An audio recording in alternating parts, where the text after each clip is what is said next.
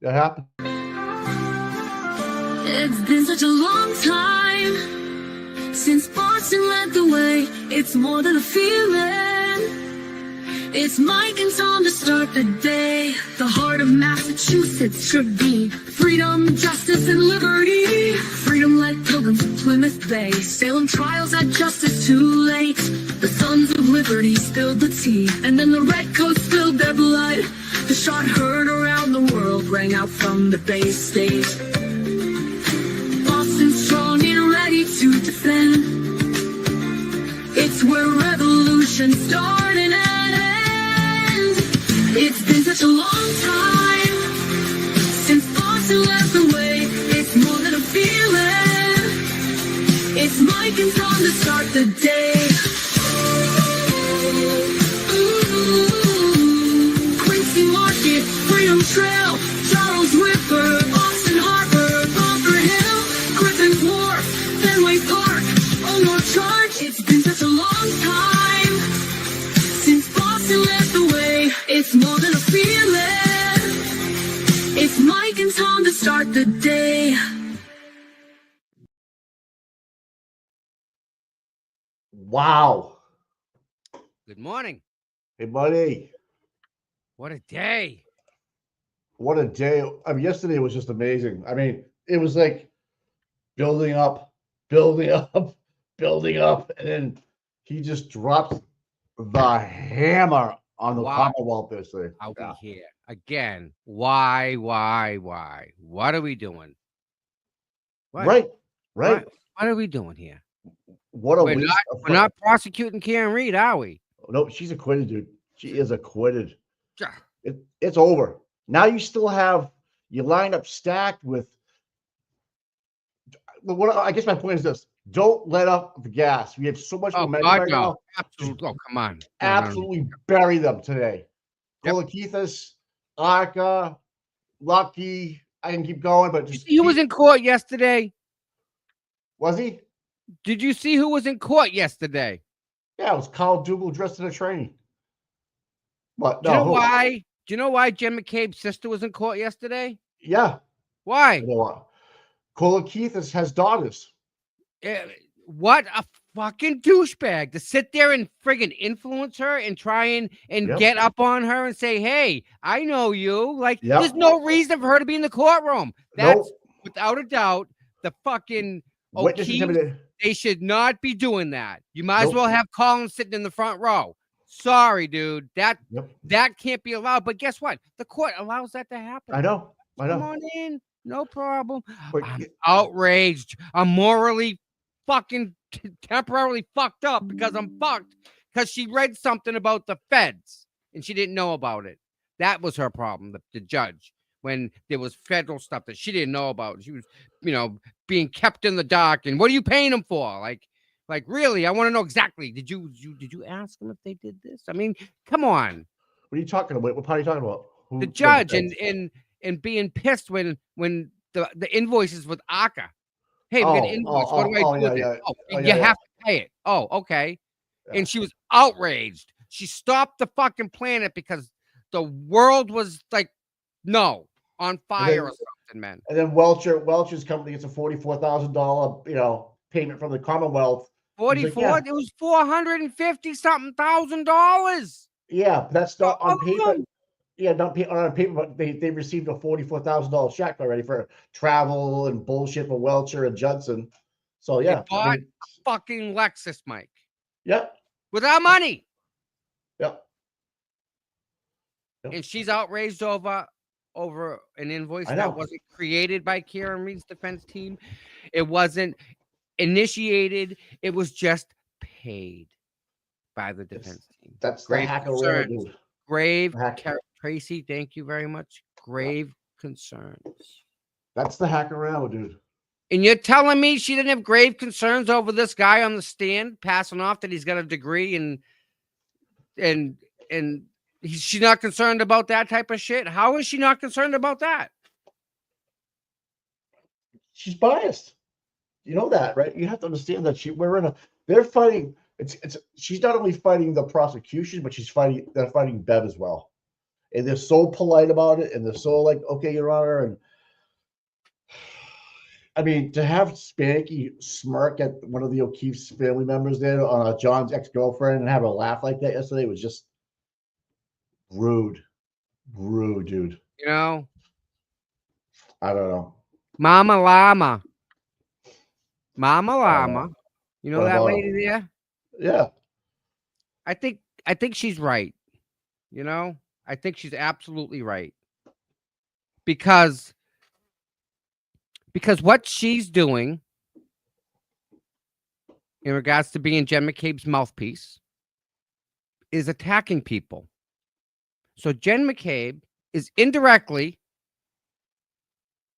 attacking people through this fucking mindless bimbo, Mama Llama, who's a nurse.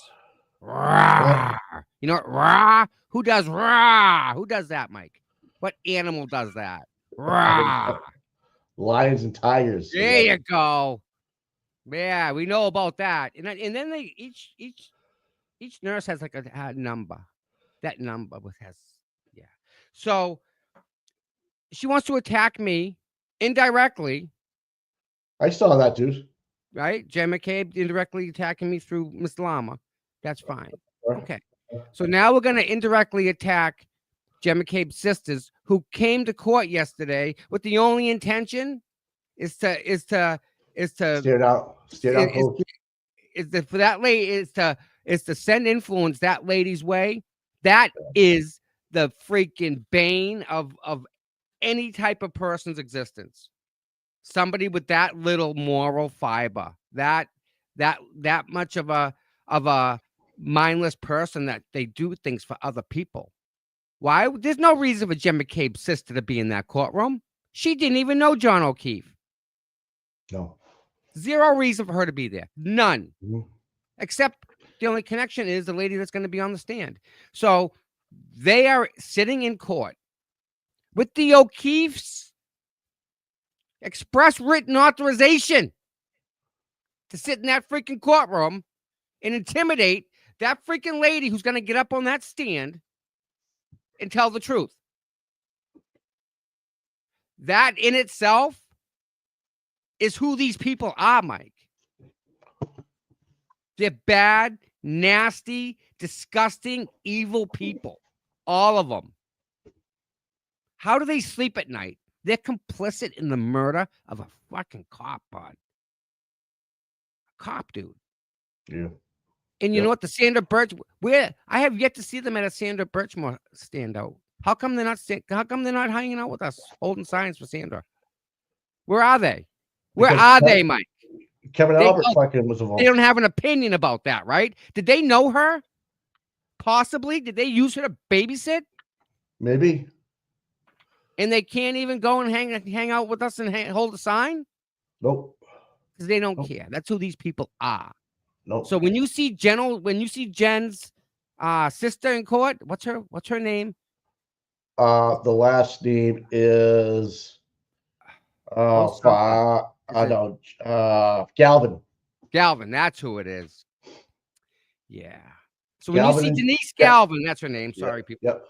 When you see her sitting in court, there's no reason except to intimidate the lady that's on the stand that's up there with her hand held high saying she's going to tell the truth. Yep. Do you think Denise would be on that stand telling the truth? Her own sister lies to the FBI. Everybody that's involved with this lies. I'm done with these people, Mike. How do they let this go on? Forget about what they did, but they're putting it on someone completely out of the circle. Like, that's some next level stuff, bud. That's wrong. You have to understand that is so not right. So I know Mrs. Kolokita. I should put it this way. I've dealt with her in the past. Okay. She's a strong woman. She's a pharmacist. She has her pharmacist license. Yeah. And so she's attention to detail, because guess what? You can't give somebody the wrong meds, and you can't give them the wrong amount or the wrong dose. No. She's on the money with that. Okay, so that's who she is as a person. She's the type of person that can go out and buy a $80,000 car without her husband. Okay. You know what I mean? Like that's just the way she is. Like I don't need him for anything, even though he's a lawyer.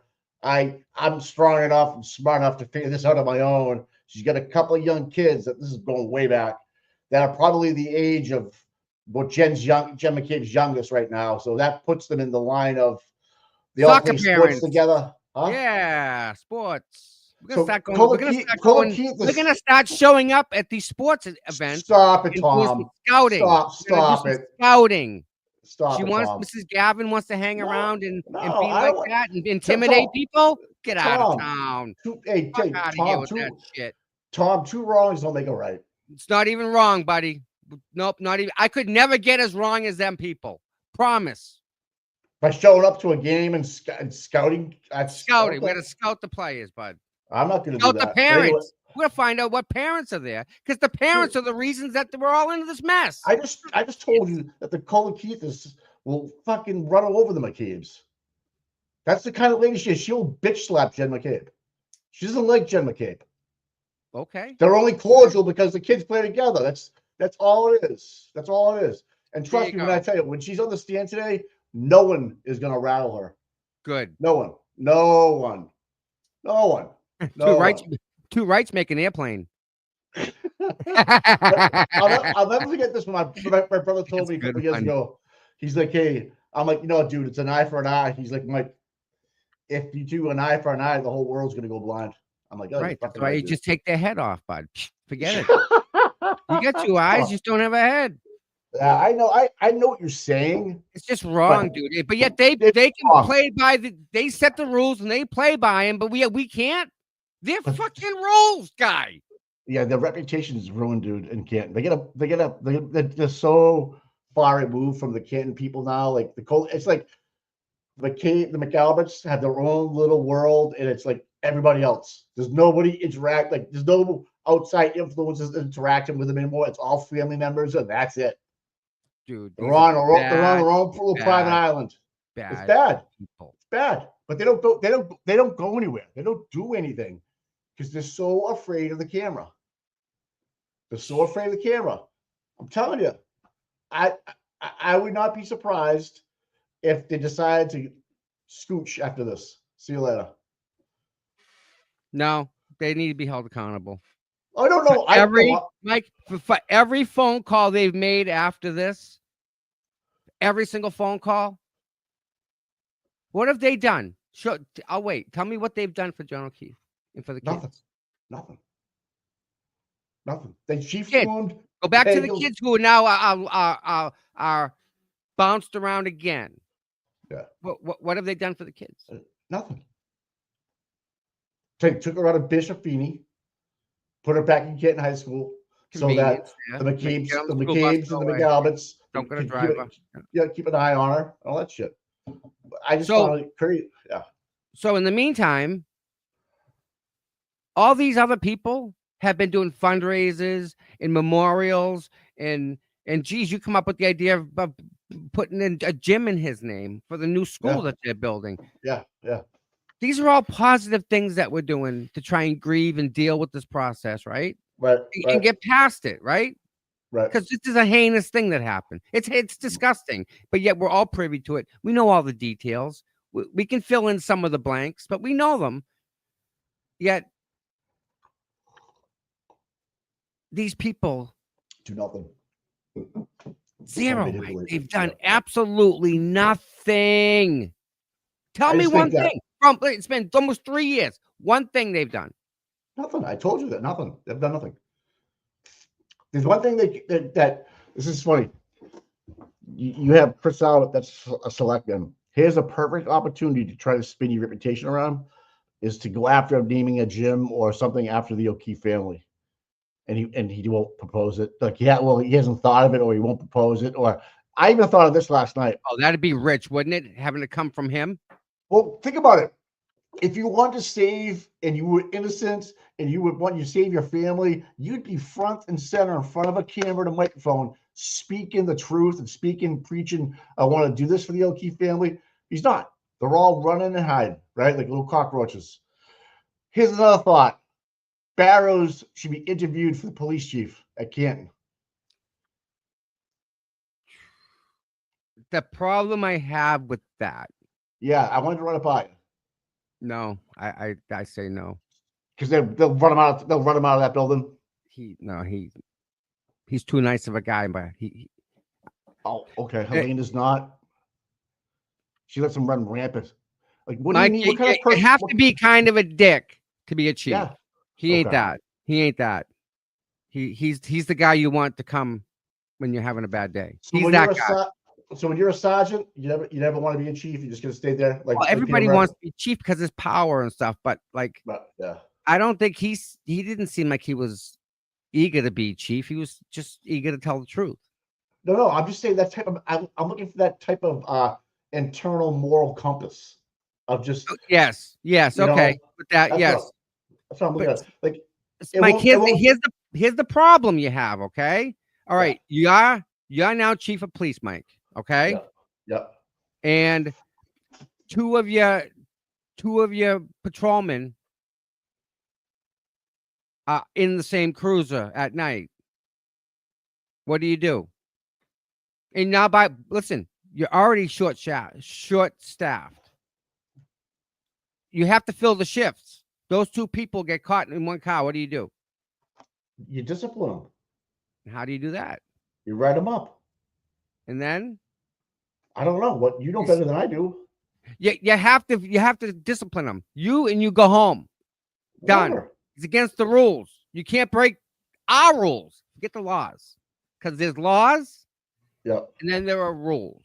The Right. rules are when you're inside behind the thing. The rule is you don't touch that microphone at 2:00. 2:00, you don't touch it until 5:00. That's a rule. Across the board. A microphone. What do they get? Dispatch or something? Or Yeah. You don't touch you don't from 2 to 5, go get lost. Go explore the woods. Do something. Just don't touch the radio. Oh, like don't call. We don't need a drum unless dispatch calls us, right? Don't call Don't. anybody. Yeah. No drunk Right. drivers. We're all Nothing. leaving. Like, Let them drive through. Don't touch the radio. Gotcha. That's so fucked up. That's a rule. And if you broke that rule, there were consequences. Yeah, you How about, can't like, get you written go up for home, that. Yeah. There's a different lock on your locker. What do you do about that? So Tom, you're telling me it's more of a internal personnel problem than it is such a leadership problem and all that bullshit. Yes. Now it's so much bigger that the chief doesn't even ask how come there aren't any calls at 2:00 because the chief no. He's in on it. He's in on Yes. it. Those are his boys. So do you want Barrows? Because Barrows right now knows at 2 to 5 you don't touch the microphone. He knows that. That's a rule. Do you want him being? You think it's the same in Dayton? I don't know. I'm just asking. I'm pretty sure it's like a country rule, countrywide. All right. It's just like in big cities though, you can't because they station you here and there's the volume of calls and there's just a whole bunch of different factors. But these small towns, like, no way, man. No way. I guess I'm saying I would like somebody like, hey Brian, good morning, buddy. I don't know. I just like the I guess he's the only officer that we've seen during this whole testimony that's been up front. So I'm kind of that guy could he might be a horrible sergeant. I don't know. Who knows? There you go. Right. He didn't lie. Yeah. What happened? But again, let's get back to reality, people. What did he say last trial, Mike? Same thing. And you got Bowtie Boy going, that's just a distractor. I don't know about that. We gotta throw that out. Let's look, the car was there and he was there because he got fucking dropped off there, you idiot. I know. Like no, Turbo said, he flew. Turbo said that if she wasn't drunk, this would be a whole different thing. It's kind of funny. I can go there with you if you want to go down that road because every single report they asked her if she was drunk and not one person said she was. I know. She was actually the other way around. Yeah, but the testing from the MSP came back that she that's such bullshit. Yeah, I know. You, Mike, I can guarantee you every officer that showed up, I could have tested alcohol in all their systems. They all would have hit positive if they wanted to go down that road. Yeah, pretty common. Yeah. Not that they were drunk, but I'm sure there's still liquor in them. These people aren't. Yeah. These people are drinkers, man. They drink. Canton's like the bottom of the barrel. Like, why would you even want to work here? I guess. And put yourself under that kind of pressure to turn around And not to just, turn around and just the nonsense, Mike. Yeah. You gotta take a strong-minded. And here's the thing: if I'm gonna take that job, I need 2 or 3 people that are gonna come with me to surround myself with and insulate myself with, and like order out what's gonna happen. And, like, go Until down the they line. take one of them people out, and then they take Yeah. another one out. Now it's just you, because they, Mike, Yeah. they have the power, they have the guns, and they have the badge. Yeah. And that goes for being internal to the police department. People you're fighting have guns, but and they can shoot you and get away with it. Obviously, in this town. No, in general. Oh. How many times Mike? How do I put this in a nice way? Like, for a small nominal fee, things can just disappear in like people. And the best part about it is once something happens, that lady in the pond, for example, it happened. It's a horrible thing. But they don't follow up on it. There's no press releases. There's no nothing. Zero. Well, Mike, we don't have any leads. We got nothing. We just that in itself. No. They could if they wanted to. They choose not to. Yeah. When you say choose, that's the command staff, right? That's okay. Because if say Barrows came across a body or somebody was missing, I think he would follow up every lead and keep working at it. Mm-hmm. You know what I'm saying? Mm-hmm. Like he would keep working at that. That's who I think he is as a Mm-hmm. patrolman, as a police officer, as a sergeant. Other people, not so much. Okay. Does Barrows' testimony from yesterday kind of give you the litmus test for what Dighton police staff is like? If Yes. he's like that as a sergeant at that level, Yep. do you think his comrades around, below, above are just like him? What in a way that's you connect the dots. Okay. All right. So that again, when you made that comment earlier, you were right. It comes back to the command staff, like who's in charge. Right. If you have a good, strong chief, then he'll gonna pull these guys into his office before anything happens, and they're gonna say, "Listen, I want to. This is how I want things run. I think, let someone park on the street. Don't give them a ticket. Just tell them to move the car." But those type of instructions, those rules. I told you about the rules. The rule is you don't touch the radio. After radio. The chief comes in and goes, these are my rules I live by, and he lays them out. Okay. So now by the people the sergeants, if they do his bidding and do what he wants, delegate it down. He's going to be in good graces with the chief. Chief's going to go, hey, thanks for making sure no one parks on the street. It's one of my pet peeves, and he took care of it. So he'll know who's doing what based on parking tickets, for example. Yeah. So you can actually see a tangible trail, right? If a chief comes in and says, don't call about, don't care, because he's too focused on corruption, pulling money, stuff like that. Yep. Then there's cars everywhere, parked everywhere. No one's giving tickets. And the cops are the ones that are even parking them, causing the tickets. It comes from the chief down. So I would say Dighton on a scale of towns, yes. Preference. I would go from Canton to Dighton. And so it's not the scenery, it's the mentality of the whole direction of the town. Imagine going to work knowing that all you have to do is do the right thing today, but instead going to work in Canton, you gotta I gotta watch my back today and watch what I do and who I might piss off, kind of thing. Is that? But I guess so I would say then you want a chief or a deputy chief or a lieutenant that's running Dighton, that if it's like minded like Barrows, if Barrows is like that, then obviously he's taught the right way to come over and transfer up. I don't know. Like, what's the right answer? That's the answer right here. Yeah, right. But Mike, all right, hypothetical, and this will all make Mhm. sense. You and your wife are on vacation. Mm-hmm. You get a phone call. This Canton Police Department. Someone was driving by. They noticed the door open. They went up. They checked it. It was kicked in. Yeah. Cops are on scene. Do you have someone you can contact to come over and fix the door, shut it up till you get home? Happens. Yeah. Or you go to Dighton and you're away, and the Dighton cops call you. Yep, this is Sergeant Barrows from the Dighton Police Department. Door was kicked in. Da da da. Same situation, two different places, right? Mm-hmm. You're nowhere around. Canton Police wait for someone to come fix the door. In the meantime, they're walking around taking notes. Talking to neighbors, right? Whatever. Yeah.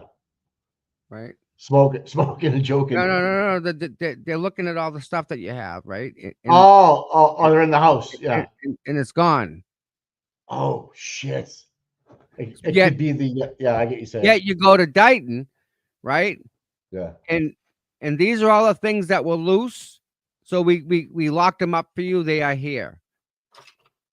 Gotcha. It's the mentality.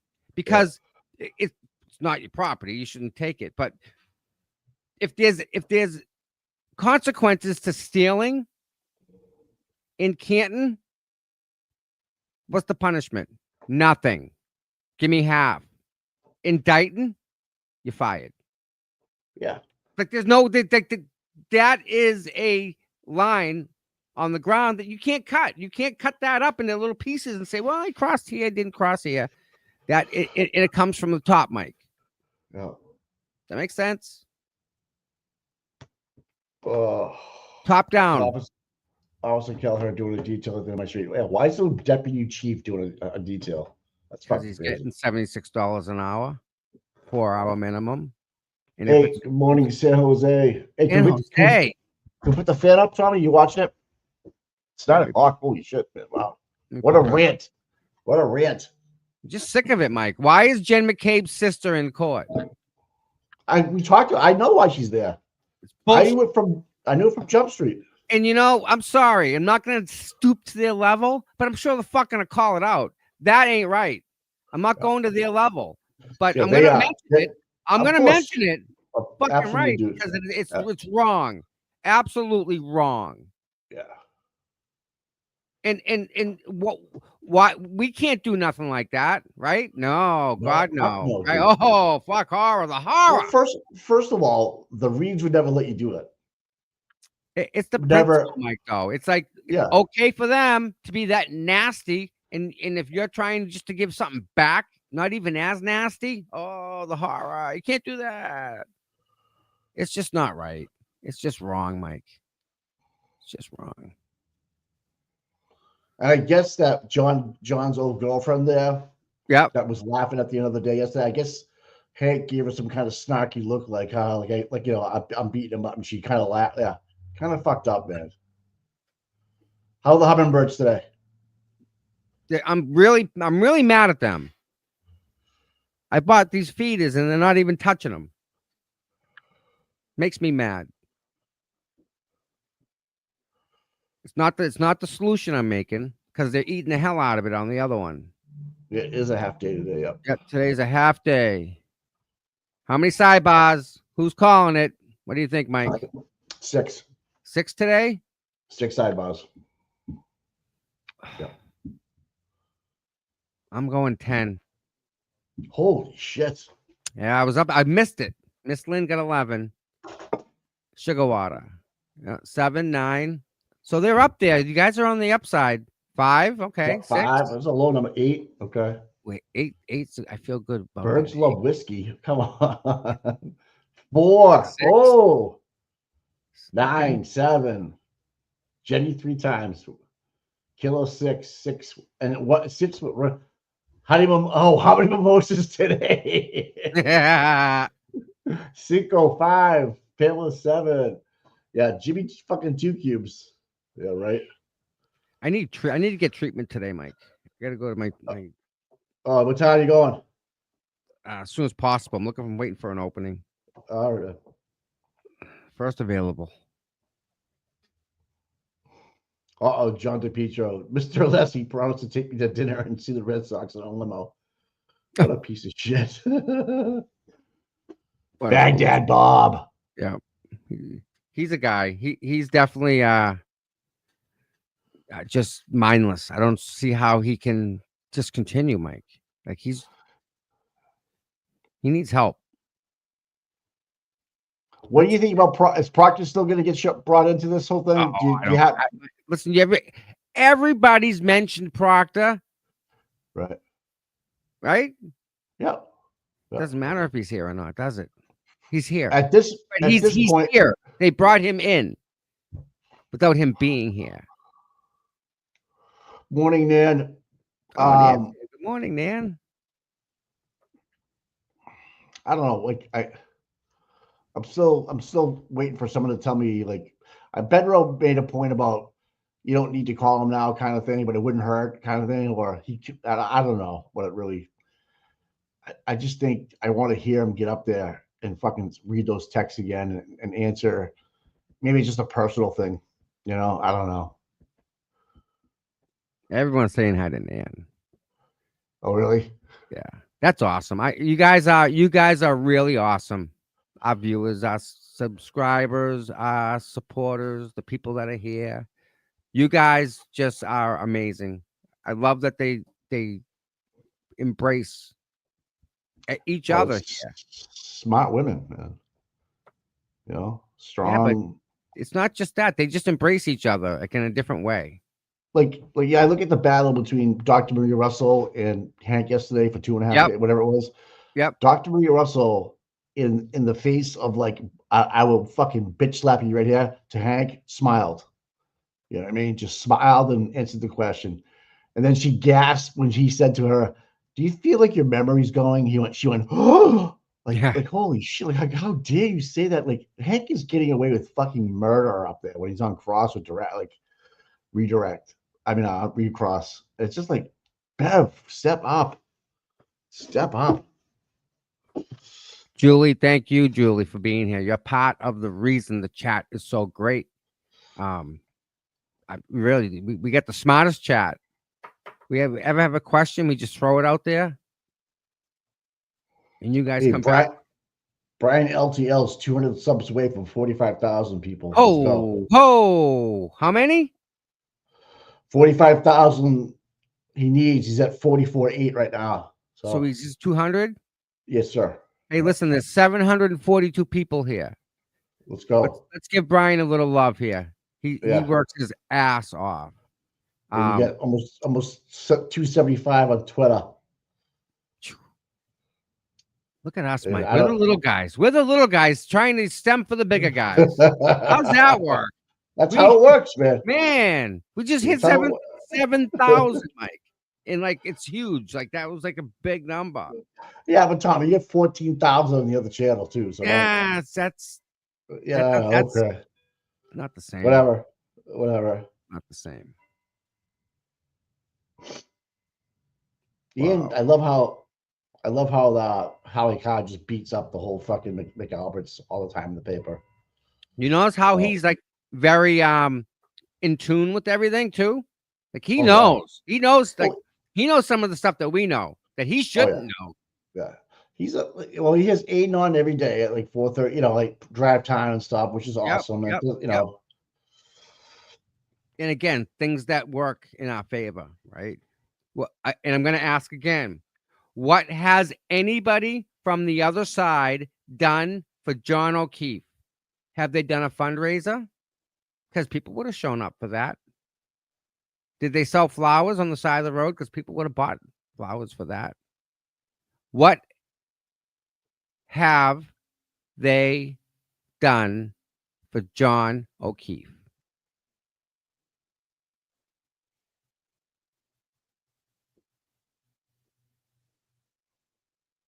Nothing.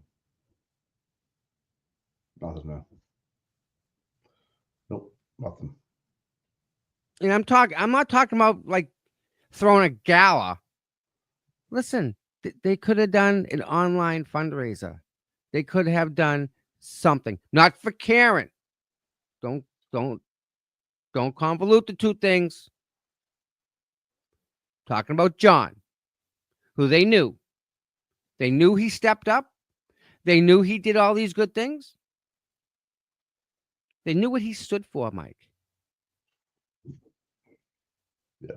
And they, from then till now, they've done absolutely nothing for John O'Keefe. Zero. But yet they'll go buy someone a fucking sectional. And their sisters in court yesterday for no reason whatsoever other than to intimidate the person on the stand. And you want me to be nice to these people? Nice? Well, I need a whole set of rules on what nice is really defined as, because their nice isn't very nice. And I can't play by their rules. It's infuriating that they let that go on in this court.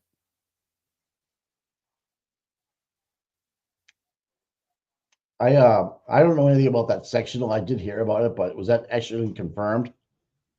That they actually did that? Yeah. Where there's smoke, there's fire, right?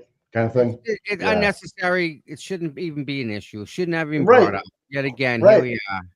Right. They talk people, another distractor during the, prior to trial. It's just like, here, let's throw this out there and say this, and get people's minds wandering off. Like, we gotta let's forget about that Jim McKee fucking helped cover up Roberta. Mary Jo? Absolutely not. Absolutely not. I don't know what she wrote. What? If someone said read what she wrote, and I went up and I couldn't find it. Yeah. So they're not nice people, and I don't want to be nice to them. And if Jen McCabe's sister shows up again today, then I'm sorry. Then her intentional. She has entered the chat herself. She put herself in fucking harm's way. She did this intentionally. She's walking down range with a target. Fucking lights on. Oof. Nope. It's absolutely unacceptable to see. I'm gonna get some more coffee. Hold on. Are you sure? Hey, hold on. We have the trial up. Hold up. All right, we're good. The volume's good. We're good. Sidebar. Did she look banged up? All right, so the jurors are here, ready to go, but I know no. I told you, Mr. Yannetti, I'd hear you at sidebar on this, so why don't we come to sidebar? Yeah! There's one.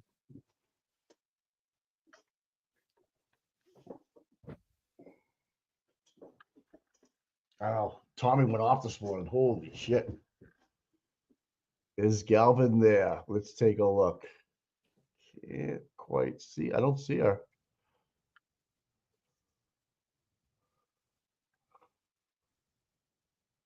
I don't see her. Damn.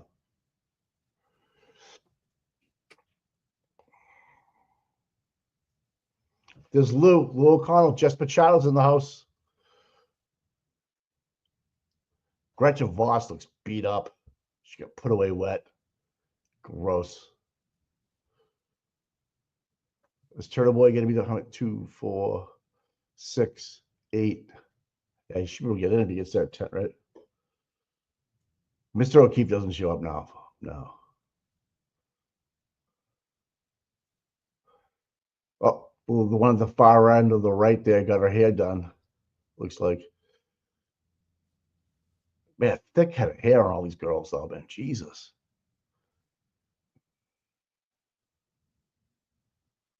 I don't know, man. There's Esty. There's Nathan. Mr. and Mrs. Reed. I don't know who the rest are, guys. some diplomats.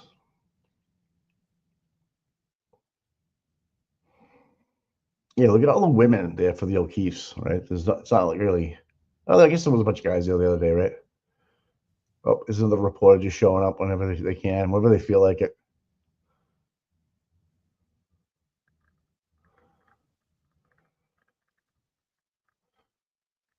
I don't know. Gretchen. Oh yeah, I finally got a pen and paper now. Huh? You're gonna feel like you're gonna do something today. Why don't you be the deaf translator? You know, you get up there and do with your hand signs, shit, mouth the words. Oh, pull your skirt back down, please. Gross, gross. Gail Camo is there. I don't know who that is. John's sister. Is that who that is? I have no idea.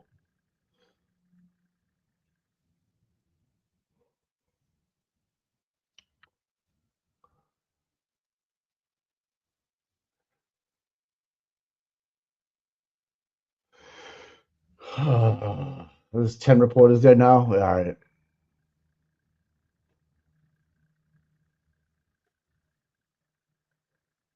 Now, Gretchen Voss is the first one on the left-hand side as you walk in next to the door there.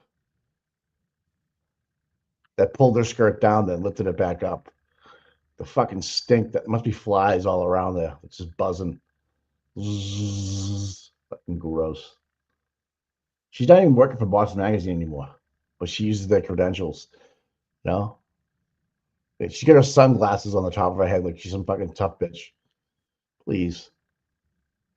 So right now, Jimmy's got the mimosas going. They look at the lunch order. Looks like Unity. It's Unity's choice today. So yep, he's gonna pick up what we're having for lunch. Might be going Greek today. I'm not sure. We'll see what happens. Lou O'Donnell with the sports coat on, of course, and slacks. Pulled up in a brand new Outback Subaru. We'll see. Ugh.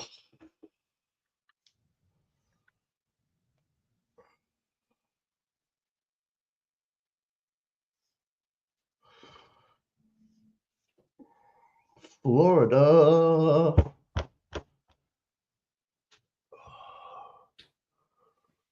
I don't know. Who's the one behind in the back row of the O'Keefes there? I can't see their faces. They're probably hiding from me. Some bitch.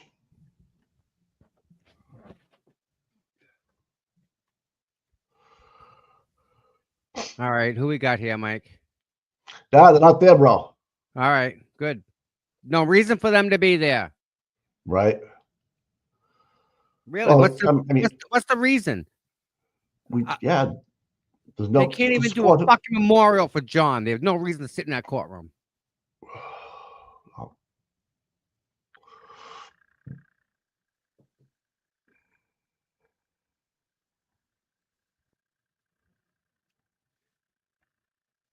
And all these people, all you people, as a matter of fact, that have donated, have given you time, given you prayers, all the love to Karen, to have people with no morals or no ethics at all sit in the courtroom with the only intention is to intimidate somebody from not telling the truth. That's a problem. You're gonna stop someone or try and get someone to not tell the truth because it hurts your family, because your family did something wrong. Get out of town. No.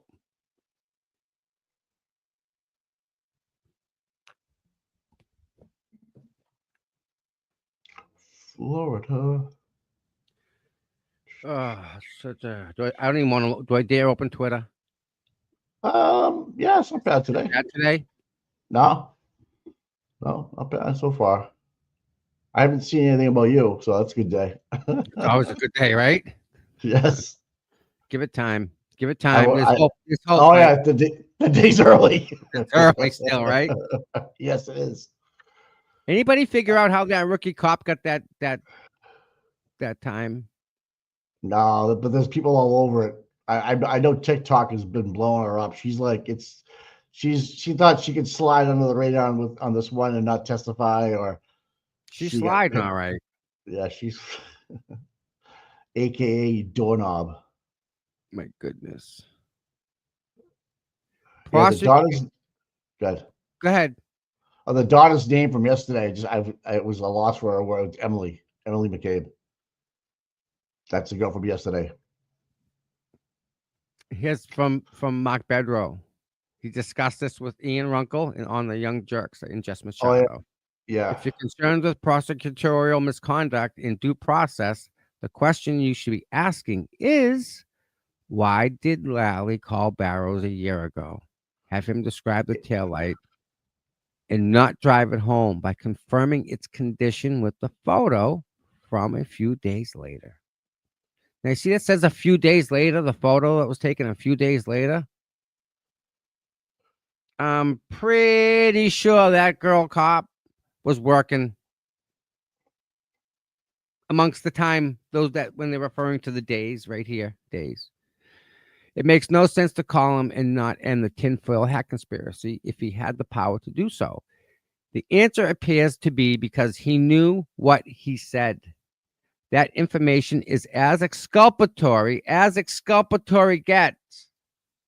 That's It right. suggests Proctor planted the evidence.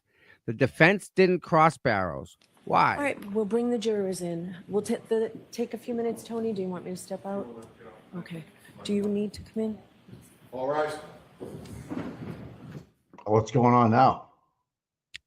Sidebar's over. Now they're bringing the jury in. Why is she stepping? That's weird. She's stepping out. Well, here you go. This time, Barrows willingly traveled to meet with the defense. He Yes. clearly was eager to testify as a defense witness and lay it all out. If the prosecution concealed this favorable information from the defense last year, they likely caused a colossal waste of time, subjected Karen to a year of more of this, and cost taxpayers a few $1 million. A journalist should dive into this. And again, So right? Barrow, yeah. So he was a prosecution witness last year for Lally. Yes, sir. That's fucked up. And why didn't Lally ask him the condition of the taillight when he left? He Why? knew. He knew. Lally It's- knew what he was why- going to say. It was not that like that. That was the most damning piece of testimony so far. All this dog bite stuff. Once you have the taillight, it's not the same. She didn't do it. No. I saw something and where the frick was. It was on Twitter. Did you see that thing on Twitter where someone put an overlay of a dog on his arm? No, I haven't. No. Maybe at lunchtime we can do it. Maybe I don't know if they're gonna go to lunch. Oh, real quick, I just want to look at it. It's freaking awesome.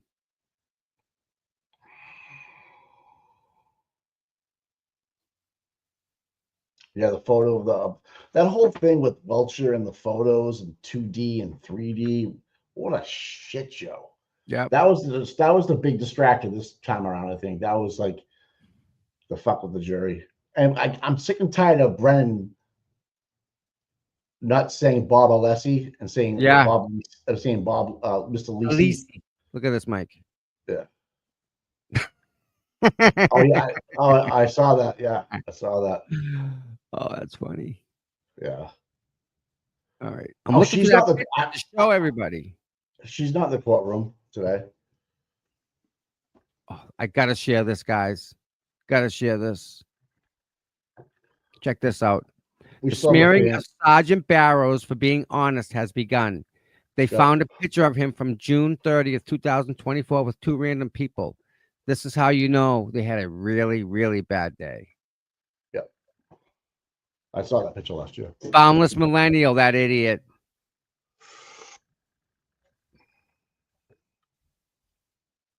Where is that dog picture?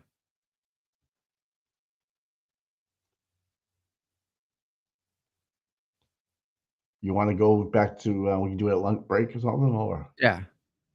I just figured the fan's spinning, so. yep. Oh, are you watching it? Yeah. All right. Yeah. People seen that fan enough. Who got 35,000? Jess Machado, 35,000 people, 35,000 followers. Man, On Twitter, yeah. I'm feeling left out. Now it's starting to hurt. Did you see this picture yet that I posted yesterday? Hold on. It's got 100,000 views. Really? Yeah. It's from the Sally Port. I think I tagged you in it. Yeah, it's in your mail. Okay. I get some more too, but I'm not gonna. Yeah. No, wait. Yeah. That All picture? right. Who Yeah. that guy? Who is that? Proctor. Oh. No shit. Yeah, the backroom court. I didn't think it'd take off that much, but wow. It did. Blue, man. I got And yeah, 100,000 on one yesterday, the other day. Yeah, I know.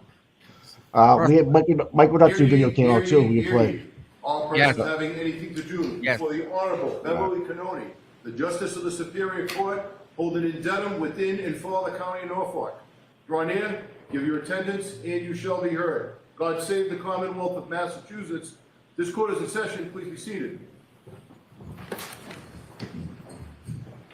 Good morning again, counsel. Good morning again. Good morning, jurors. Morning. So I do have to ask you those 3 questions. Were you all able to follow my instructions and refrain from discussing this case with anyone since we left yesterday? Everyone said yes or nodded affirmatively. Were you also able to follow the instructions and refrain from doing any independent research or investigation into this case? Everyone said yes or nodded affirmatively. Did anyone happen to see, hear, or read anything about this case since we left yesterday? No. Thank you very much. So is there a new witness this morning? Yes. Good morning, Your Honor. Morning. The defense calls Brian Laughlin. Okay. Yes. Lucky. Here we go, boys.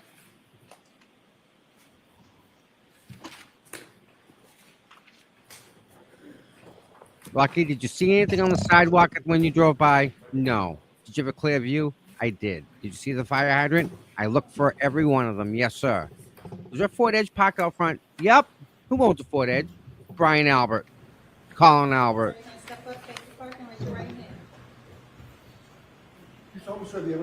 Kevin Albert. I do. Good morning. Good morning.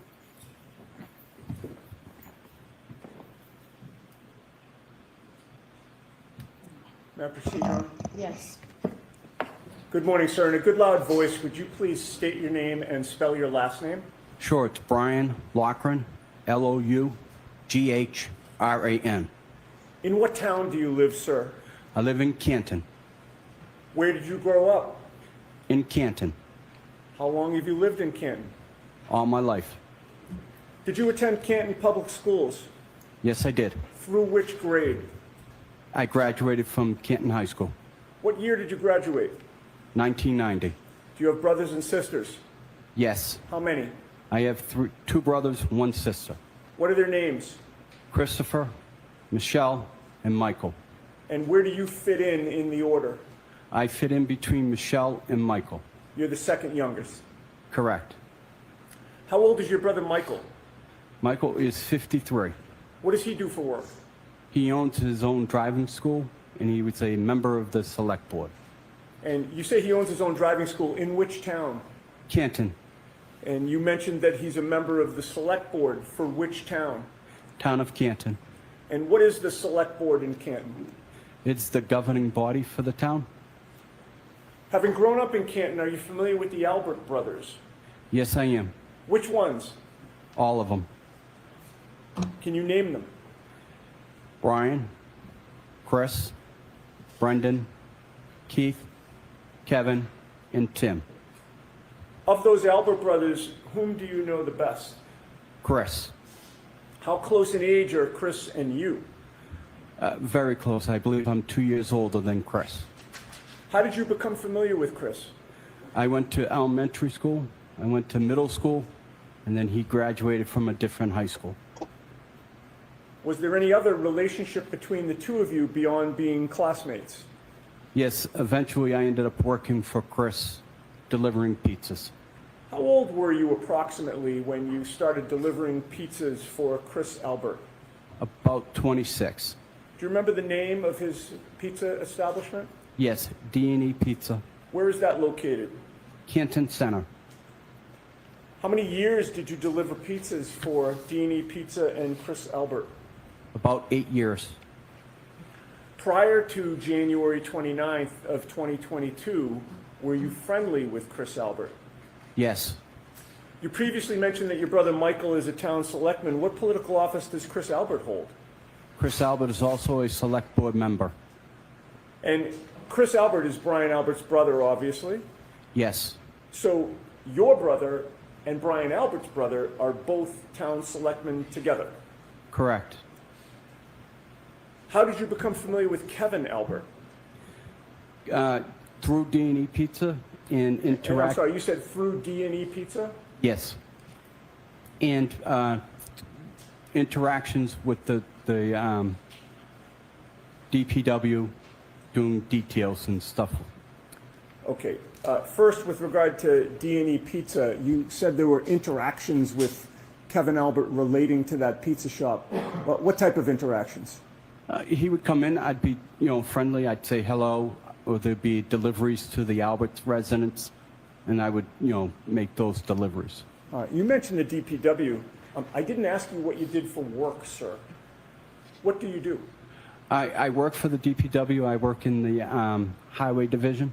And the DPW stands for Department of Public Works? Yes, For which town? Town of Canton. And what are your duties, or strike that, around January and late January of 2022, what were your duties for the DPW? I would plow. And how long had you worked, or to this day, how long have you worked for the DPW? 20 years. Now, as a DPW employee, how much contact do you have with the police department? We have varying jobs that require police details. So We you're would- doing work, and there has to be a police officer there to oversee and direct traffic and things of that nature? Correct.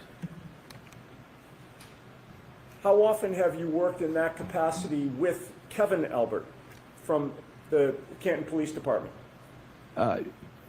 About a dozen times. And what was the nature of your relationship with Kevin Albert before January 29th of 2022? Through D&E Pizza, I would, the Alberts usually had family functions on a weekend, and I would make deliveries. Can these last few jurors hear the witness? I just want to make sure everybody can hear. Okay. Now, what was how did you become familiar with Brian Albert? Again, through D&E Pizzas and deliveries Deliveries where? to his residence.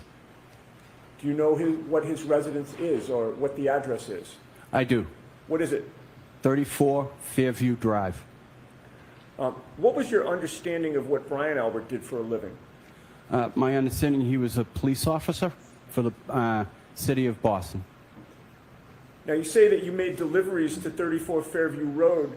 How often, and was there a particular day of the week that you delivered more than others? It's usually once a week, and it was usually on Sundays. And that was to 34 Fairview Road? Correct.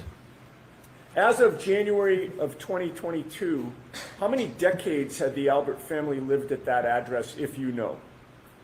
As far as I couldn't give you a year, but I know as long as I've been in Canton, they've lived at that residence. All right, now directing your attention to January 28th and 29th of 2022, were you on duty as a snowplow driver that night and early morning? Yes. When did you learn that you would be on duty? Early January 28th, we were notified that we had a 2:30 start time. And that would be 2:30 a.m. A.M. on January 29th? Yes. How did you learn that you would be on duty? Our supervisors for the DPW would notify us. Who was your supervisor? William Walsh. And what instructions were you given in terms of when you were to report? We were to report at 2:30 in the morning and prepare our trucks for plowing. What time did you actually get to the DPW that morning? I got there about 2:15. And when you say you got there, where did you go? 160 Bolivar Street. And is that Bolivar? Yes. What is 160 Bolivar Street? It is the DPW garage. And when you go there, is there a requirement that you punch in? Yes. Did you punch in those early morning hours? Yes.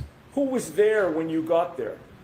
Other DPW employees and William Walsh. William Walsh being your supervisor? Yes. Were you assigned a specific route those early morning hours? Yes. What route was that? Route 11. What streets does Route 11 encompass? Route 11 encompasses Cedar Crest from Dedham Street to the end. It encompasses everything from Kings Road to Chapman Street. And streets in between as well? Yes. And what street is in between Cedar Crest and Chapman? There would be Spring Lane and Fairview.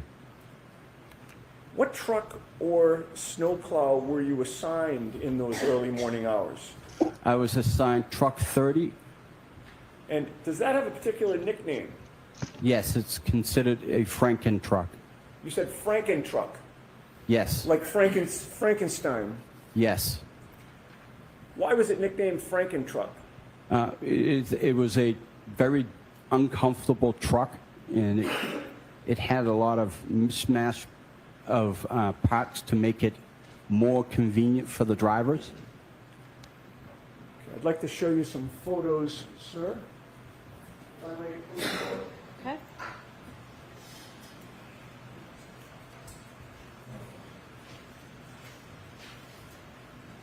Erica, I feel bad for Lucky. He's an honest man, and Hank's going to be a douche to him in the way he was to Mr. talk to Laughlin, Russell. I've placed 4 Yes. photographs in front of you. If you could just familiarize yourself with them and look up at me when you're done. Erica, I believe that to be true.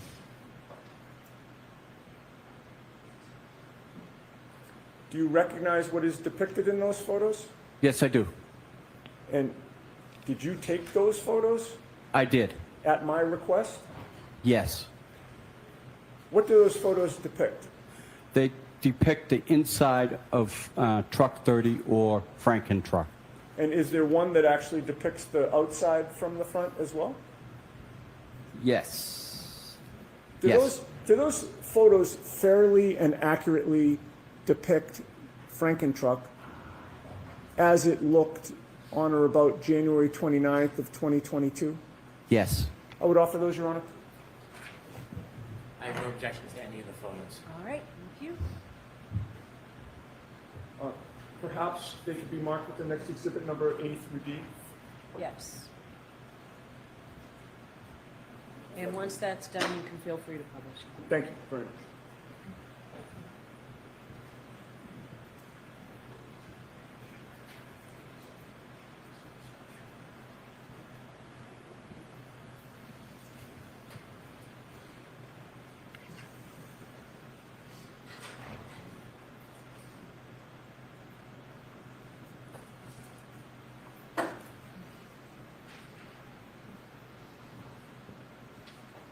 Exhibits 211A through 211D.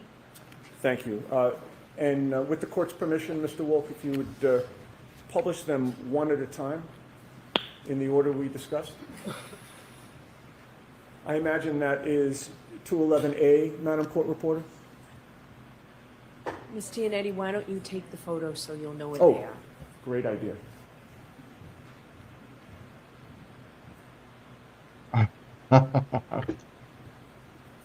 That's a truck. Okay. That's a big boy. Could you explain what Those lights. 211A depicts to this jury? That is the front of Truck 30, Franken truck, and it's depicting the 2 mirrors on the right and left side of the fenders. Okay. What about the next one, please, Mr. Wolf? Can you identify, this is 211B, sir. Yes, that's the inside of the Franken truck looking out the windshield. as if you were seated in the driver's seat? Correct. Next photo, please. This is 211C. What does this depict? Wow. This is depicting on the Pretty high up. range that I would see seated in the front seat, looking out the windshield, and depicting how much I'll be able to see. Okay, and this would be more toward the left side in front of you as you're seated in the driver's seat? Correct. All right, next photo, please. This is 211D. Could you explain this to the jury? Again, I'm sitting in the front seat of the Franken truck, and I'm taking a picture out the right side of the windshield, again, depicting on how much I can see out it. Thank you. Okay, we can take those down and put the lights on. Okay, so you previously testified that you got to the garage about 2:15 a.m. on January 29th. Could you explain to the jury, what do you do when you get there at 2:15 a.m.? So at 2:15, we do a simple circle check to make sure that there are no defects with the truck. We go ahead and we make sure it has plenty of diesel. And then I put, any supplies that I may have for the night, planning on an overnight shift. And then I get in the truck and I proceed to my route. And what type of supplies are you talking about, sir? Any types of drinks, food, anything, snacks. Preparing for a long night? Yes. The circle check, does that mean what it sounds like, where you sort of take a circle around the vehicle? Yes, we're trying to make sure that the truck is safe, that there is no defects that would hinder the job ahead of it of being able to plow. And when you did the circle check in those early morning hours, was there anything unusual that you found? None. Were you comfortable driving the snowplow that night? Yes. And you mentioned that you make sure it's filled with diesel fuel so you're good for the night. Correct. Now, what lighting is there on the truck facing outward? I have 4 lights. I have the initial headlights, and then I have 2 plow lights that are on either side of the fenders. And then I have marking lights, and then I have work lights in the back for the sander. Okay. If you recall the one photo that showed the truck from the outside, were the 2 plow lights visible in that photo? Yes, they were. Were the headlights visible in that photo? Yes, they were. Could we display that one more time, Your Honor, to have him point that out? Is there a pointer there, sir? No, there is not. Okay. Could you describe on 211A where those plow lights are? Plow lights are just above the grill on the right side and left side. Okay. And would it be fair to say the plow lights appear to be a clear lens and then an orange lens on either side? Yes. And the headlights, sir, where are those located? They are to the right and left of the grill, and they're underneath. Okay. And those are located just to the right of the grill in terms of as we're looking at 211A? Yes. Okay. We can take that down and put the lights back on? Now, do you recall whether or not, strike that. You also mentioned marking lights. Where are those? Marking lights are on the top of my truck, along with a beacon light on top of the truck. And what is a beacon light? Beacon light is exactly what it looks like. It's a light that just illuminates and it goes around in circles. And the marking lights, what do they do? They're similar to driving without your headlights. They're just there to mark the truck so that it's more visible for residents who may be driving and not paying attention. And where does the lighting face those marking lights? Front. Okay, so in terms of the light that strictly goes toward the front, you have marking lights, plow lights, and headlights, correct? Correct. Do you recall whether, when you did your circle check, you checked out whether those lights were all working? Correct. And were they working? Yes. When all of those lights are on, how bright is it in front of your truck? Extremely bright, almost as if I had a spotlight. And that's facing straight out? Correct. What about facing diagonally out front? Again, as far as the lights will illuminate. And then on either side, directly out. Slap to him right in the head. side, how Good. far can you Dave, see? right down top of his head. About There you 5-6 go. feet. So you see more when you're looking straight out and then diagonally out, correct? Correct. You can see Sit down, farther? little boy. Correct. Sit down, you little fuck. Now, Powder. how about in terms of you being situated in the vehicle? How high up is the driver's seat? Dave's like, you want to smell your Driver's mother? seat is an air ride seat, so it can adjust accordingly. What is an air ride seat? It is adjusted by air, and it can go up or down depending on the driver's.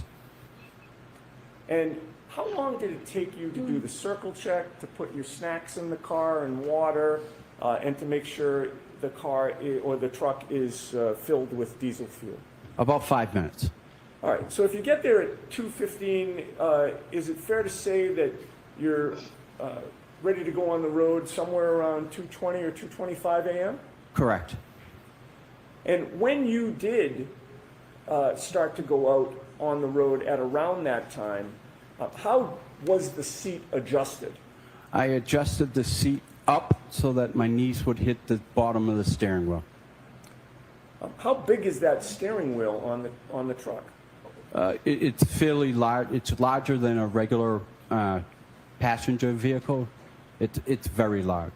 As of January 29th of 2022, were there any obstructions on any part of the windshield that would prevent you from having a clear view in any direction through the windshield? No. Once you got into that truck in those early morning hours, how far could you see in front of your truck? As far as my eyes would let me see. And how far could you see diagonally? Diagonally, probably, again, as far as my eyes would let me see. All right. Now, you get on the road. When you plow, is there a particular method that you use? Yes. Describe that. I start in the middle of the road and work to the right, angling the plow to the right. Are you familiar with the term ring row right?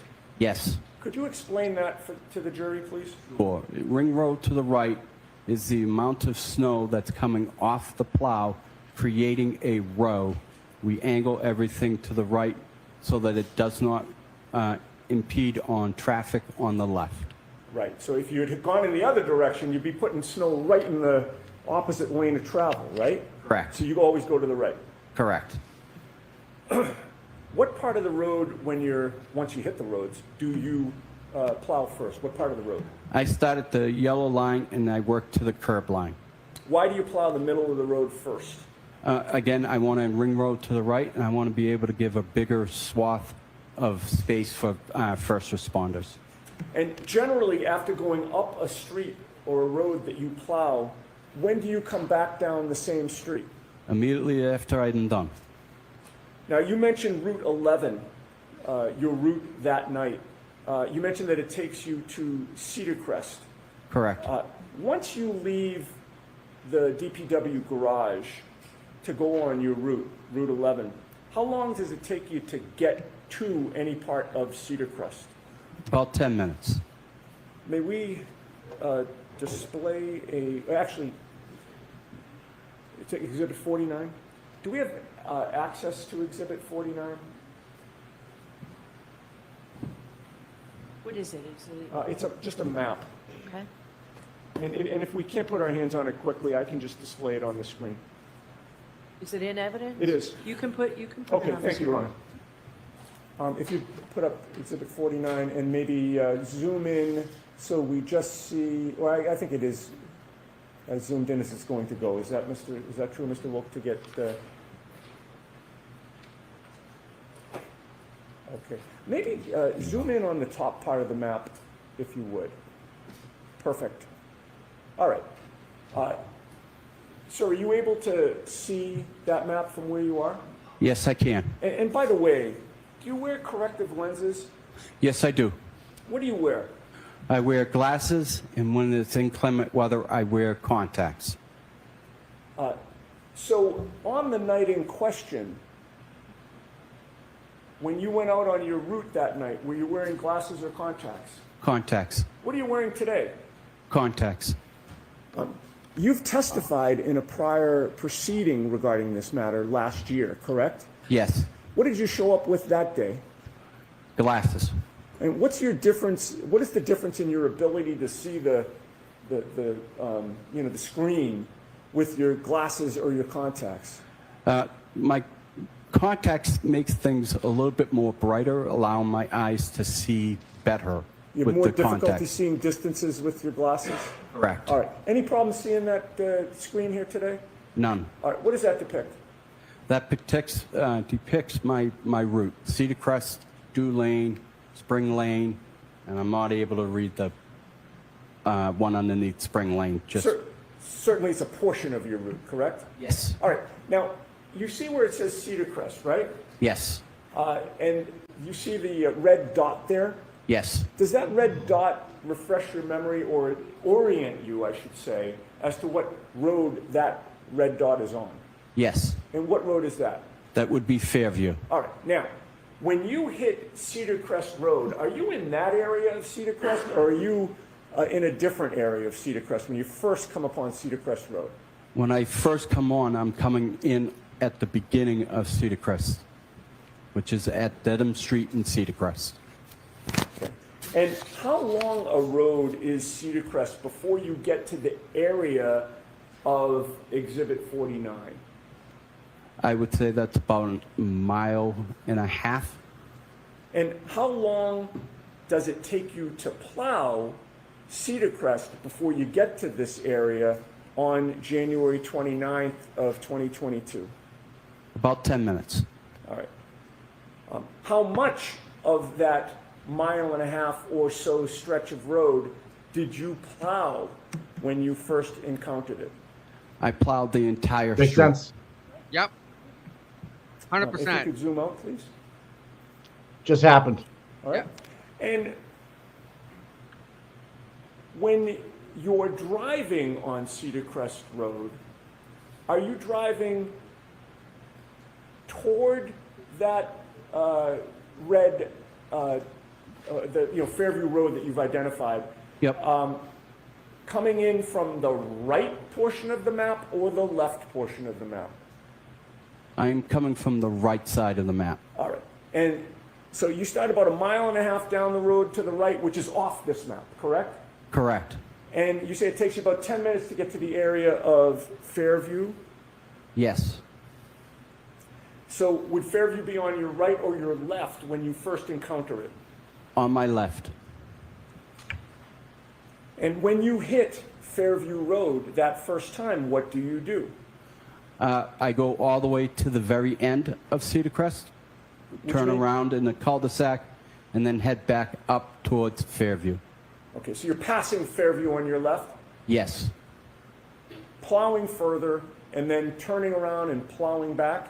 Yes. That's what you do. And when you came back to the intersection of Cedar Crest and Fairview, what did you do? I take a right.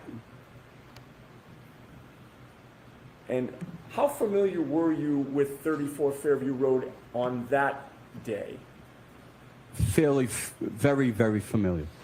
having delivered pizzas there for years? And then having grown up in that neighborhood. Were you friendly with the Alberts growing up? Mostly with Chris, but, I was cordial with the boys. All right.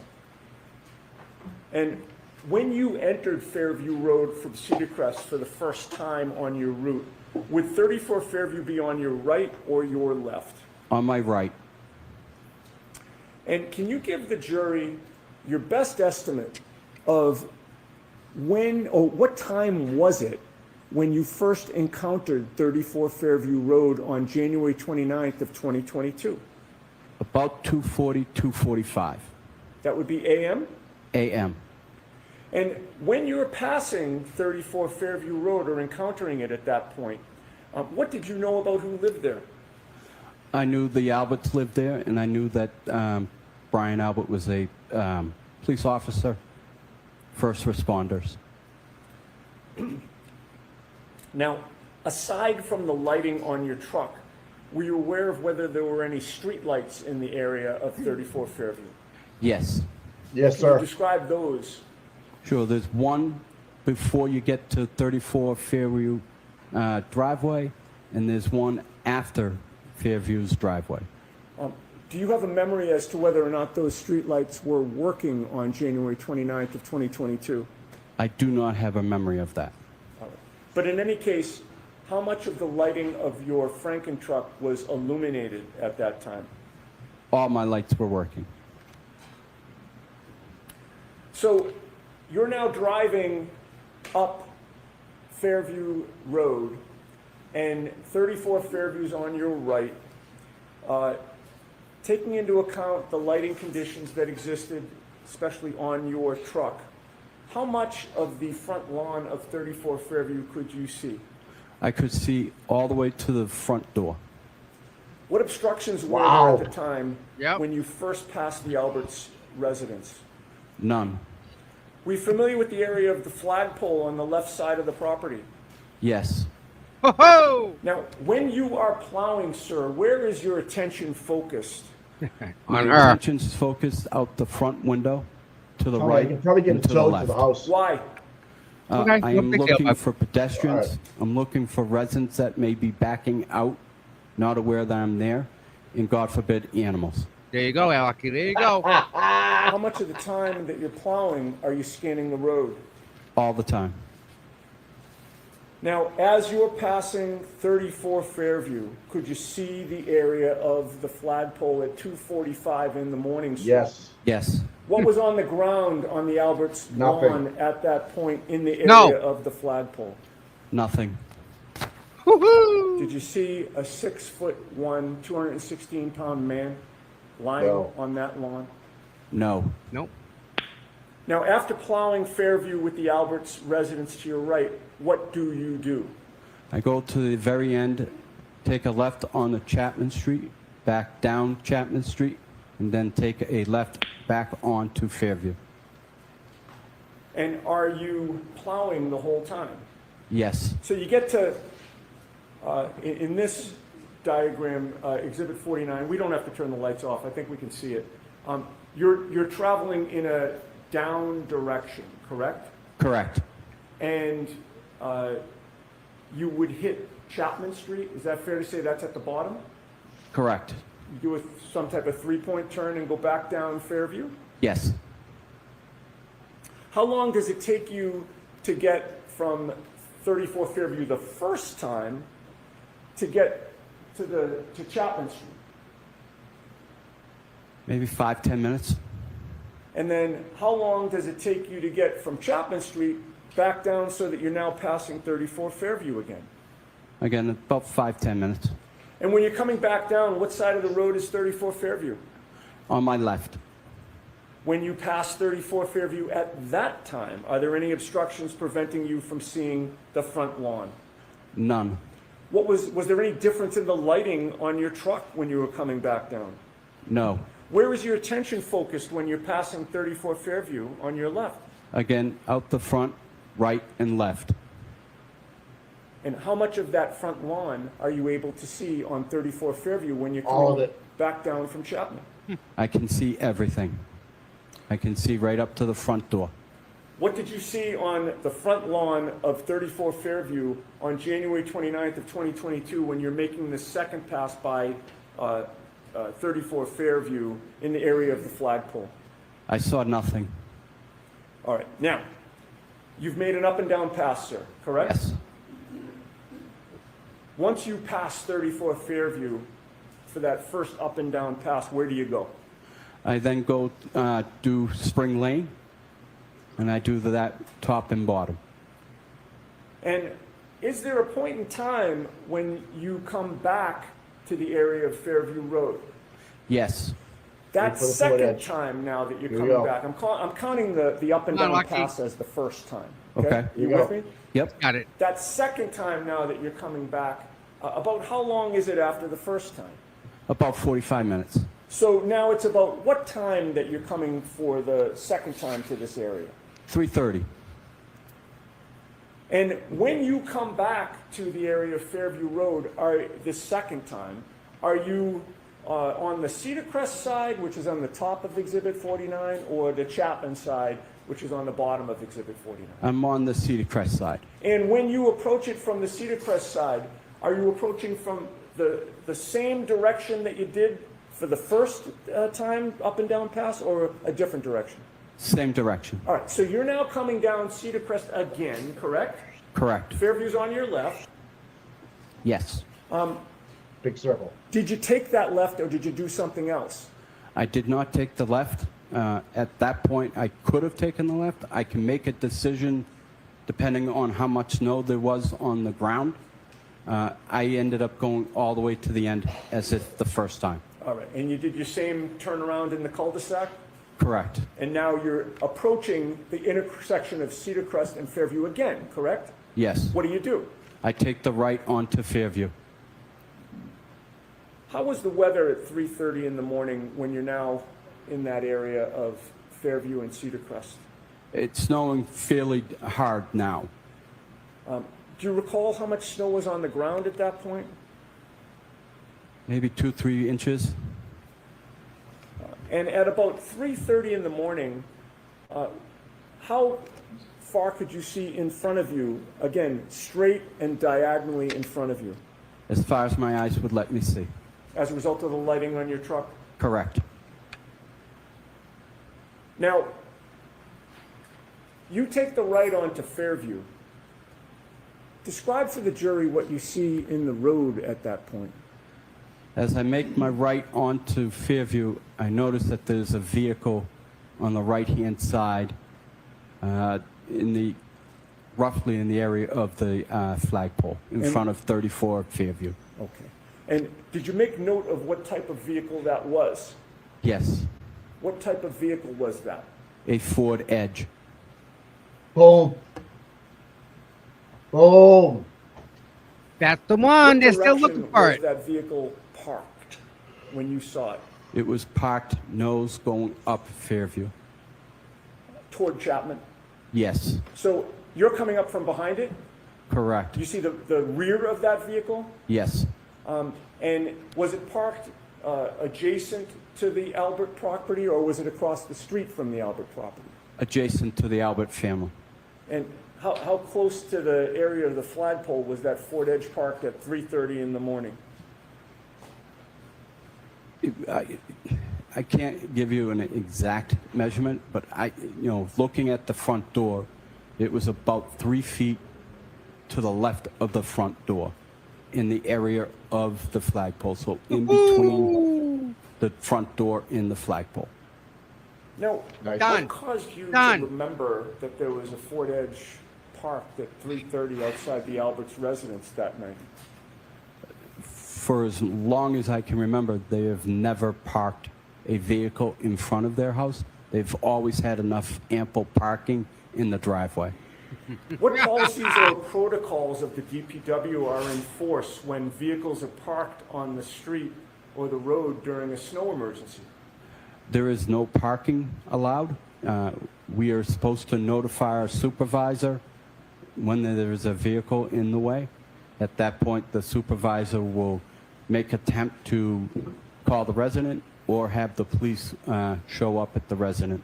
And then if they can't get the car removed, the car gets towed.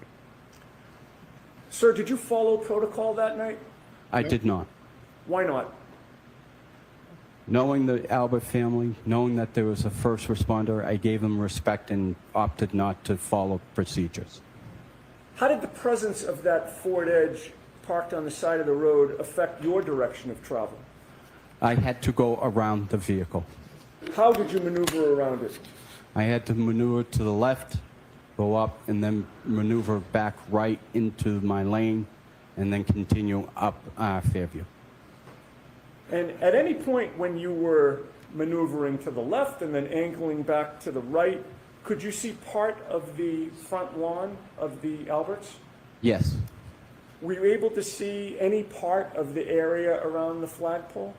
yes, as I maneuvered back right. And when you maneuvered back right and saw that area, what, if anything, did you see on the ground in the area of the flagpole? I saw nothing. All right. So now you've passed 34 Fairview again. Where do you go? I go back to the top of Chapman, and again, I do a left and a right and head back down Fairview. Another three-point turn.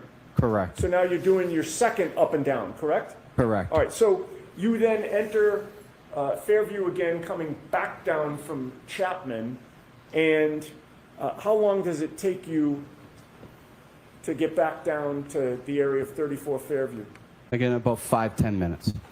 Now, you are now approaching 34 Fairview, and it's on your right or your left this time. Again, it's on my left. What, if anything, did you see in the road at that point? Again, I saw the Ford Edge in the road. Now it's on your left side? Yes. Did it appear to be in the identical position as when you came up the street toward Chapman? Yes.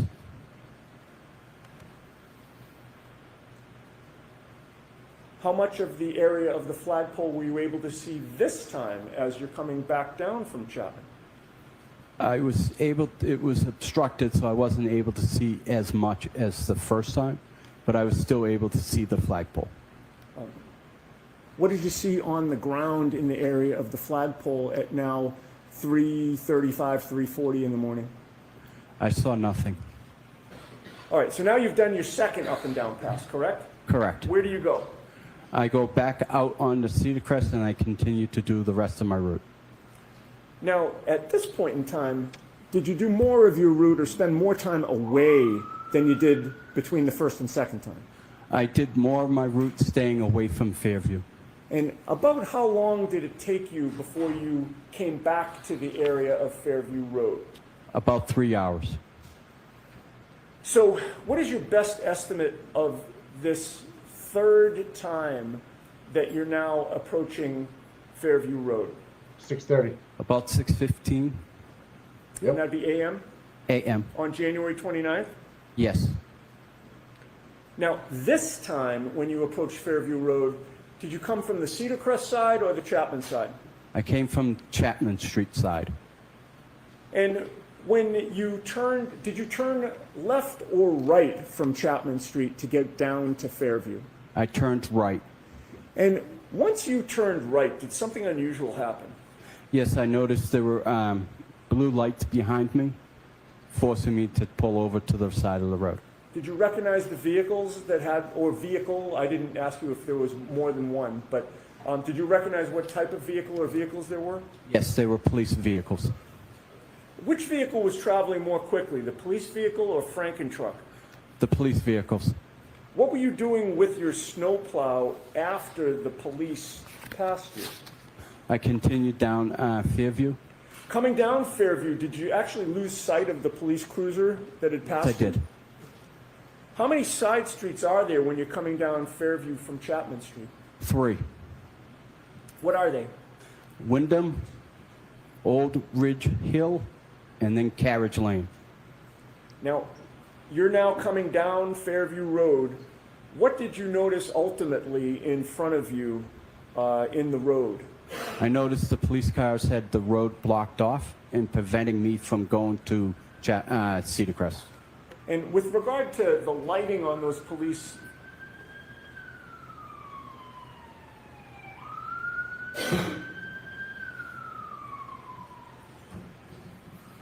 With regard to the lighting on those police vehicles as the road was blocked off, could you describe that for the jury?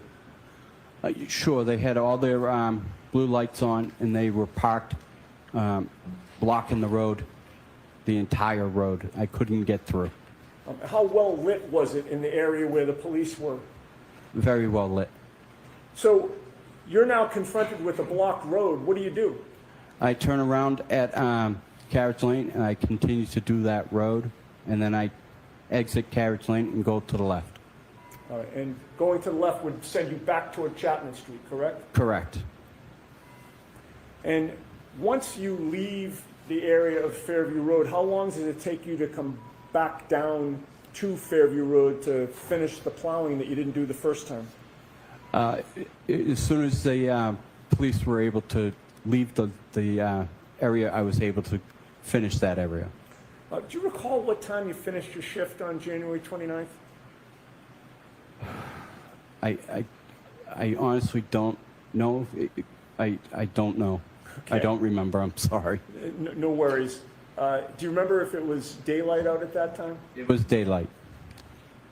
Okay. Now, sir, In the aftermath of that storm, when was the first time you were approached by anybody connected within this investigation on either side, if you recall? About 2 weeks. Who was it that approached you at that time? First name is Paul, and he described himself as a private investigator for the defense team. Prior to hearing from the defense private investigator, had you ever heard from anybody from any police department whatsoever? No, Do you know who Michael Proctor is? I do. Objection. I'll allow that. And did Michael Proctor ever call you or contact you at all in those 2 weeks? No, Boom. Where did the defense investigator approach you, if you recall? he approached me at my place of work, which was at the Canton Ice Rink, Metropolis Ice Rink. And what were you doing at the ice rink?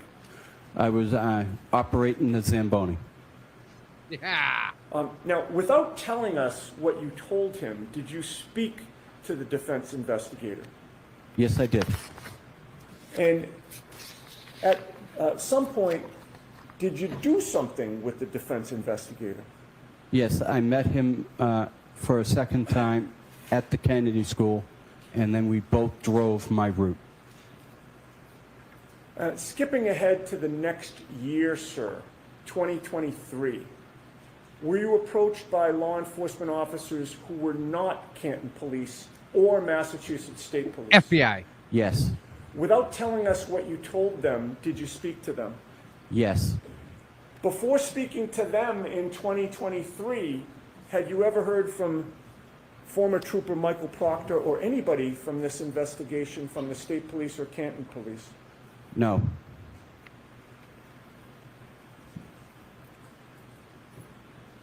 At some point, did you hear from the State Police? yes, That was after you'd already talked to the defense and to these other law enforcement officers who were not State Police or Canton Police? yes,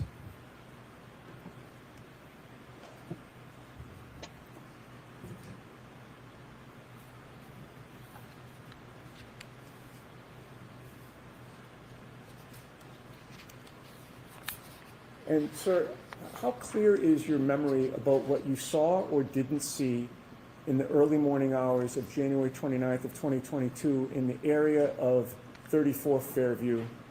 The first up and down pass, the second up and down pass, and then the third time you came. very strong. I have no further questions. Thank you, sir. All right, thank you very much. The exhibit,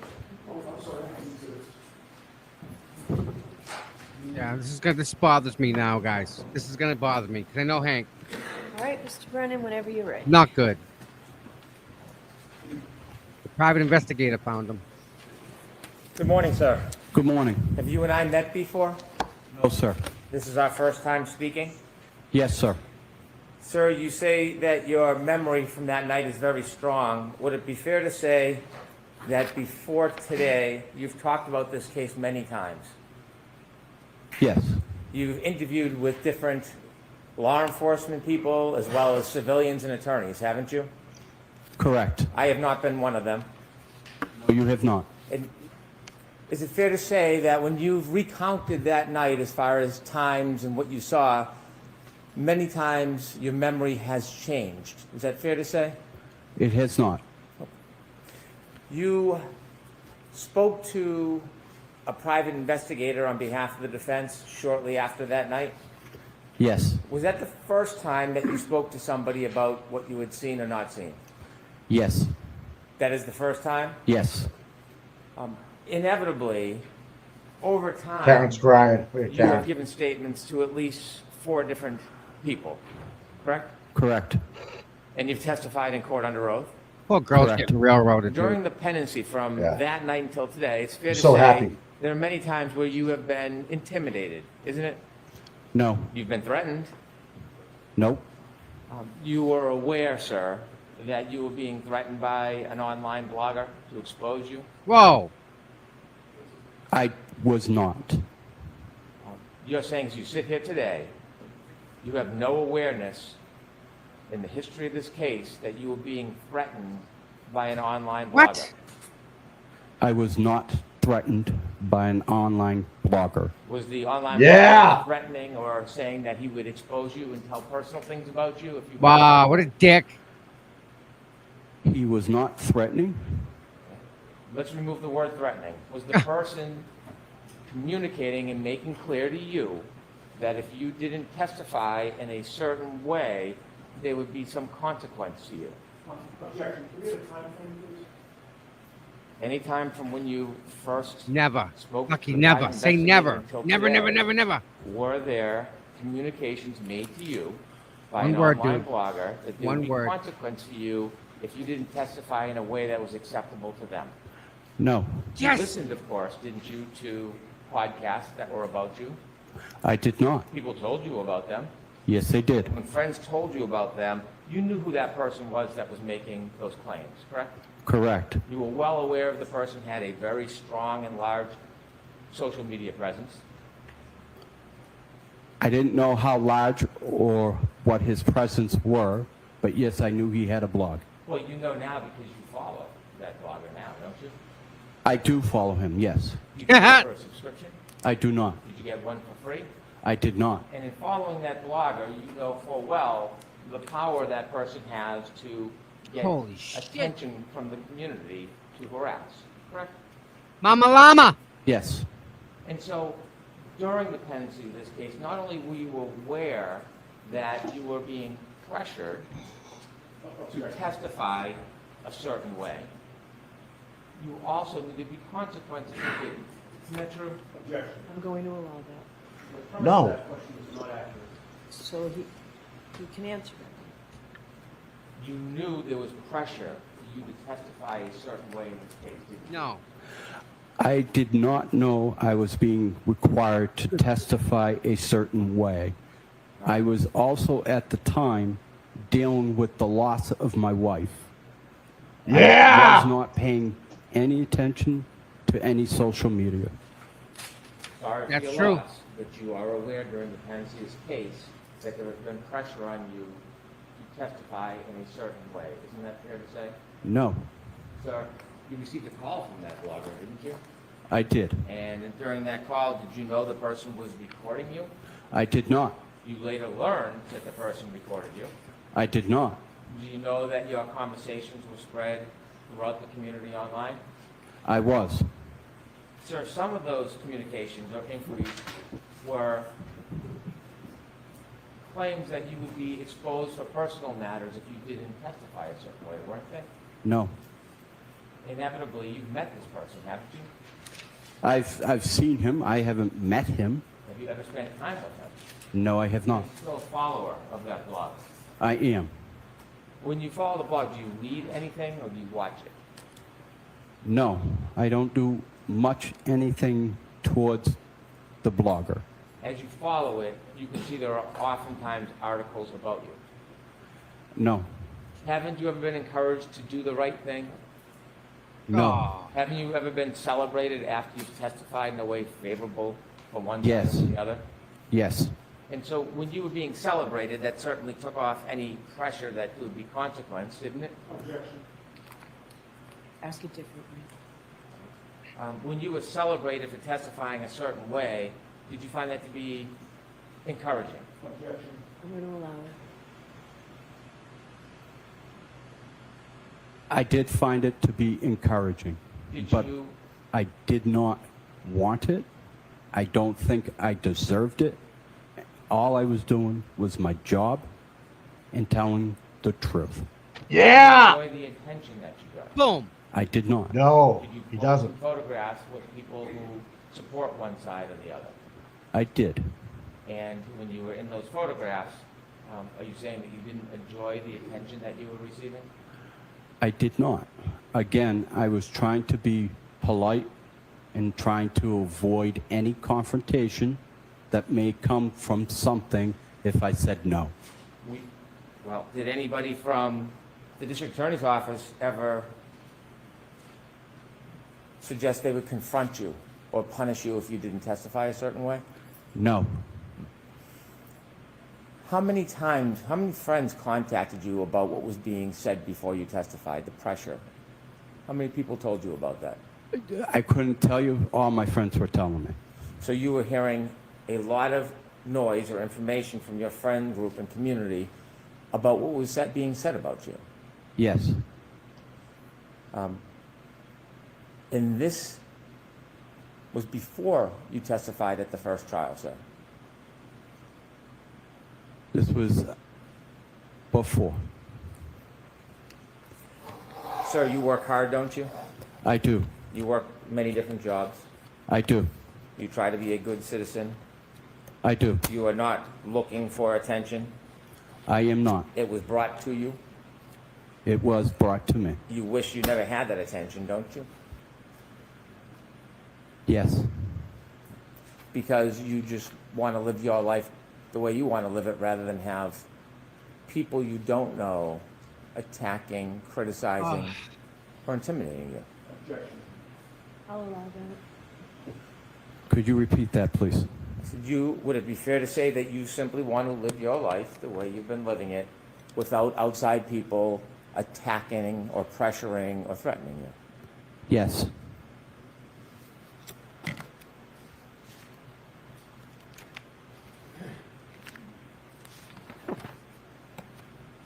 On June 15, 2023, you were contacted by the defense private investigator, weren't you? And you may not know the dates. Were you contacted twice by the private investigator? I would need to know what time frame we're looking at. Fair enough. By the way, the blogger that I speak of, do you know if he is friendly or supports one side over the other? I know he is friendly towards one side, yes. Okay. The side sitting in the back of the room? I would say the defense team. You've interacted with a private investigator hired by the defense? Yes. Have you also interacted with any of the attorneys? Yes. Which attorneys have you interacted with? Mr. Yannetti. Have you contacted or have you spoken to any other attorneys other than Mr. Yannetti? Just Mr. Yannetti. How many times have you spoken to Mr. Yannetti?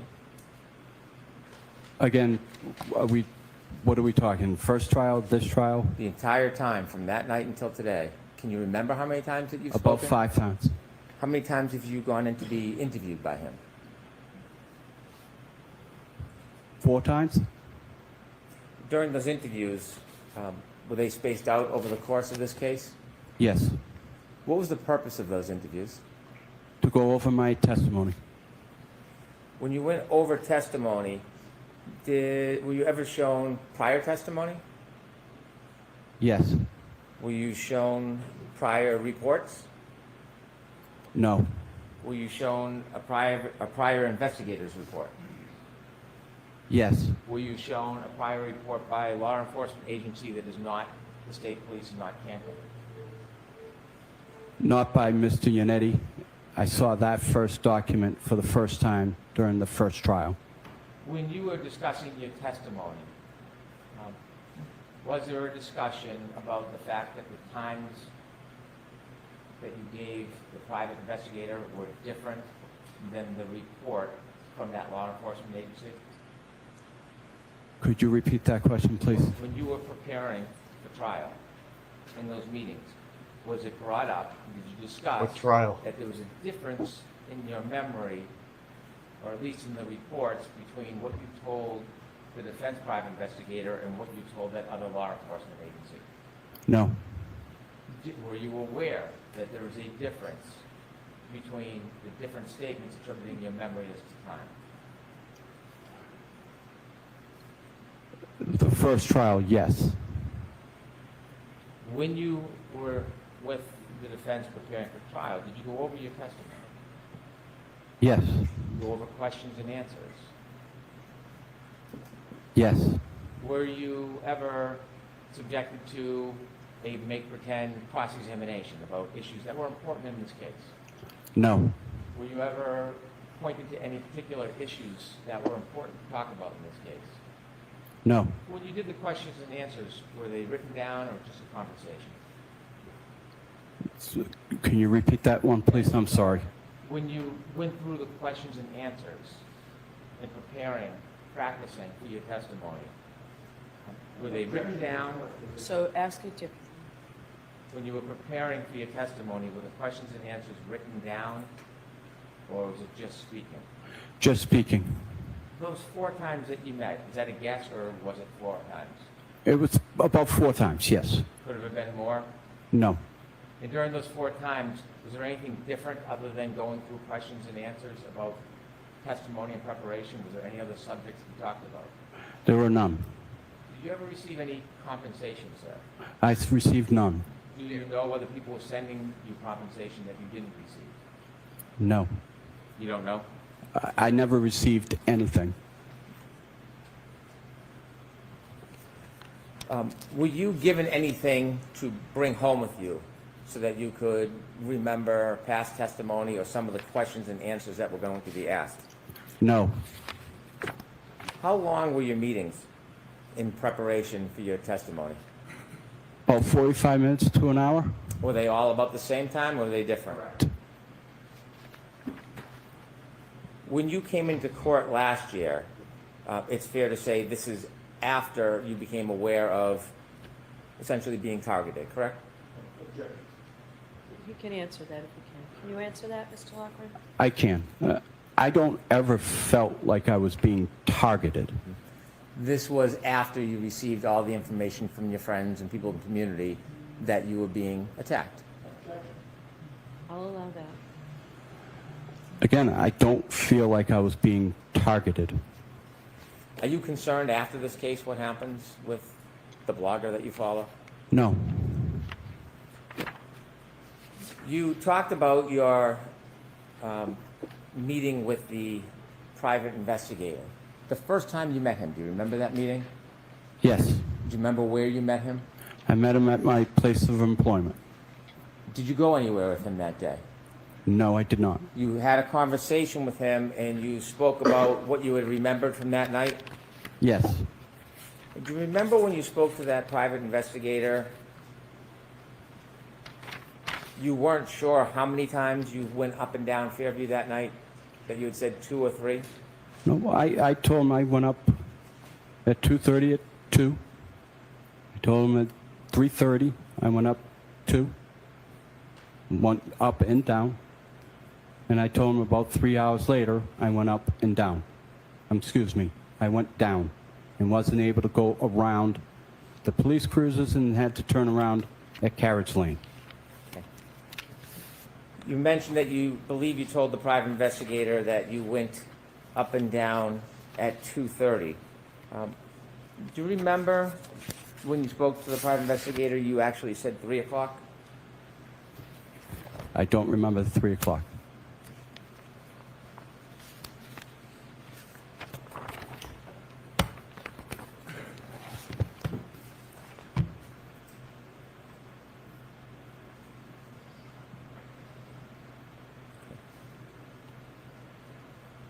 Dude, it's just honest. Honest as the May I day is approach? fucking bright. Yes.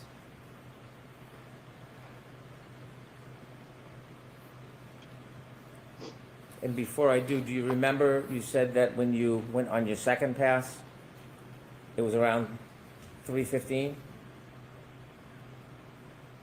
I told him I went up Fairview between about 2:40 to 2:45, and I said about 45 minutes later, I went for the second time. Okay. Now you had said 2:30, and you just now said 2:40 to 2:45, and then you said 45 minutes later. Yep. Okay. Do you remember telling the private investigator that when you think, or you said you saw a Ford Edge, you were actually still on Cedar Brook, not on Fairview passing by it, but you saw it from the street at Cedar Brook? Do you remember telling him that? I I'm sorry, don't Cedar remember. Crest. Secret. I don't remember ever saying that. Okay, may I approach? Yes.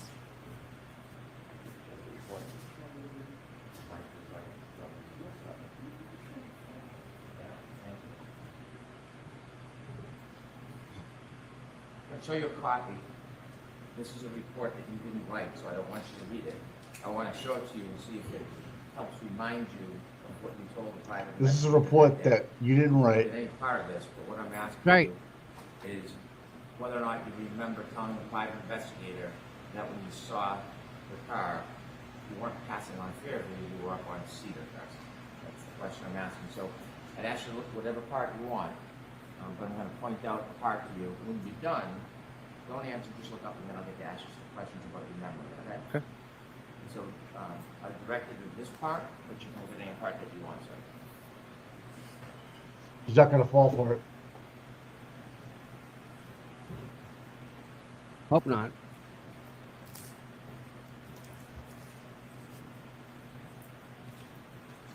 And if that's a report, we know how those reports ended up, right? They spelled names wrong, everything. This is a report you didn't write. This is probably a police report from the state police at one time.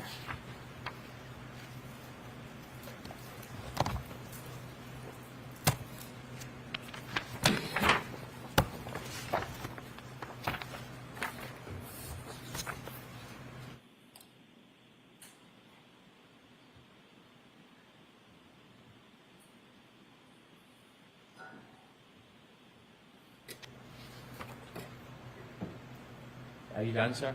Yes. May I approach, Your Honor? Yes. Oh, I didn't tell his report, you're right. Yeah. Sir, do you now remember when you were speaking to the defense investigator about seeing a car? You said that about 3:30 to 4 a.m., when you were plowing Cedar Crest Road, you looked toward Fairview Road and saw a small SUV parked in front of the house. Remember telling the PI that? I never remember telling him that.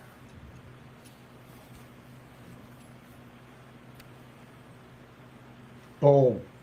When you spoke to law enforcement, not the Canton Police or the state police, you understood it was important to be as accurate as possible? Yes. And you understood, at least with that law enforcement agency, if you misled them in any way, it could be up to a 10-year penalty? Yes. When you spoke to them, did you take that interview very seriously? Yes. Try to be as precise and accurate as you could? Yes. And when you spoke to them, obviously, like anybody, you had in mind that there could be serious consequences if they felt misled. Yes. You try to be honest with them, Yes. provide them your best memory in good faith. Yes. And this was shortly before, well, actually, this was May 24th, 2023, correct? Correct. When you met, there was more than one person there from this agency? I believe so. Was there potentially two? There was two. And when you met with them, they asked you about when you began working that night. Yes. You told them 11:30 to midnight. I never told him that. And so as you sit here today, your memory is you did not tell those law enforcement agents that you began work at 11:30 to 12? We had a 2:30 start time. I understand, but I'm asking you, I never told him. It was always 2:30 start time. when you spoke Yes. to them, do you remember telling them the first Good boy. time you were out near the area was midnight? Nope. No. When you spoke to those law enforcement Trying to blame personnel, them. were they taking notes? I believe so. Have you ever seen their report? The first trial I did, yes. Who showed you that report? It was shown to me by Prosecutor Lally. You think Prosecutor Lally showed you that report? It was shown to me.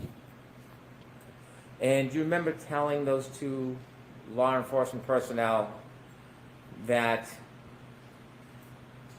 you believe that there were emergency vehicles, ambulances, or police cars in front of Fairview at 3 to 3:30 a.m.?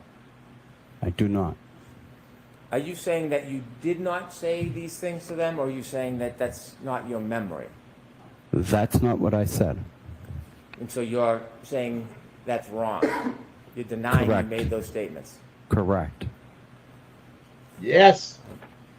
At the time they say that you told them there was emergency vehicles there at 3 a.m., that is the same time that you told the PI that you saw the Ford Edge, around 3:30 to 4, correct? About 3:30 is when I saw the Ford Edge. It was dark out that night, wasn't it? Correct. There are no street lights down near that flagpole area of 34 Fairview, is there? Yes, there is. Okay. Was it on that night? I can't tell you honestly if it was. You testified at trial? I'm sorry, at a proceeding last year? I testified that there were, it was asked to me that there were not any streetlights, and I answered it in the affirmative way, and living in that neighborhood, I saw that there were actual streetlights. You testified at a proceeding last year, didn't you?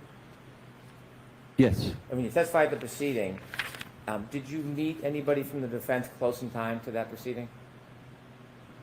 I don't know, when we met, how close to the proceedings it was. Do you remember being prepared before you went into trial last time? Yes, By? by Yannetti, excuse me. Do you remember telling the defense private investigator that you made your final pass at 6:30 a.m.? I remember I told him it was about 3 hours going down Cedar Crest and was not able to go to the end of Fairview due to the first responders. At trial last year, do you remember saying it was 5:30? I did, And today you had said about 6:15. yes. You weren't timing anything on a watch for times, were you? I was not. You were not accounting in any way for time whatsoever when you were out that night, were you? No, I was not. When you're providing times, are you trying to use your best memory? Yes, Do you recognize that you have a differing memory on times of what you did that night? no. You talked about your view from the tow truck and that you have a bunch of lights on it. On the tow truck, you had mentioned that your vision to the side was 5 to 6 feet. Can you rephrase that, please? Yes, of course. You said when you were driving your tow truck, you could see forward and sideways. Okay. I don't want to be, I don't drive a tow truck. My apologies. Yeah. My apologies. Snowplow. Thank You you. said you can see forward and sideways. I can see forward, I can see diagonal, and I can see right to left. When you look right to left, you said you could see about 5 feet. Correct. Do the lighting conditions affect how well you can see? No. Does the weather? Yes. When you're plowing, are you ever looking at the street in front of you? Yes. Are you looking at people's front yards? Yes. And so, what did you see as far as the front door of the Albert House that night? Was it open or closed? It was closed. Were lights on? I can't answer that for sure. I don't remember if there were lights on. How about the neighbors on the left? Were you looking at their front lawn? Yes. Did you see if their lights were on? Again, I didn't recognize if their lights were on. Do you look at every neighbor's front lawn up to the door as you're driving in the snow plowing? I look to the right and to the left, and my eyes will graze to the yard. Yes, I will look there. You were saying you have a specific memory of looking at the Albert front yard all the way to the door. Do you have a specific memory of looking at the other neighbors' yards to their door? Can you repeat that, please? I'm sorry. Yes, you said that you looked at the Albert house all the way to the door. Correct. Do you have a memory of looking at any other houses all the way to the door? Yes. Okay. Which house had a dumpster in front of it?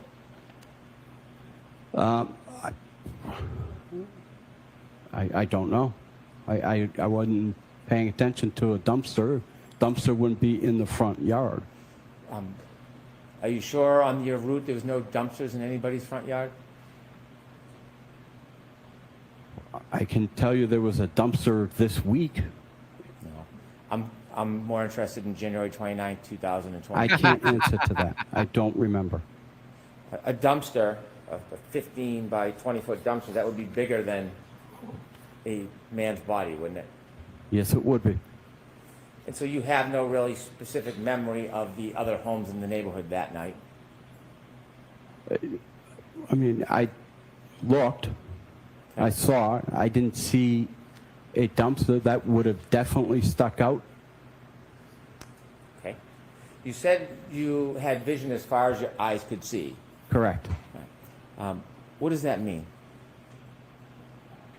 Means if there were, my eyes were, as long as they're open, I can see as far as they will let me see. Is that dependent on lighting conditions, darkness, snow? Correct. That night, did you have any difficulty paying attention or driving? I did not. Did you have a small accident that night? I did. Okay, what did you hit? I hit a portable basketball net.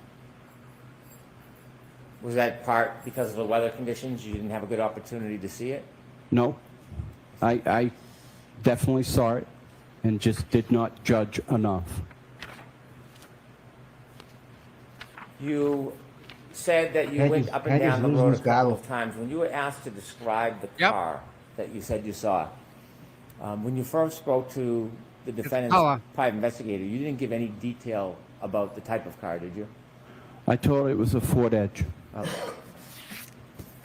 When you first spoke to the investigator, you used the words Ford Edge? I did. Did they bring you to a parking lot at some point?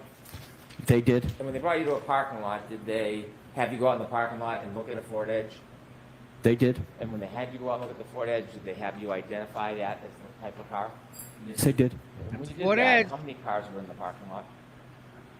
We had a hockey game, so there were several, at least 100, 150. Who pointed you to the Ford Edge? I pointed to it. Did the investigator take you to the Ford Edge? No, he did not. It was just an open parking lot and he asked you to look around to see if there happened to be a similar car? No, I told him a Ford Edge. He wanted to make sure I knew what a Ford Edge looked like. I pointed to the Ford Edge, and he was satisfied. So after you said a Ford Edge, he brought you to a parking lot to point out a car? We were at my place of business. We just walked out the door. Where was that? At the Metropolis ice rink. The rink? Ice rink, yes. Did you then meet the investigator later on at a school? Yes, I did. And who did you meet at the school? I met Paul again. And what was the purpose of that? He wanted to go through my route. You want to go through your route? Correct. And then, did you choose to meet at the school? I did. You did? I did. And why did you choose the school? It was an easier landmark for the gentleman to get to, and it was minutes from my route. Did you know that former Trooper Proctor's sister worked there? I had no idea. You said last year She that did. when you went by Fairview, did you say that you would buy your final pass at 5:30 a.m.? No. Okay.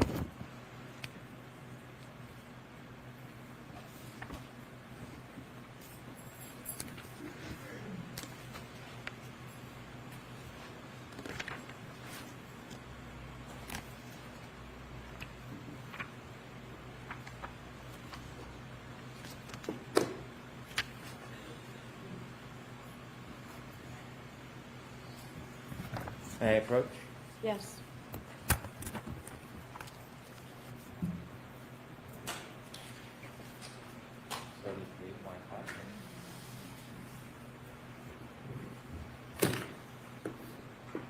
Sir, when you have contact, you also wear reading glasses?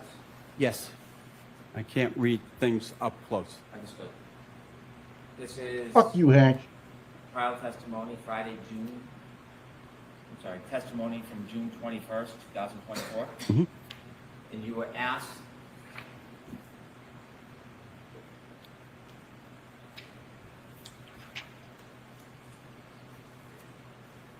do you recall what time it was that you wound up back on Fairview? You said, I don't honestly recall what specific time. Yes? Yes. And then you were asked, sure. Approximately, if it was 3:15 to 3:30, that second time, what would be your best estimate of the time when you came back? And what did you say? Say about 5:30.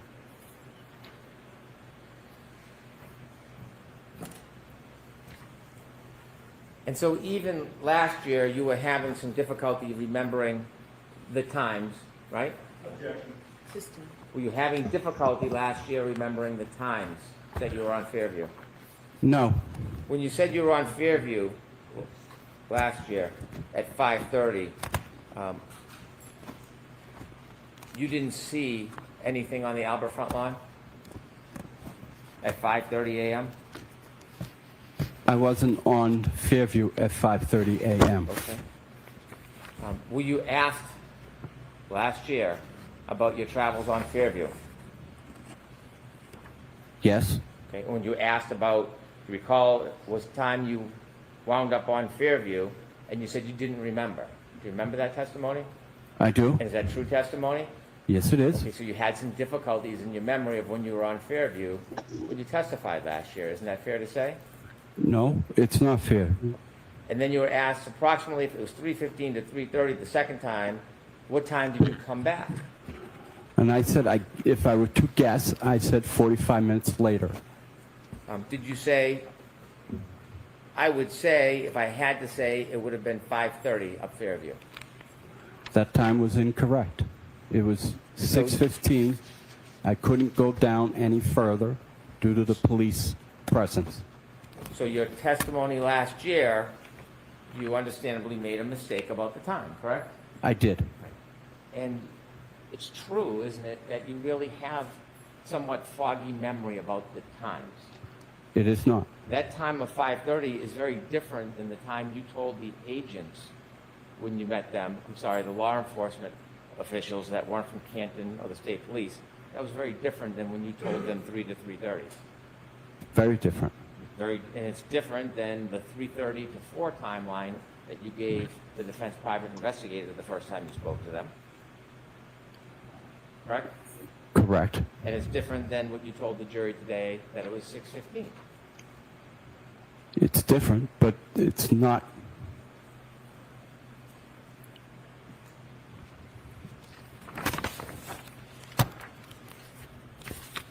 When you plowed that night, did you have any reason to look for somebody who was lying on the side of a yard? No. Did you have any expectation somebody would be lying helpless on the side of a yard that night? No. If you had seen somebody, certainly you would have helped. Correct.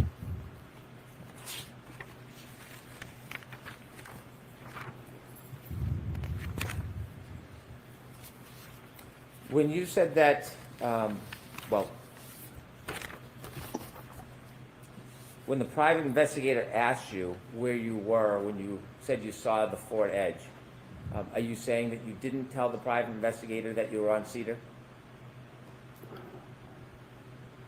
I don't remember telling him I was on Cedar Crest. I do remember telling him that I had turned onto Fairview and saw the vehicle. Cedar Crest in a storm at night is quite a distance from the flagpole at Fairview, isn't it? No. About 300 feet? Roughly. Difficult to see under those conditions? No. Could we have Exhibit 71, Stream 0, at about 6:17 a.m., please? Okay.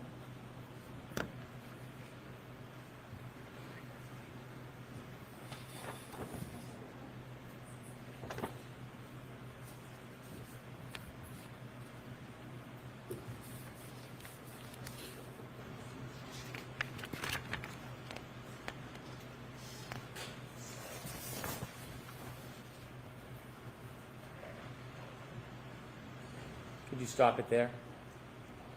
Do you see that street light? I do? Okay. At the end of that road, past the streetlight, is Cedar Crest, correct? Correct. Is that a fair depiction of the elements that night around that time? Yes. And in this case, there's further illumination with the car that's facing us? Correct. That wasn't there, was it? Correct. You said after you saw law enforcement, did you come down Fairview after you saw law enforcement? I was on Fairview already when I saw the law enforcement. Did you drive by Cedar Crest again to go back and forth and watch what was going on, or did you go on your route? I went on my route, which included Cedar Crest. Did you keep driving by because you wanted to watch, or did you just leave and do your regular route? I went and did my regular route. Could I have 61927, please?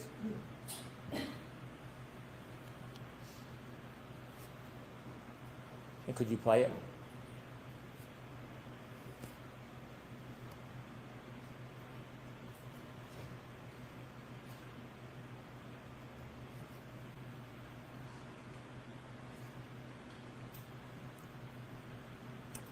If you could back up a little before 61927.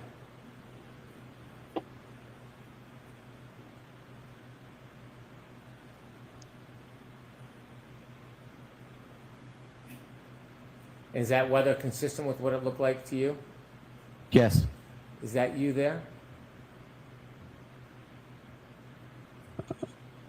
I don't know if that's me. Yes, that's me. That is me. Could we go to 63245, please?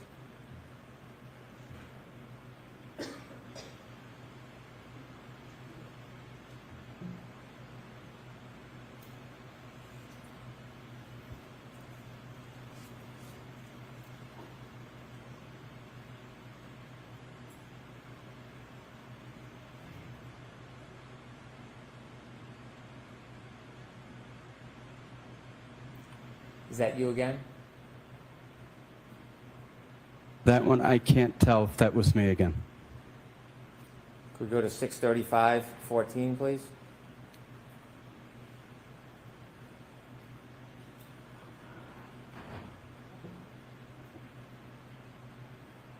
Was that you? I don't see it. I don't see the truck. I'm sorry. It's okay. Could we go back to 63512?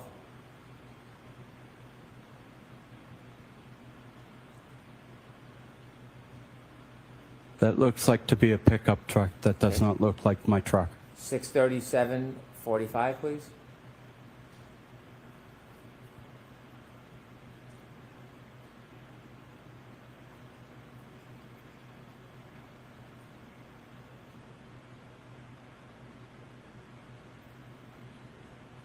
And that's you again, right? Again, I can't tell you for sure if that was me. Those were not your red and orange lights consistent with the earlier ones that went by? What I saw the first time was the reflecting tape off the body of my truck. Could we go to I have 7? a plow guy that is a contractor that we work tandem together. And was he out there that night as well, going by Fairview? Correct. Okay. Did you ever tell the private investigator about him? Yes, I did. 7 o'clock, 22 seconds, please. That kind of looks like the Ford Edge to the left, if you would think about it, right? Yeah, it did look it right there. It's kind of how we would see it. Yep.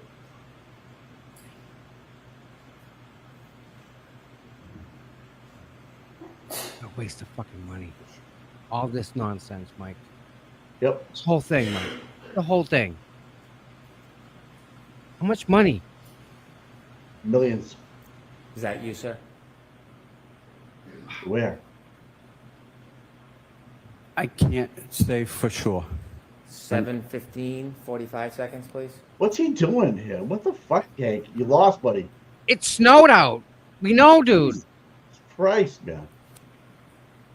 It, I don't understand.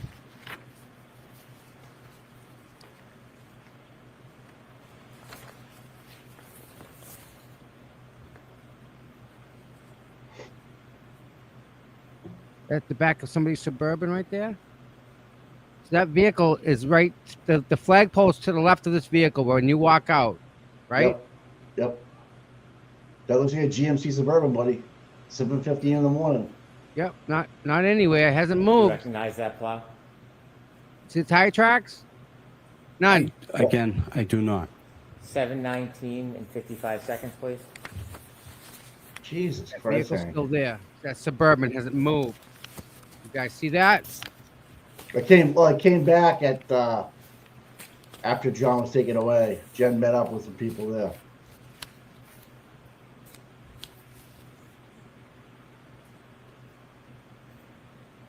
What's Hank trying to get out of here? He's losing this battle. He's helping us. He doesn't know it though. Yeah, yeah, he is. He doesn't know it. Was that That- you, sir? That's That was Suburban. me. How long does your route take?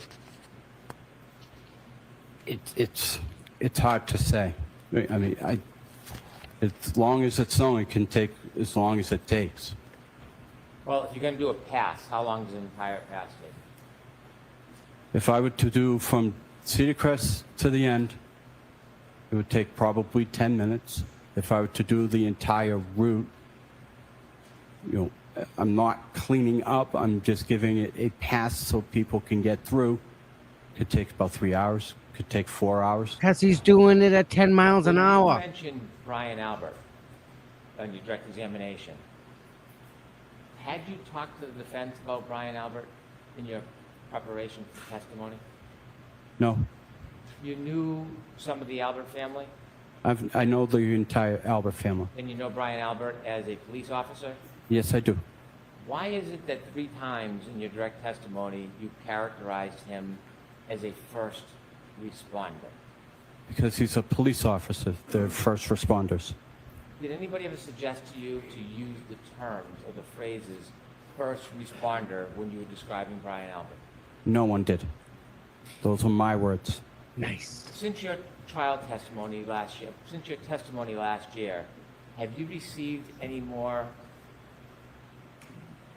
focusing or targeting of harassment? Since last year when you testified, have you received any recent aggression towards you for testifying? No, Have you had any further focus or problems? no. Thank you, everybody.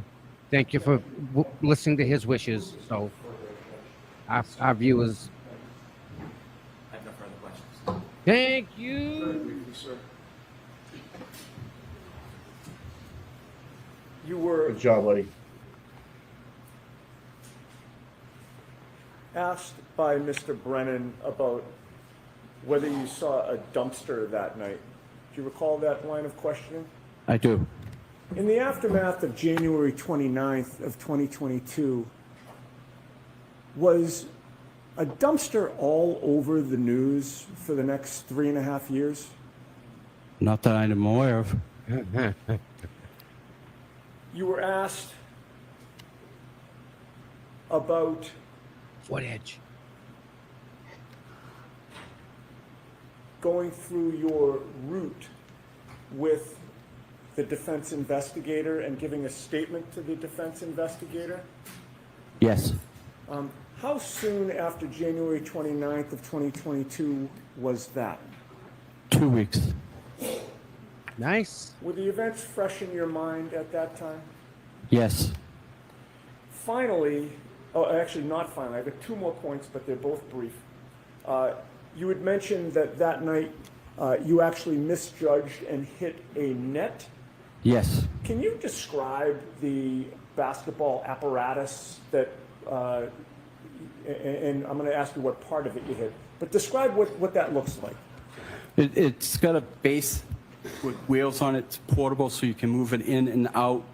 And it's got the basketball frame, and it's got the backboard and then rim. Okay. So this is not a pole that was cemented into the ground. Correct. But perhaps we're all familiar with it, the black base that maybe you put sandbags on, Correct. that type of thing to keep it in place, but it does have wheels? Correct. All right, and you mentioned the net. The net is the rope netting that comes down, correct? Correct. There's also a hoop that keeps the net in place? Yes. And the pole? Correct. And the base? Correct. Of all those things, what part did your Franken truck actually catch?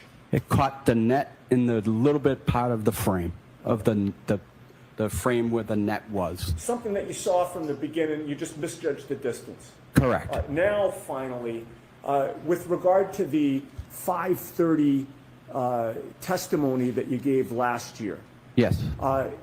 did you also testify that the last pass that you tried to make when the police were blocking the scene was about 3 hours after that 3:30 second up and down? Yes. So why is it last year that you testified that it was 3 hours later, but you came up with the time of 5:30 as the final time? As he's asking me these questions, I'm trying to do the math in my head. I'm sorry, math is not my strong suit. What time was it when you made that final pass, sir? 6:15, 6:15, 6:30. I have nothing further.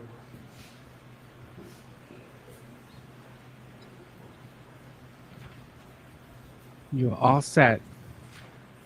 You mentioned you're trying to do the math in your head. There is no reason why you would specifically remember certain times on each pass other than trying to remember and give an accounting, right? Could you rephrase that, please? Sure. You don't have your watch out on a certain schedule that you have to pass a certain street at a certain time.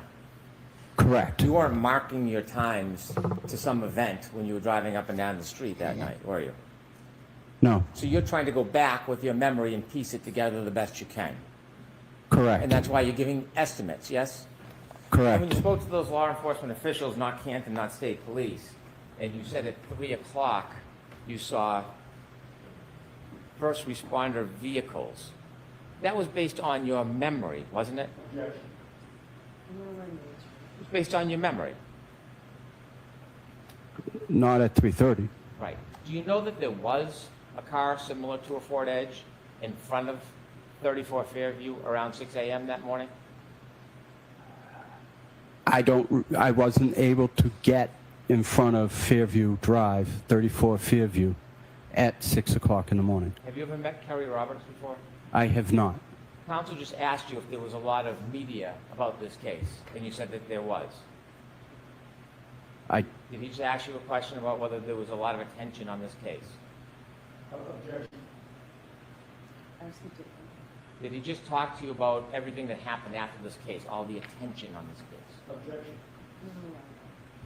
You remember his question about all the attention after this case? He asked specifically a question about the dumpsters. And he said that wasn't subject to a lot of attention, was it? Correct. Right. But this case was. The case itself, yes. The people involved in this case were subject to a lot of attention. Correct. And you spoke to the defense investigator after this case, as far as attention is concerned. You remember speaking to the investigator on June 5th, 2023? Yes. And do you know, coincidentally, that is the day that the blogger put out the articles on you, accusing you of not doing the right thing? May I approach? Yes. Sidebar. Why are they trying to drag Aiden in so Let's hard? take a look at that document. Trying to get him on witness intimidation right now, What day is dude. that document dated? But they can't. He didn't agree to it. He wasn't intimidated. You can't know. have June him. 5th, 2023. Without reading it, that document, It negates it, the whole charge. Correct. and your friends and people in the community talked to you about this article, didn't they?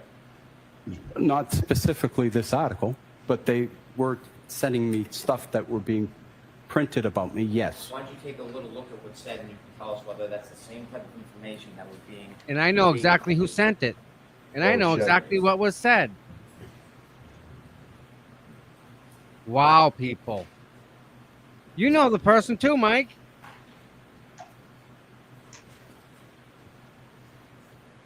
You know it. Well, Lucky worked across the street from me at Can you ask that question again, please? the little Very- store, variety Was store. this some of the kind of Very attention close to a mutual friend of ours. that you were receiving I'm very good friends with him. on June 5th after you spoke to the defense He's like investigator? Hawkwit. Loves Lucky. cars. Yeah. Yep. Yes. We're friends Very with him humble. in a Yeah, very good- indirect way. I haven't directly talked to him. That's a whole nother thing I'll talk. I talked to him before. I knew him before the case. All right, what He happened lived. here? He sidebar. He worked right. Oh. Hey, this is Aiden. Aiden's in the house. There's Aiden. Smile, big guy. You're famous now. Not that you weren't before, but damn. Good job. Right behind Ted Daniels and Lou. Look at There's his that fucking buddy. face. Dude, I like the haircut. It's kind of like a bowl thing. He knows he's on camera. Look at Lou O'Donnell. Gone, bummer. So no, let me tell you guys about Lucky. Lucky, there's a mutual friend of ours, in yours. You guys don't even know it though. That's friends with Lucky. Okay, very close. Like walk in his house, don't even knock in. That type of a close. You got to be close with someone for that to happen. Okay. I want to say they shielded Lucky from a lot of the stuff that he didn't even need to know. Okay. Mm. And Lucky didn't want to know. No, Lucky, he wanted to do his job. He want nothing to do with it. His He wife looks had just forward. passed. He looks forward to going to work every day. That's who this guy is. He's one of them people that wants to just go to work, be seen doing his job, be respected for doing his job, and then leave me alone when I go home. Goes home, close the doors, go away. He's a great, honest to goodness, great human. He is not one to start anything. That makes sense. Yeah, he's very recluse. He Yes. doesn't want to be out there. Yeah. So we've been, I don't say shielding Lucky, but I mean, No. there's certain stuff that he just doesn't need to know. Nope. So He was dealing with his wife's death and stuff. that's was, right. He needed to grieve with that, and He I don't loved say- his wife. we Loved his wife. All rise for the court, please. Jurors, close your doors and follow me. Oh, they're going on break. So that's how we know Lucky. He's a good man. He tells the truth. Just goes in, does his job, and wants to do his job. Wants to be happy. That's all. Yeah. Yeah. That's all. Nobody threatened him. That was a tactic. So let's talk about Hank for a second, people. Okay, let's talk about Hank. Remember, I asked you about being chief and why people don't want to be chief? Yeah. For this reason whatsoever. You got to be a dick. Hank's job is to be a dick. Look at every single angle, right? Mm-hmm. What's that? What are they doing now? I mean, that's their job, right? That's his job. Him and all his team. Because it's not just that. He's got a team behind him. Don't get me wrong. He's got some people, right? So his job is to be that jerk and question Lucky and call him a liar. As much as you can get away with it. He's paid for that.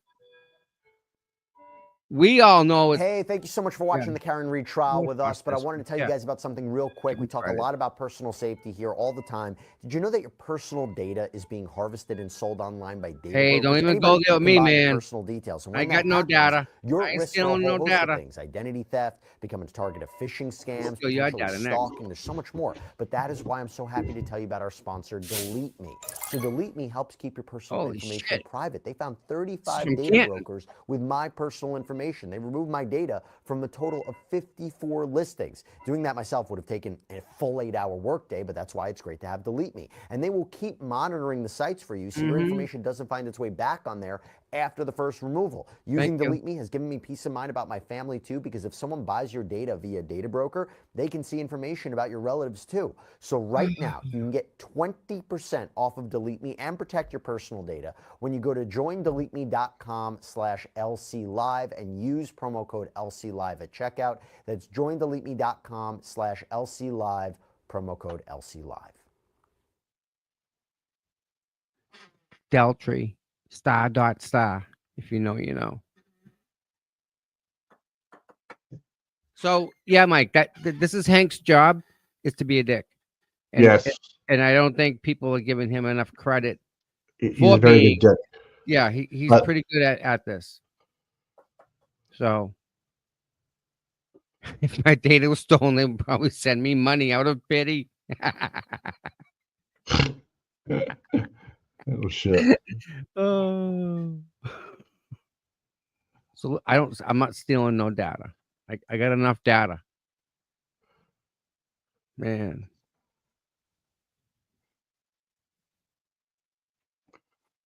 There's Lou O'Connell looking at us. There's Aiden. Big smile on his face. Let's send him a tweet. Hold on. Where is it?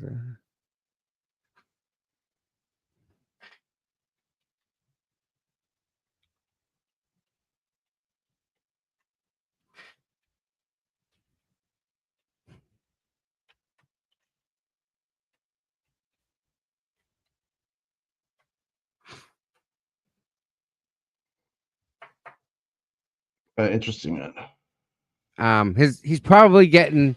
Watch Aiden. He's probably getting messages. Think about this, Mike. We wouldn't all be sitting here if it wasn't for the guy right there in that red shirt. Think about this for a second. If he didn't write that story, where would we all be? I'm not here, probably. No. Nope. Was everybody in the glory hole room? Everybody, They probably had to go to the bathroom, maybe, and get something to eat. go meet Seabass? You're not allowed to chew gum, remember? Nope. Look at the stank looking that girl in the back there with the. Which oh one? God, right there next to Paul. Jesus Christ. Happy? I think Aiden just stole somebody's chair. I love it. She's like, I just took a big dump in the toilet, and I didn't That's flush. Jen, right there. Jess, I mean. Jesus. Oh, he did take her chair.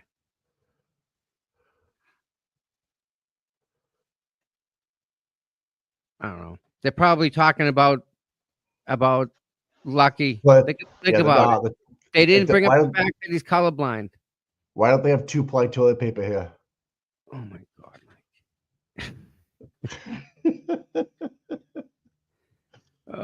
Yeah, I know, dude. Where's my braid guy today?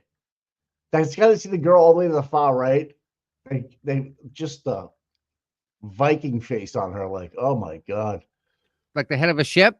This one? Oh my God. Yeah. Like the one that's on the front of the ship? Oh, lost at sea.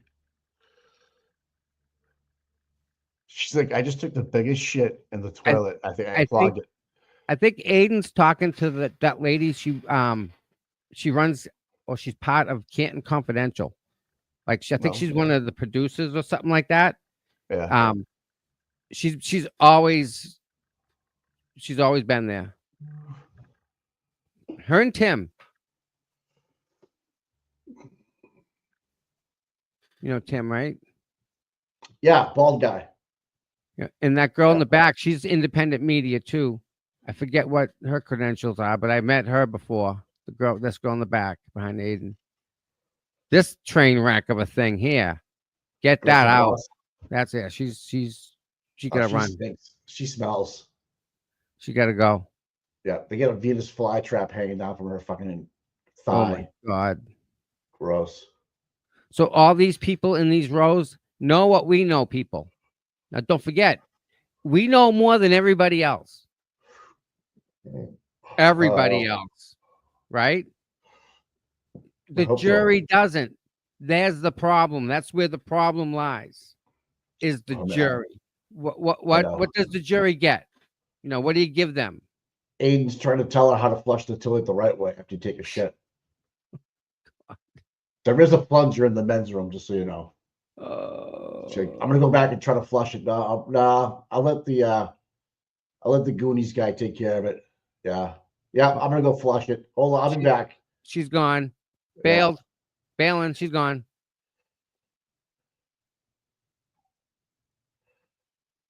Paul's like, let me go check it out. Let me see what's down. Let me see what's out there. Let me go see Bass. Yeah. What a guy. Mike, how much money has this cost? That really legit, like on it, like how much money has this cost? I don't know, but I don't know how Aiden can stand the smell of Gretchen Voss's twat right now. It's beyond me. You want resting bitch face? That's the definition of it, right there. Her pussy looks like a busted ravioli. A huge busted.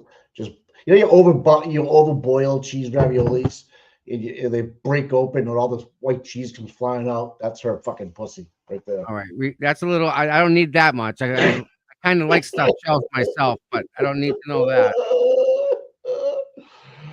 Oh, I think it's been fucking just. Like we're having Chinese food tonight. Sweet. Oh, gross. So it's funny, Mike, because right, we don't like her because of what she wrote, but that's not the reason we don't like her. Right? No, it's because that fucking text message. She's all. She has an agenda. She has a following with writing. And she doesn't write for anybody, Tom. She got fired from Boston Magazine by having 2 busted raviolis.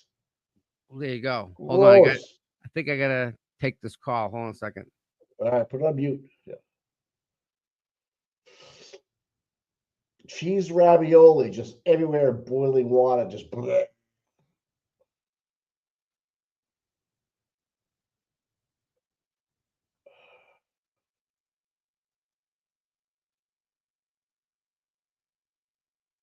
All right, whatever. But so no, she wrote some stuff that wasn't true, and she actually submitted an unverified text message. Yep. Between Colin and Allie that puts Colin somewhere at some time. That the better was scripts. Yeah, it's all right. Yeah. And she published that, so that's a hard no. We don't like her because she's like John DePetro. Baghdad Bob. That's the guy. Girl in the yellow. Don't know her. I'm reading this article that Mark Randozza just posted about putting spring rolls up your anus on Twitter. He actually just posted this. Doctors are warning patients not to put spring rolls up their anus. I didn't know that was a thing. You know what? Don't warn them. Don't. Who? Don't. Let's go corner the market. It'll be a trend. Like Tide Pod. You said that you were gonna have Chinese food tonight, so I'm just gonna put it in your head. Watch out for the spring rolls. They might have been in a human cavity at one time before you ate them. All right. How about pizza? Can we do pizza? Anything? Is pizza cool? Can we? Pizza's not being stuffed in people's bodies at the moment. All right. Might be a thing though. Yeah. Pizza's good. Check. Yes. Pizza. Yeah. This is it's what we're dealing with. Joe flip ahead. I think that was Donkey trying to call you on the phone, just so you know. Don't think he's that far away. When Hank Brennan uses his soft voice, he literally sounds evil. That's flip ahead, yeah. Yeah. No doubt. And it's not even that. It's his attitude. It's no. What the hell here?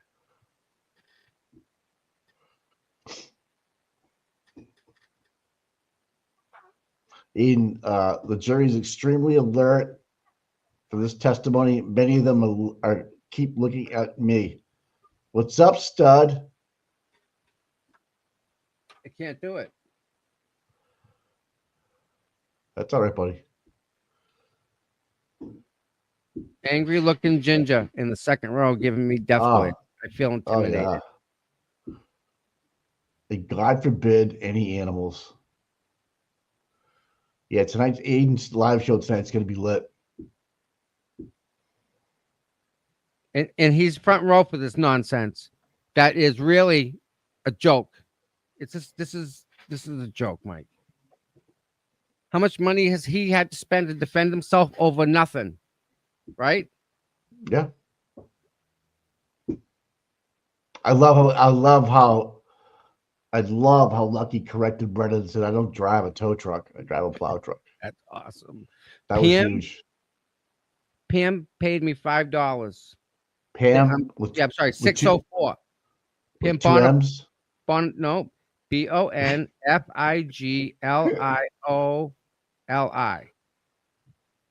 Fagoli. I'm gonna figure out her name, but she said have a blessed day and thank me and Boston Mike for all we do. So, thank you very much for the Venmo.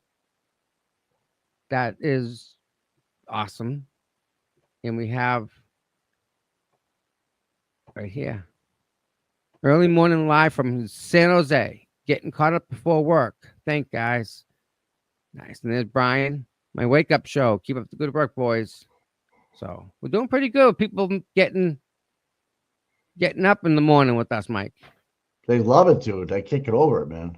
It's been And every I'm day. an early bird. I'm an early bird too, but yeah. Yeah. Yep.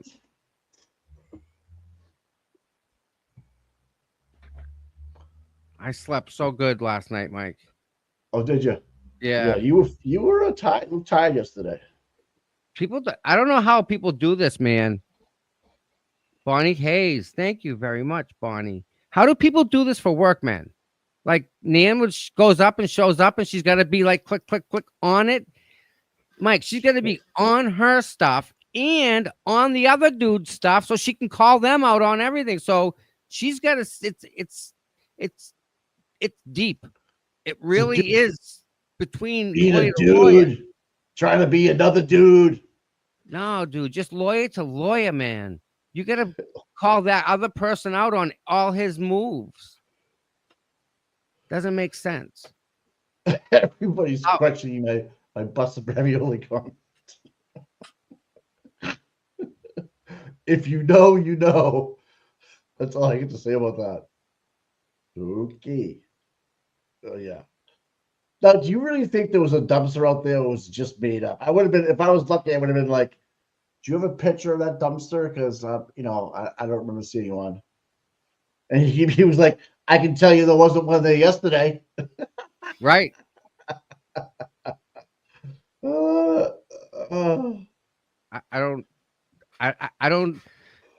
know if he's allowed to even say that. Like, can he bring something up that's not true?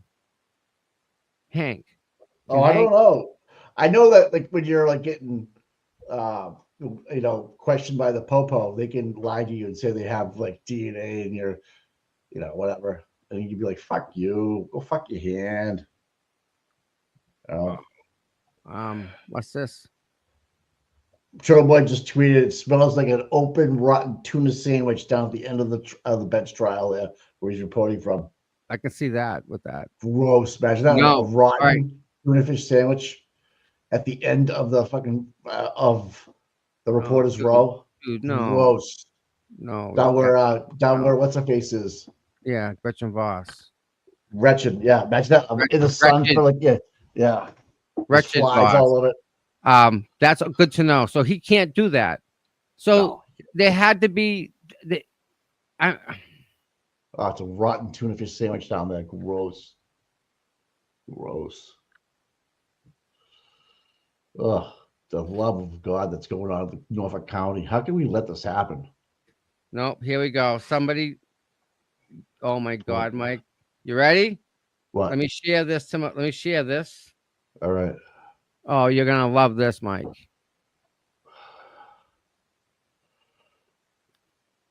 This is how you know that it's not. I'm saying not true, but we've seen this before, Mike. Everybody's like, as you watching some Turtle Boy subscriptions just go Through the roof. everybody's through the fucking what do you got here?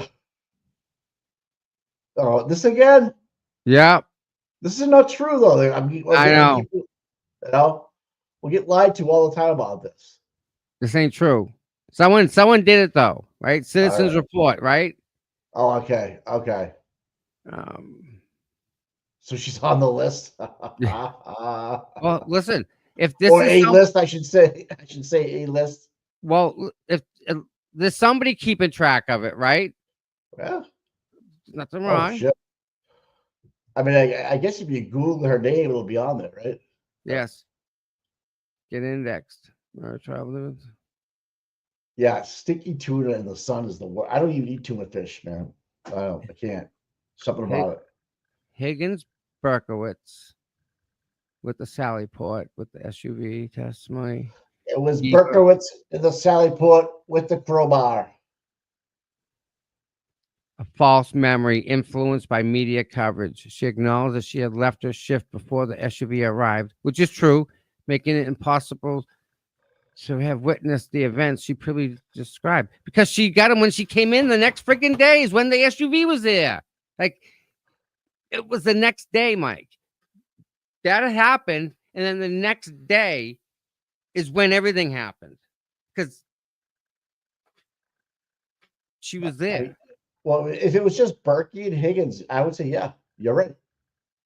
If it The wasn't U.S. citizen. Proctor, All right, here you go. A group of public and private defense advocates that scour the internet for documented incidents of police misconduct that have eluded accountability. Ooh, I like that. so it's their So this is like its own thing, not all right. tied to the state of Massachusetts, but it's a pretty good site. She's on it, so someone's keeping, you know, tabs at least. Yeah, they're putting it all together for you. Wow, it's kind of a site that's elaborate. Look at that chokehold, everything. Wow, Yep. perjury. What's the actual website name? BradyList.com, Tony? Would you have is there an IP address? Or Gigolo. gig, Dash gig, Brady. BradyList.com. See if I can get to the home page. Yeah, I'll put it in the chat. It's not a like a it's not a sanctioned Massachusetts site. It's just somebody made it. Anybody can make it. That makes sense. Anybody makes that. right. You can make it. So, but I thought it was, I saw her name up there, Mike. So why not? Oh, it's worth it. No, it's Right. worth it. Right? Do you want to play the Microdots video? Do we have time, you think? I sent it to I think it should be inbox in your X. I'm not sure if I sent it to you or not. If not, we can wait. That picture is freaking dynamite. Microdots. I got the link. Microdots. There we go. Yeah, it's an hour. All right, I forget. Yeah. Well worth it though. We'll definitely. Yeah. Listen. Yeah. Let me Yeah. share this because this is worth sharing. Okay. Share that on X. Post.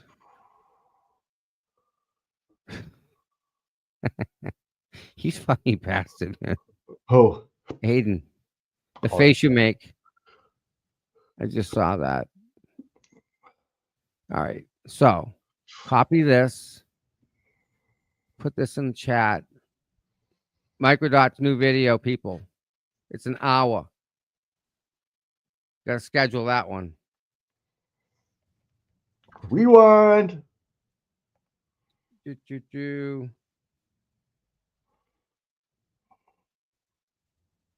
trying to think if there's anything else up there. That's that. This is busy.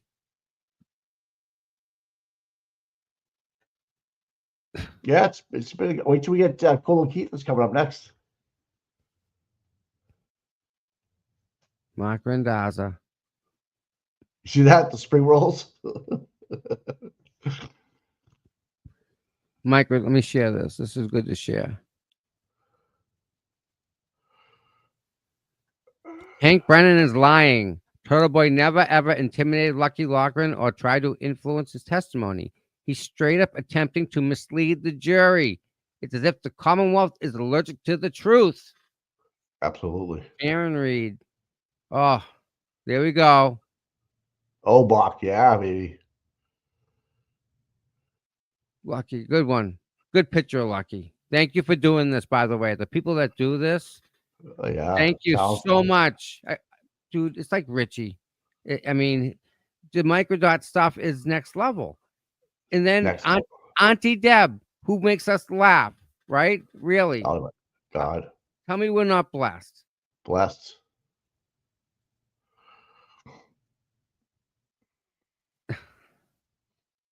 Uh-oh. Imagine, I just imagine like if Turtle Boy was in the press box today. Jesus Christ. You'd never know anything. And this would just be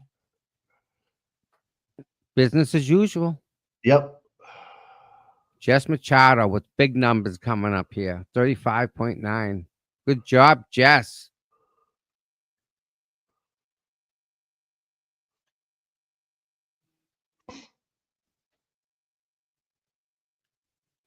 Yeah, wasn't 682 the car that was either damaged or it's the Chiefs car? The one that Officer Ray drove down to One Meadows. I'm looking at Susan's. Yeah.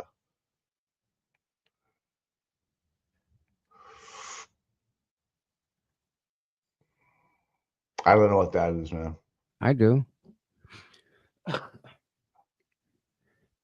From last year. NHTSA's Transportation Safety Authority. Something about this, okay? It's like a police bulletin, I think. Tells you the box you need to connect to if there's a fatal accident. It's a V box. It's that's in the car. Delta V is a company that I think takes the data from the ACM in the V box and puts it together. The Delta V is the study of linear force and motion. Toyota Tech Stream data, right? Check. They can read all of them. Delta V can. DLC port, that's the port you plug into to get the key cycles. And she's got an LX590, EX591, a board, chart, 593, 595, 594, 596. Kinematics analysis, we know that. Infotainment system is when you're going to find all the data. There's Burla that manages, that is what I think the software that reads everything, right? It's a tool, yeah. That's the software, I think. 603 photos, PHOTOS, photos, yes.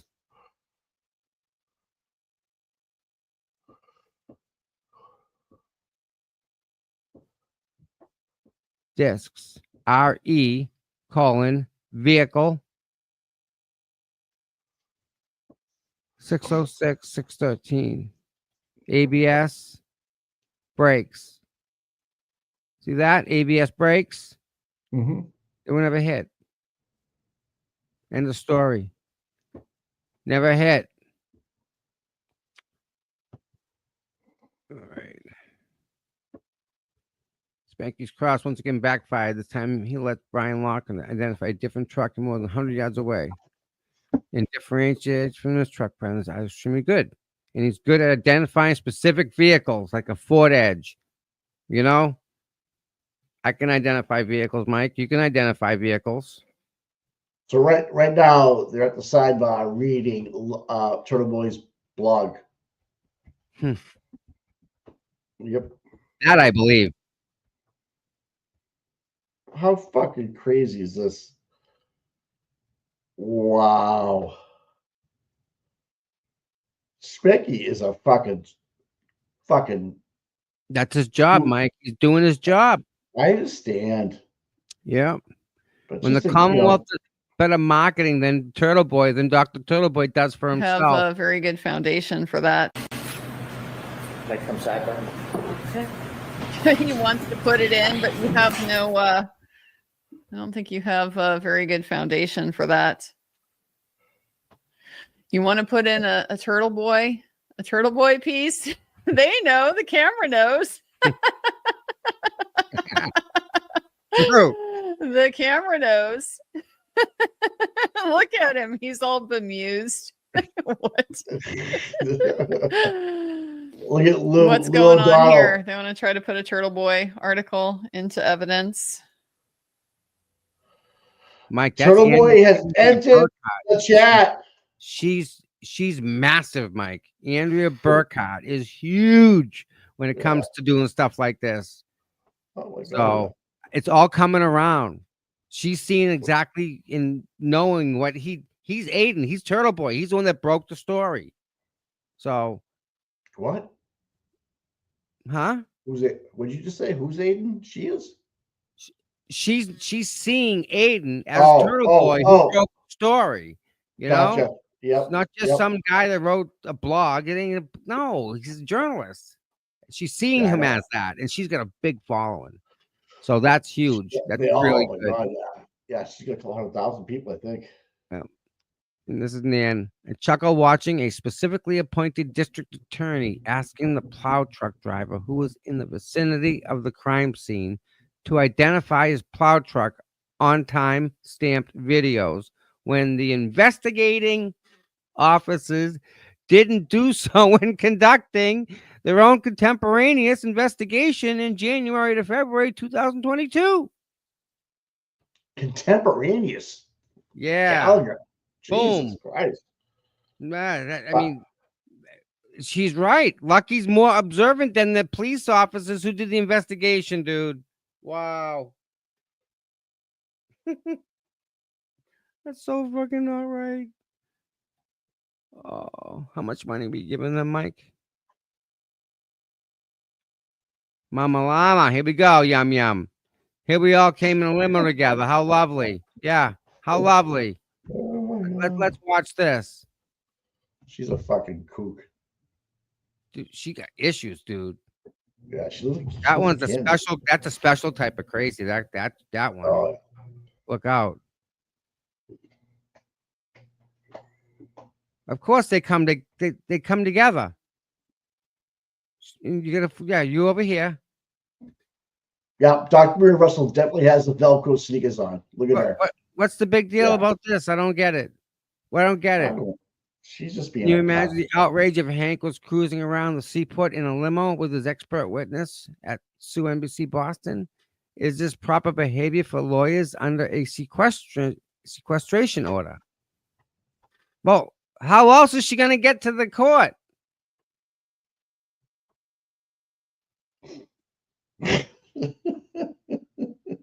So this is what happened. Again, this is most likely a fake account. Let's check this out. Oh my God.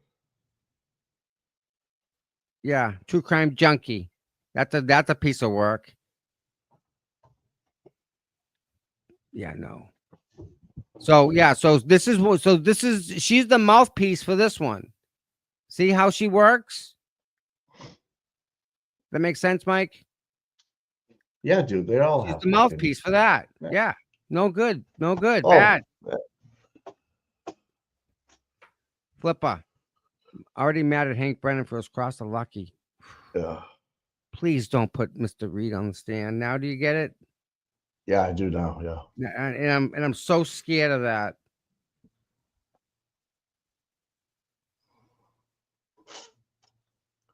This is slowly winding down, folks, to a Commonwealth defeat. getting their asses kicked. Bonnie Hayes sent $5. Thank you, Bonnie Hayes, very much. Thank you very, very much.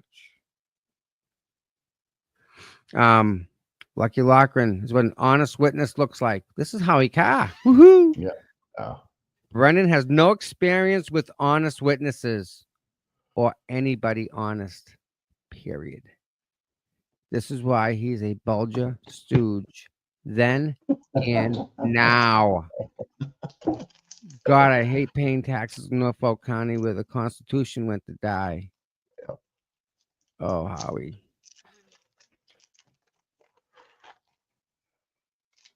Yep, fan's still on.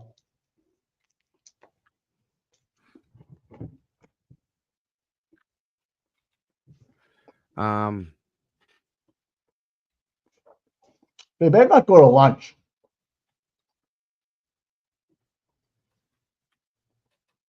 They got to, Why? because we pay for it.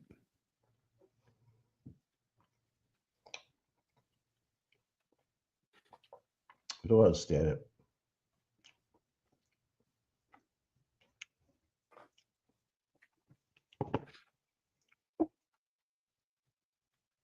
No lunch day, half day. That's right. Half day. Half day. Fan. Still fan. Still fan. Open. Try to do 9 things at once here.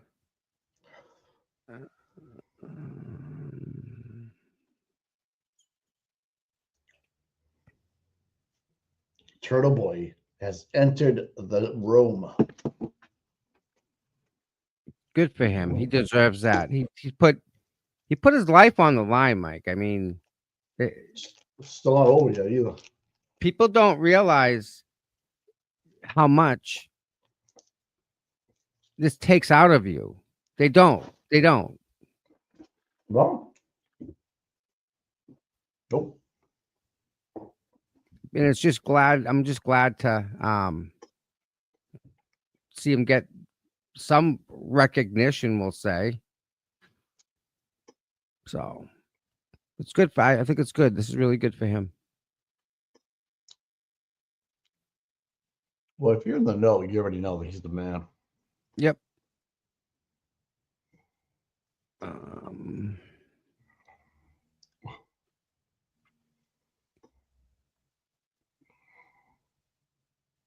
And then we have Jess Machado up there. She can't be overlooked.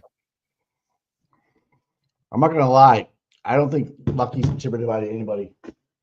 What? You know, honestly, I don't Mike? think you can't rattle that guy's cage. Mike, What? let me kind of tell you. Yeah. What are you gonna tell me? After he lost his wife, Yeah. nothing matters to the guy. He just goes and does his job. He still loves his wife today. Cool. So Still got work. Yeah. he's occupied, we'll say. He ain't he don't care about Chris driving by, don't care about Colin driving by. He don't care about none of that stuff. Well, who doesn't? He just wants to do his job and be happy, like be left alone and tell the truth. That's it. Well, he didn't raise his hand up and say, I want to be part of this. It was just got me at the wrong place at the wrong time. And Oh, shame wrong on place at the him right time. for dragging Aiden in like that, trying to bring him in. Shame on You know him. what? And getting Bring every freaking article in. Don't cherry pick that shit. Bring it all. If you're gonna bring it in, let's go. He'll walk in with fucking binders because they gotta print every single word out. Hard copy, 3 copies of everything. Mike, we're talking reams of freaking paper. What are you talking about, Tom? Turtle Boy's printouts? If they want to include Aiden, Yeah. they must include Aiden as a whole as evidence. Turtle Boy. If they're gonna bring Turtle Boy in, His article. all. Why is all? Yeah, every article. Why? That's the evidence that they're producing. That's the basis of their evidence. They can't just put one article in. With what? What do you have for reference? What do you reference it as? The interview with Lucky. What do you reference it as? Turtle Boys article Article- about Lucky. Listen, Article 32 shows you how he interviews people. Article 17 tells you how he acts towards people. Article 400 shows you what he does with people. What reference do you have? Oh, I don't know. You have to bring it all in. And when you bring all that in, it needs to be in triple. It has to be in triples because one's going to be submitted as for the court. One has to be given to the court. One's going to be given to the prosecutor. Every article he's written, it has to come in so that it has context and reference. If you say so, man. I don't think they can so. pull just one article in. No way. If any court can do it, it'll be this fucking shit bum court. Yeah. I don't know. That's what I think. If you're gonna bring him in, don't cherry pick it. Throw it all up there. That way people have context. And they won't be saying, oh, he did witness intimidation or he did this. Because without context and without knowing the whole problem, the whole situation, how he approaches it as a whole, then you can't give the right outcome. You're biased by default unless you have all the evidence. So you would have to read all his blogs according to the Karen Reed case to get a genuine. Wow. That's what I think. Oh. I think. How else? What else? What do you have context as? If I could show you 5 words from him, and you'd be like, I don't even want to talk to this guy. Okay. Without context, what are they? I'm lost, bro. You got me. I think they can put one article in, but I don't think so. I think they have to bring all of them in. Nah. Well, I could be wrong. I'm not gonna lie. I could be wrong. I don't know.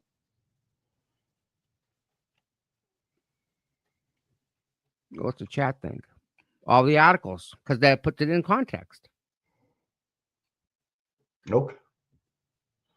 Again, I don't know enough about the law. Tell you one way or another, I'm not gonna disagree with you. It also puts names with faces. Put them back up. Oh, they're back. Here we go. Hold on. You back up? Yep. When I had mentioned about meeting the defense investigator on June 5th, 2023, I misspoke. It was June 5th, 2024. Does that sound more like it? Yes. June 5th, 2024, was that shortly before you testified before? Yes. You were asked on redirect examination whether any dumpsters got any attention about this case. The question I was asking is, did you notice things that might have been open and obvious? And you have no memory of an actual dumpster in the area, correct? Correct. If I could have on the screen Exhibit 37, still photo from that clip.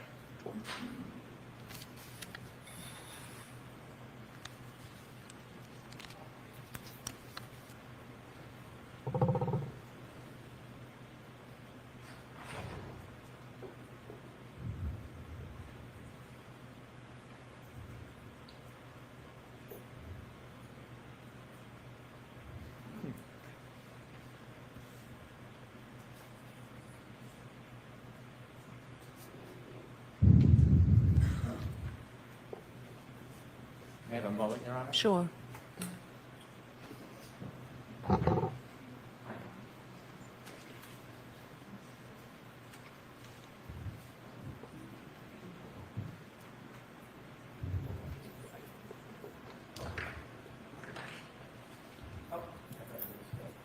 It's a video that I'll stop at a certain point. Okay. Exhibit 71.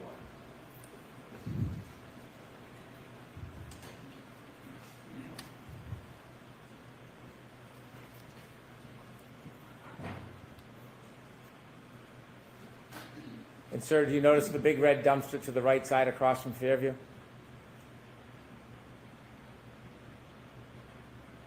No. Oh, I do. I see it. Yes. Okay, you can take that down. Sir, when we started the break, I'd asked you some questions. I showed you a document, asked you if you were aware what was inside that document, and you mentioned that was around June 5th, 2023. That was before your last testimony in this case? Yes. And you knew that a person or persons were putting out private pictures of you online? I did notice. And those private pictures, you didn't give anybody permission or want that attention, did you? I did not. In fact, it wasn't just some private pictures, it was pictures taken from a number of different times in your life, correct? Yes. You never gave anybody permission to do that? I did not. You didn't want people talking about you or asking you questions? That was none of their business, did you? I did not. And it was embarrassing that you were being made this public spectacle when you had done nothing wrong, correct? Ask it differently. Was it embarrassing what they were doing to you? I wouldn't say embarrassing as more as aggravating. In fact, they were calling your boss. Yes? I'm going to allow that. Yes. And you mentioned how hard you work. Yes. Plough, you even deliver peaches to 8 years. Yes. Zamboni, anytime you can work, you try hard, don't you? I do. And when someone's calling your boss, giving undue attention to you, didn't it create some concern that could affect your livelihood? I did not think it was going to affect me in that manner. In addition to dragging you into this, because of you, Dragging you your into brother was this. dragged into this, wasn't he? Ask it differently. When you were getting this information about what was happening, you learned that they were also dragging your brother into this because of you, correct? I'll sustain that. Did you learn that information was coming out about your brother? I knew my brother was dealing with other issues regarding this case. And certainly, you're close with your brother. Yes. You care for your brother. Yes. You did not want to upset anybody and have more attention brought onto your brother, did you? I did not.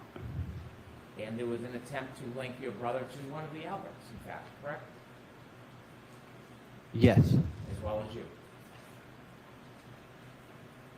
I don't know if I was being linked. Did you know the information of trying to so-called out you about the fact that you work for Chris Albert? I'm going to sustain that the words first.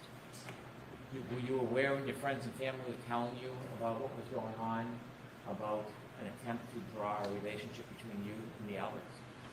No. And were you aware when people were telling you what was happening, that there was attacks on you personally, like finances and things like that? Yes, I was aware of that. And certainly, that is pretty discouraging when that is happening when you've done nothing wrong, isn't it? It was, again, aggravating. And this was all happening before you came in and testified last time at trial. Correct.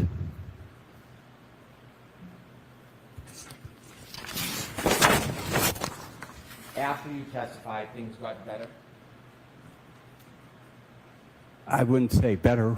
It's gotten a little more easily manageable. You were no longer being harassed, you were being embraced. Correct. And it hurt.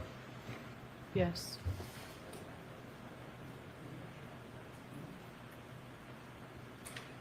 Showing you a photograph, do you recognize that? I do. Is that part of the embracing process after you testified a certain way at the last trial? It was after I testified, yes. With redactions alone, we would introduce a select portion of this. So I need to see what that is. I'm just sidebarring and make this very brief, please.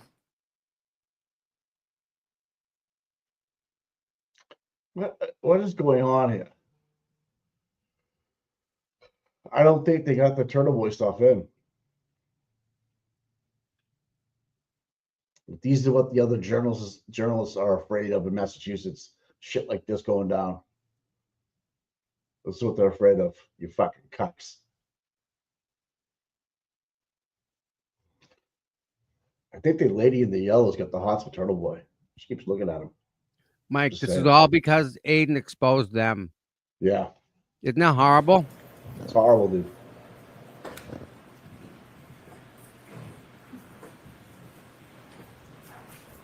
I wonder if Gretchen Voss is still farting That's next next to in Turtle Boy. evidence, Madam Clerk. Madam Court Reporter, please. 212.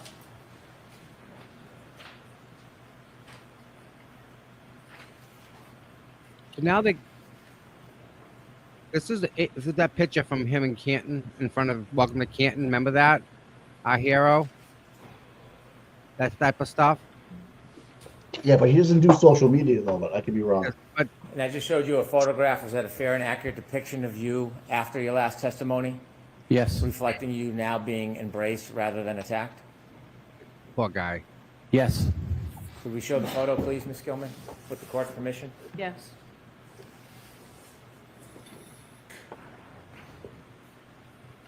And that's you, Mr. Laughlin?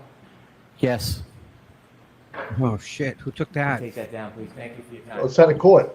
Who took that photo? Very briefly, sir, if I might, Your Honor. Sure. Mr. Laughlin, I should say. Who took the photo? The questioning about the attention that you received in 2023 when you received secondhand the information from the blogger, was that before or long after you were interviewed and gave a statement to the defense investigator in February of 2022? It was long after. Nothing further. Thank you. Okay. All right, Mr. Laughlin, you are all set, sir. Okay. Is there another witness, Mr. The defense calls Karina Kolakifis.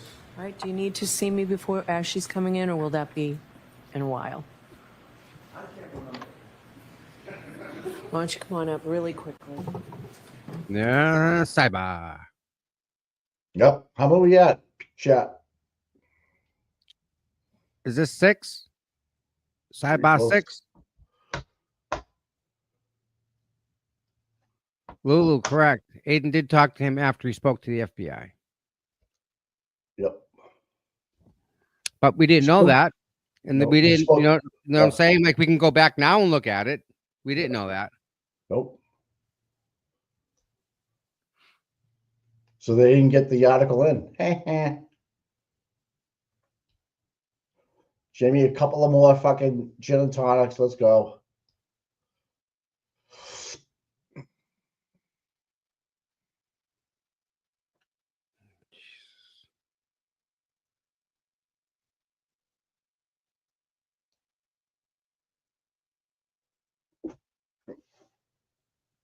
Wow. Kolakithis. That's a nice Greek name. So Spanky Brennan has gone full crusty, posting pictures of Lucky posing with FKR supporters outside of court last year. When someone asks you to take a picture with them and you say yes, this is not nefarious. How many pictures I've taken with people, dude? Like, Is that what's one the, of yours? not a big deal. Is that one of yours? I think it looked like my video. Come out of a snap out of my video. Could have been, yeah, for sure. Follow me. I don't know. We'll see. You guys step up. Face the clerk, raise your right hand, please. You solemnly swear the evidence you give the court and jury in the case now hearing true the truth, the whole truth, and nothing but the truth, so help you. Yes. Good afternoon. Good afternoon. May I proceed, Your Honor? Yes. Good afternoon, ma'am. Good afternoon. Would you please introduce yourself to the jury and spell both your first name and your last name? Sure. My name's Karina Kolakithis. It's Karina. Last name Kolakithis. Kolokithas. That's almost as bad as your name. It's long. In what town do you live, ma'am? I live in Canton. How long have you lived there? We've lived there for 22 years. Where did you grow up? So I initially grew up in Randolph, and then we moved to Braintree, and I finished my last 3 years of high school and stayed there till I was married. And where did you go to school after high school? So after high school, I went to Northeastern University. I did the pharmacy program there. And what is your profession? I'm a pharmacist. How long have you worked as a pharmacist? So total years is about 30 years as a pharmacist, but I have been at my current job for about 24 years. Are you married? I am married. To whom? His name is Nicholas Kolakithis. How long have you been married for? 24 years. Do you have children? I have 2 children. And without giving us their names, can you tell us if you have boys or girls and what their ages are? So I have 2 girls. One is 19 and one is 17. Have you raised your children in Canton? Yes, I have. Do your children play sports, or have they played sports in Canton? I have both girls played sports in Canton. One actively is playing sports there, and one is in college, so she's not playing sports. Understood. What sports have your girls played? So they primarily played basketball, and Here we go. my youngest plays lacrosse as well. From raising your children in Canton and attending their sporting events, I'm assuming, have you met other parents with children on your daughter's teams? Yes, I have. Specifically, did you come to know Jennifer and Matthew McCabe? Yes, I have. And is that the way that you came to know them? Correct. Typically, like that's how we came to become friends with people, through the sports. Now, prior to January 28th of 2022, how long had you known Jennifer McCabe specifically? I would say about 10 years or so. And during that time, what was the nature of your relationship with Jennifer McCabe? So we were just friends through the kids. Multiple kids did different sports. They played on different sports teams, so we were friends through that. And how often, or if at all, did you socialize with her and or her husband? So typically, sometimes if the kids had play dates, it was mostly my youngest daughter, to be honest. So my youngest daughter and one of her daughters were good friends and played on similar sporting teams. So they would have play dates and stuff like that. So sometimes we'd see them after a game, or they had a play date or something like that.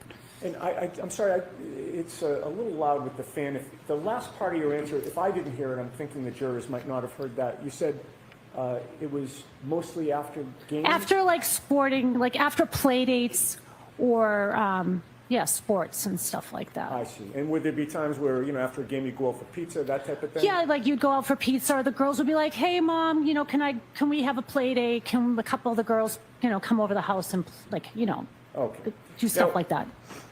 Prior to January 28th of 2022, did you know John O'Keefe? So I knew John O'Keefe same way. His niece and my younger daughter were good friends, are good friends. So same thing. We knew him through the sports as well. My husband coached his niece in a couple teams, and they also played soccer together. So that's how we knew John. And do you remember how long you would have known him for before January 28th of 2022? I would say about 9 years or so. And what was the nature of that relationship? Friendly. Didn't like go out with him, but we were friends. Like we saw him all the time. He would, take my younger daughter with him. We just saw him all the time. So weekly, I would say. Sure. What about Karen Reed? Did you know Karen Reed prior to January 28th of 2022? So same thing, met Karen through John. And I believe the first time I met her was at Jennifer McCabe's house sometime in 2020. 2020? Correct. So this would have been during the pandemic? Correct. And do you see Karen in the courtroom today? I do. Would you please point her out and describe what she's wearing? She is wearing a blue suit at the table with her lawyers. Okay. May the record reflect that the witness is identified Ms. Reed? Okay. Now, prior to January 28th of 2022, How often would you have seen or interacted with Karen Reed in any capacity, if you know? So Karen sometimes would come to watch games of John's niece. So I would see her there and we just casually talk.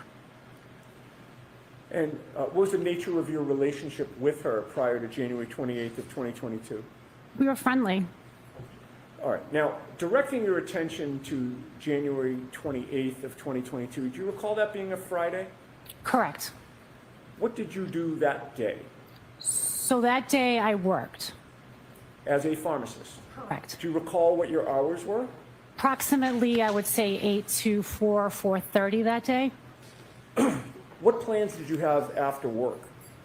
So after work, my plans were to go to the Canton High basketball game to watch my daughter play. And what plans came up for before the game that night? So before the game, before I left work, there was a text that went around saying that some of the parents were going to meet at the Canton Junction before the game, and if anybody wanted to stop by and grab a bite to eat. And what is the Canton Junction? So it used to be like a little pub/restaurant in Canton. Did you go to the Canton Junction? So I went home first because I had a bag I had to switch out of because we have to have plastic clear bags at work. So anyway, so I went home and then after that I stopped at the Canton Junction. Okay. And did you go alone or with someone? So I went by myself. And when you got there, did you see people that you knew? Correct. So I walked in and there was a bunch of parents there from the varsity teams, the varsity team. And, excuse me, was either John O'Keefe or Karen Reed there? They were not there. What about Jennifer McCabe and or Matthew McCabe, her husband? I believe Matthew McCabe was there. I don't believe Jennifer went to the Canton Junction. Now, how long were you at the Canton Junction for? I would say less than an hour. Do you recall about what time it was that you would have been leaving there? I'm not really sure. The game started at 6:30, so before 6:30. All right. And when you left the Canton Junction, where did you go? I went to Canton High School to watch the game. And in the gymnasium, with whom did you sit to watch your daughter's basketball game?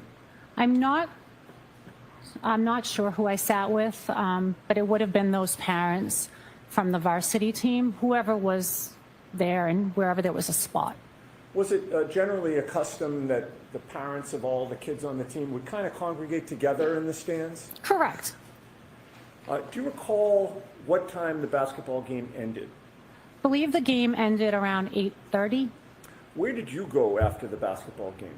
So after the game ended, I went down and waited on the court for my daughter to come out of the locker room, greeted her, the players, and then I said to everybody, I'm going home. Okay. And you did go home? Correct. I went home after the game. And having now made it home, what were your plans that night? So my plans were to stay home. I was tired. I worked all day, watched the game. I was pretty much done with the day. So my plans were to stay home.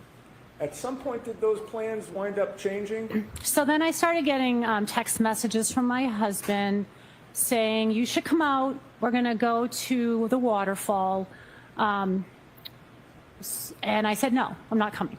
And what is the waterfall? So that's a restaurant that has a bar, and it's on in Canton on Washington Street. Okay, so you've given your husband the stiff arm, so to speak, right? You're Correct. not going. Not going. So what happens? So then he keeps on texting me. He's like, I'm at the waterfall. You should really come. It's fun. There's a band. And I was like, really? Like, I don't want to go. And then my kids got involved with the conversation. And how did that affect your decision? So they started saying to me, Mom, you never go out. You never do anything. You know, Dad's by himself. Just go, keep him company while he eats. So I reluctantly went. All right, so you were guilted into it. Guilted 100% into it. All right, so where did you go? So then I went to the waterfall. Do you recall about what time it was that you got to the Waterfall Bar and Grill? I believe I got there approximately 9:30 or so. And when you first arrived there, who was there, if anyone, that you recognized? So my husband was there, and then I recognized Jennifer and Matt McCabe. And what happened after you got there? So after I got there, I walked in, and I said to my husband, I'm like, where is everybody from the basketball team? And he said, I don't know, they all sort of split up. He said, don't worry, just hang out here. I already ordered a sandwich, so just hang out with me while I eat, and then we'll go. And were you introduced to anyone?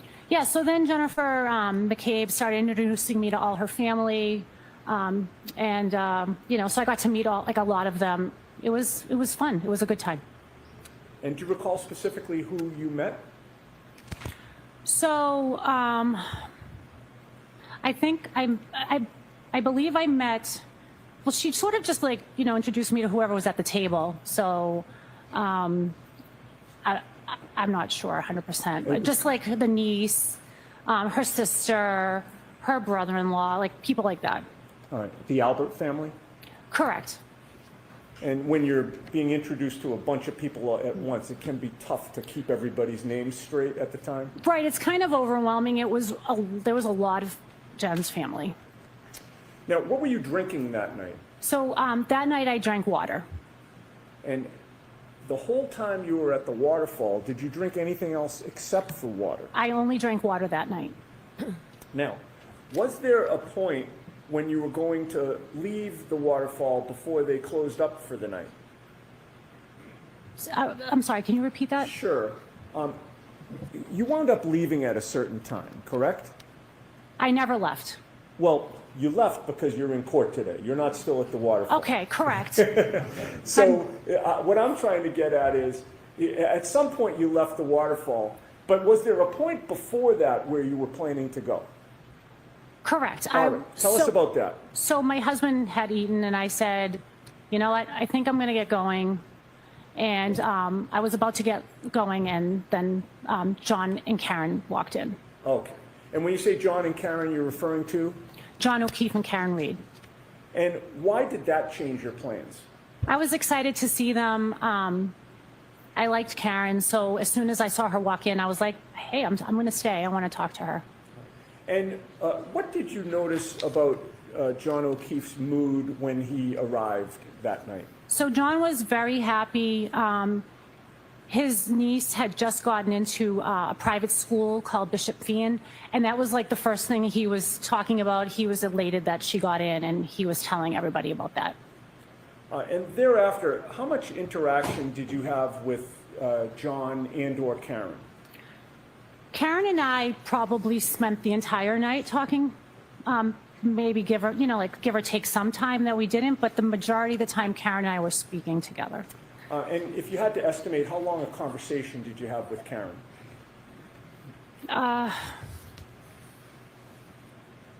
Maybe an hour, like 50 minutes out of the, like if we spent like an hour together, perhaps we spoke 50 minutes of those out of that hour. And without telling us the content of the conversation, what was the subject matter, if you remember? So Karen she mentioned being excited about Kaylee getting into Bishop Fian. And when I first saw her, she first started talking about my daughter. So I saw her, she came in, she greeted me, and when we did start talking, she just started talking about my daughter and how much she really loved my daughter's relationship with John's niece. Okay. And while you were having this conversation with Karen, was it an easy conversation back and forth? Very easy. Where were you located within the waterfall while you were having this conversation? We were at a I don't remember where we were. We were talking. We were sitting down talking at a table. And how close did you get to her when you were speaking with her? In order for someone to hear you, because of the band being so loud, we were probably a couple feet from each other. And in what direction were you facing when you were speaking to her? And I'm talking in relation to Karen. I don't remember how, like, if she was next to me at this point. She could have been next to me at this point. All right, and your face would have been facing where? At her. Okay, that actually was the question. I'm sorry, this is kind of a stilted way to talk, but I have to ask the questions this way. We were face to face. There you go. All right, so in other words, Karen was also facing you when she was speaking to you? Correct. Did you notice what Karen was drinking? So she was drinking a drink out of, it was a clear liquid out of a clear glass, and I assumed it to be alcohol of some sort, but I'm not sure. And while you were talking with her, can you describe, was the conversation coherent? Very coherent. Was she making sense? She was. Was she engaged in the conversation? She was. And did you make any observations regarding her sobriety? She seemed fine to me. And you're a pharmacist, correct? I am a pharmacist. And you were that night? I was that night. How much interaction did you see that Karen had with John O'Keefe? They had some interaction. And was there one specific interaction that stands out in your mind, then and today? And I'm talking about a physical interaction. When they hugged at one point. Okay. And did John come over to Karen at one point and do something? He did. What did he do? So John went over to Karen and he gave her a kiss on the forehead. Okay. And that kiss on the forehead, why did that stand out to you? So honestly, I'd never seen something like that before, a boyfriend do to a girlfriend in public. Never saw that. So it just stood out to me. I was like, wow, that's the sweetest thing I've ever seen. Can we cue up Exhibit 22, Mr. Wilk? I'd like to go to approximately 11:36 and 41 seconds. And if we can, well, first of all, have you seen that video before, ma'am? I have. Do you recognize what Exhibit 22 depicts? It shows the waterfall. And is that consistent with what it looked like when you were there that night? Correct. And you've previously identified that as being a fair and accurate video of that night? I do. If we could zoom in, well, first of all, again, let me try and lay a foundation. Where would you be, if you recall, at the waterfall within that video? To the right, to the left? I'm in the right, in the black top, sitting on a chair. Okay, could we zoom in on that area, Mr. Wu?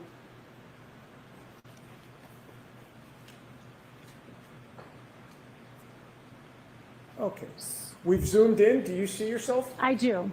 And where are you seated? So there's a white jacket on the back of a chair. That's me.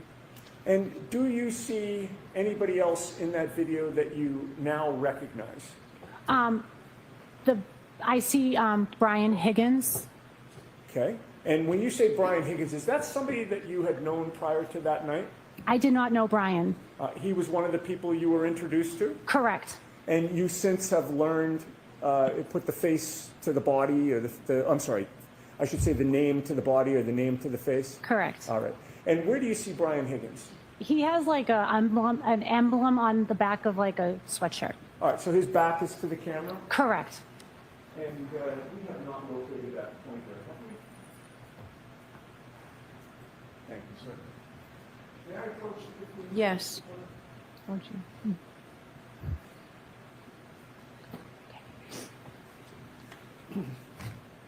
Now, if you can, ma'am, would you please use that pointer to show where you are first? That's me. Okay. And Brian Higgins? That's him. All right. Do you recognize, at this point in the video, do you recognize anybody else? Not right now. Okay. If we could start to play it, Mr. Wolf. And stop for a second. I would ask you, as soon as you recognize somebody else, if you'd speak up and tell us to stop, and we'll pause. Okay.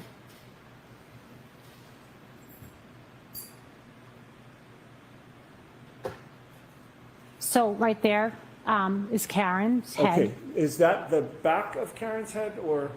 Correct. So that's the back of her head. All right, And then, by the way, just so the record's clear, over Mr. Higgins' shoulder, there appears to be a face looking forward on the right shoulder. You see that, right? correct. You're not referring to that. You're referring to the long hair that's in back of that face. Yeah. Could I point to it Sure. again? Okay. So I'm referring to that head right there. Understood. Okay, And and then- I think you had said something else? And then that right there is John O'Keefe with the hat. Okay, there's a ball cap. Correct. And on the video, as we're looking at it, it's to the right, up the top, it's to the right of the PM chyron there, Right up the to the top right of the screen. Correct. Sorry. If we could continue to play. Stop. What do you see? So I see John giving Karen a kiss on the forehead. Is that what you saw that night? I did. I was looking right at them when it happened. You were facing them. I was facing them.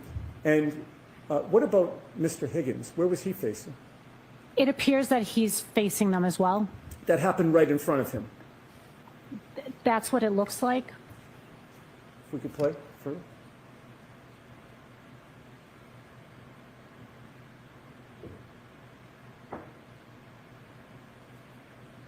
Okay, you can stop and we can take that down.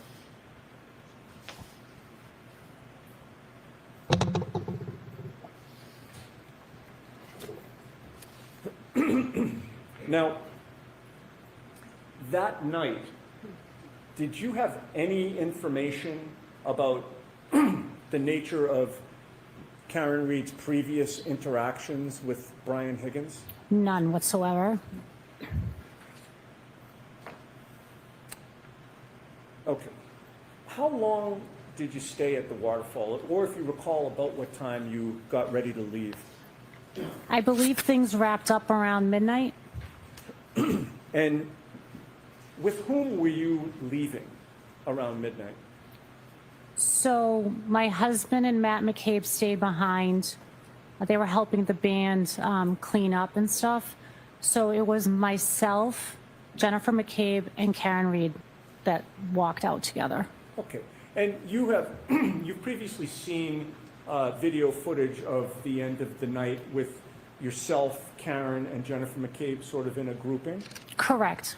Excuse me, I'm sorry that I just need to clear my throat. I hope that's the okay. last time. That's okay. Did you see on that same video at the same time, there's a grouping in another area of the bar at the same time? Correct. And do you recall who was in that grouping?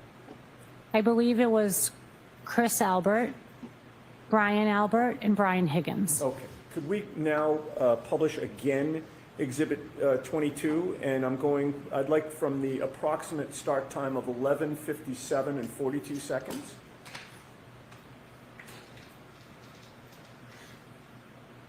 And if we could hit play, Mr. Wolf? Oh, I'll tell you what, stop it for a sec. Thank you. Could you zoom in, please, on the right portion of that video, the upper right? We'll start with that. Okay. So this is the start of this clip. It looks to be 11:57 and 38. Do you see anybody in that clip that you recognize? Yes, so I am the person with the jacket with the fur around the hood, and Karen Reed is the other woman that I'm talking to. All right. We could play that, Mr. Wolf?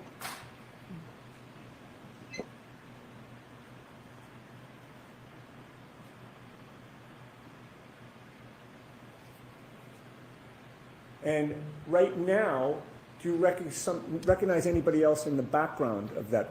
So to the right in the plaid shirt is my husband, Nicholas. Okay. What about over your left shoulder? So over my left shoulder is John O'Keefe. And does that appear to be his back? Correct. Okay. You can play. And he was in, stop for a second. He was in your line of vision at that point, correct? Correct. What does he appear to be doing? He appears to be like paying a tab or something like that, or maybe getting a drink. I'm not sure. Okay, and do you see him looking in a particular direction right now? He looks to be looking over his left. Continue to play. Oh, if we could pause for a second. I neglected to ask you to point out with the pointer. We Oh, have I'm it now, sorry. we might Okay. as well use it. Okay. If you could point to yourself first. Okay. So that's me. All right, Karen That's Karen. and John O'Keefe. That's John. Okay, continue to play, Mr. Wolf.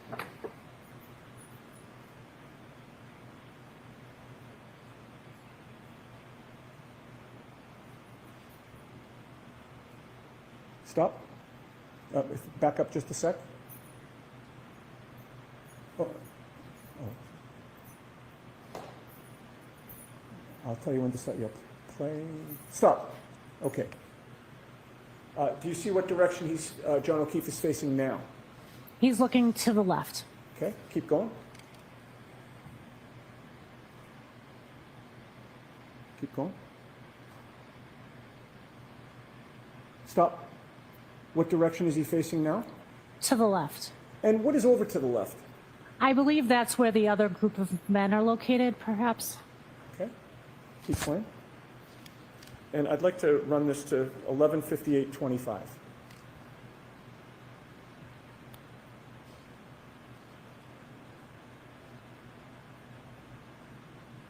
Stop. At this point, his whole body is turned to the left, correct? Correct. And he appears to be facing where the other group of men were? I'm sorry, repeat that? He appears to be facing in the direction of where the other group of men were? Correct. Continue to play, all through until 11:58:25.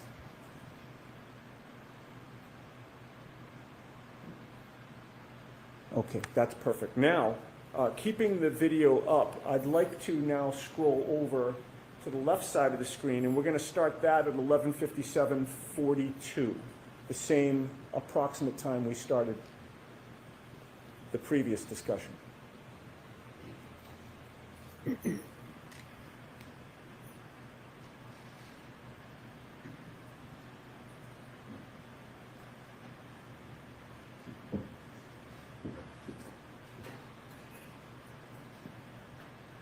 Stop. Okay. You've previously described the other three men. Are you able to identify them on this video now in this still frame clip? I believe I am able. And who do you see? I see Chris Albert, Brian Higgins, and Brian Albert. And which one is which? Chris Albert is the one that grabbed Brian Higgins' arm, and Brian Albert is with his back towards us. Okay, now I'll ask you to use the pointer and point to Chris Albert, please. That's Chris Albert. On the right. Yep. Where's Brian Higgins? That's Brian Higgins. In the middle? Yeah, in the middle. And that's Brian Albert, Okay. I believe. And with regard to Brian Higgins, which direction is he facing? He's facing the left. He's facing to the left? I mean, I'm sorry, he's facing to the right. Okay. And the direction that he's facing in, who's over there? Sistine. What is over there? Is that the direction of the bar? Sustained. Okay. Continue to play, please. Stop. Did you see he grabbed his arm a second time? Correct. And Brian Higgins is facing in which direction this time? He's facing the bar area. Continue to play, please.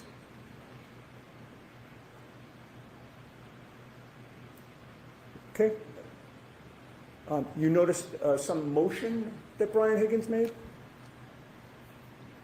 He waved his arm. Back it up for a second, Mr. Wolf, please.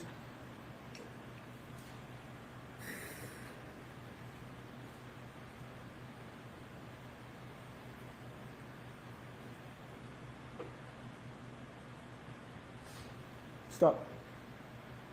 Did you see a motion that? He put his left arm up. Okay. Appeared to be summoning somebody? Sistine. Continue to play. I'm sorry, Your Honor. Continue to play. I'll bear that in mind.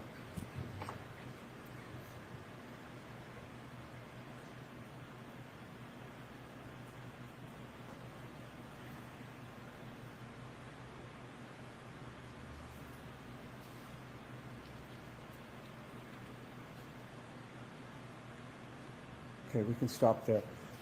Ms. Kolakithis, did you see how many times Brian Higgins motioned with his arm? Sustained. Commonwealth versus please, Mr. Understood, understood. Now, prior to this night, had you known or been aware of Chris Albert? Just knew him from seeing him at D&E Pizza. Okay, and you say you've seen him at D&E Pizza in what capacity? I think he's the owner there at D&E Pizza, and we've gotten pizza there before. And you'd been in that establishment before? Correct. And with regard to Brian Albert, have you had any interaction with him, either that night or before?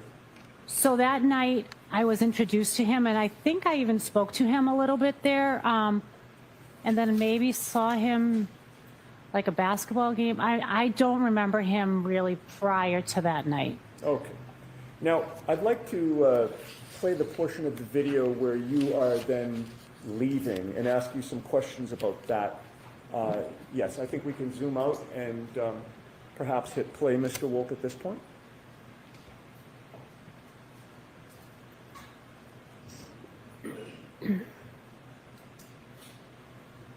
And pause for a sec. If you could use the pointer and just point out again where you are at this point.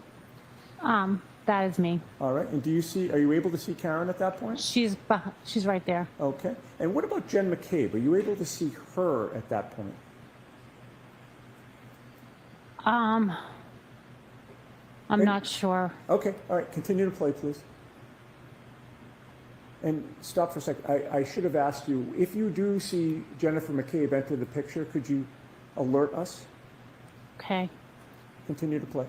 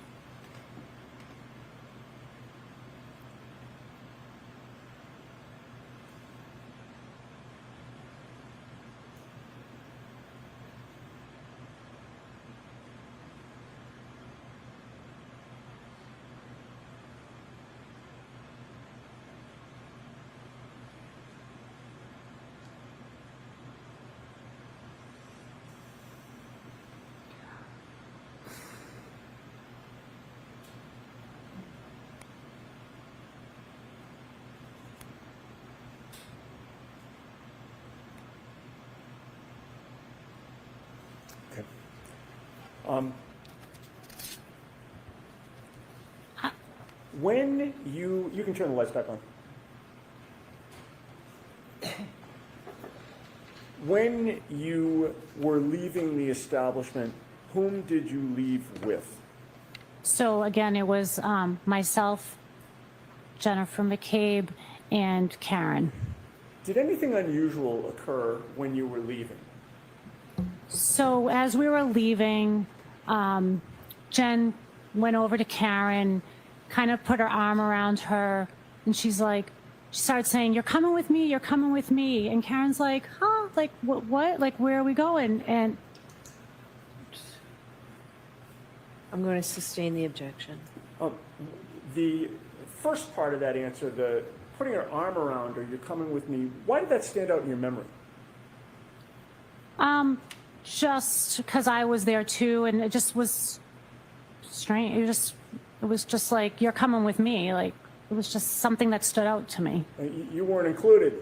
I mean, no, it's fine. I mean, it was just stood out, you know? Yeah. Did Karen go with Jen McCabe? No, she did not. What did you see her do?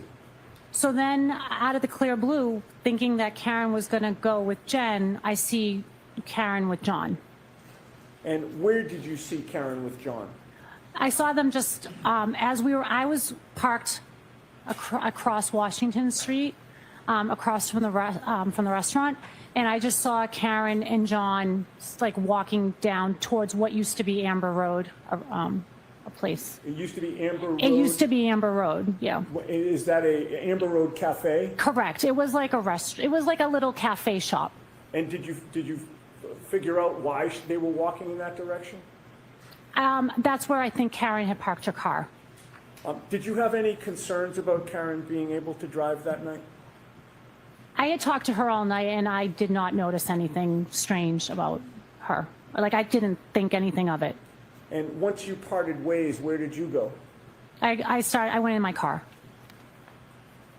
And what was your last image of seeing Karen and John that night? It was just them walking towards the car. If I may have a moment, Your Honor. Okay.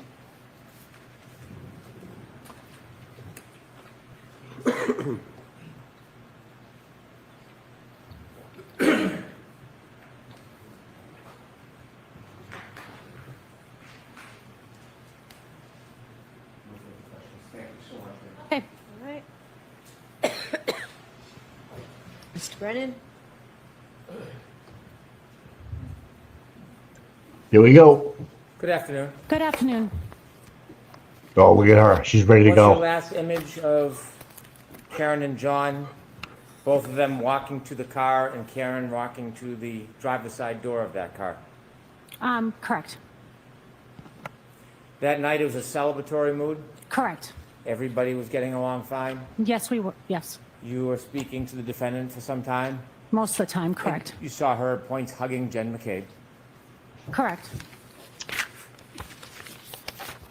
You knew John. I did.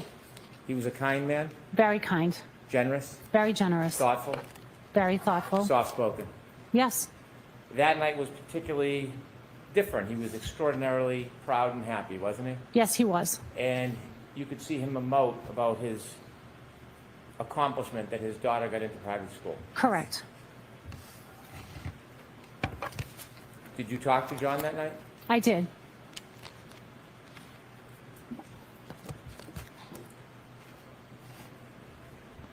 No further questions. Thank you. Ms. Wow. Kolakithis, you are all set. Okay, thank you. So why don't I see counsel regarding scheduling? Interesting. I'm in an office. I can't really talk at the moment. But All right, buddy. what happened, Mike? Yeah, nothing happened. No, he didn't go after her at all, man. It was first time I've Really? seen him do that. Ah. Yeah. What, did she say anything about being harassed? Nope. Wow. Nope, nothing, bro. Actually, Mr. Unity, just one question. So we're at another sidebar right now. Pretty uneventful. Jesus. I don't even know what to say to that. Yeah. I It's figured fucked up. she'd be all over that stuff, Mike. That doesn't make no sense. That he would be all over that? Yeah. Both So sides. there was no conversation of Jen saying anything about to her after the fact. You know. So Anticlimax. I'm gonna talk to lawyers about scheduling. I'm actually going to send you back to the room. You'll definitely be out of it by 1 o'clock, so short. Oh, they're gonna be out by 1 o'clock, 2 o'clock, they said. All rise for the court, please. So we're gonna come back in. We got a little bit yeah.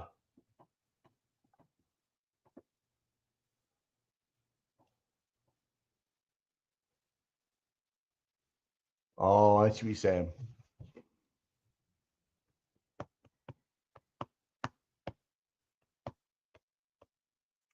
Oh, so I see, yeah. Oh, okay. Hey, thank you so much for watching the Karen Reed trial with us, but I wanted to tell you guys about something real quick. We talk a lot about personal safety here all the time. Did you know that your personal data is being harvested and sold online by data brokers? Anybody can buy your personal details, and when that happens, you're at risk for a whole host of things: identity theft, becoming a target of phishing scams, All right, so they're in full sidebar, and the jury has left the building. We were hoping to hear that Cola Keithis was told by Jenny that there was video of it, but it didn't give in. Uh-oh. Uh-oh.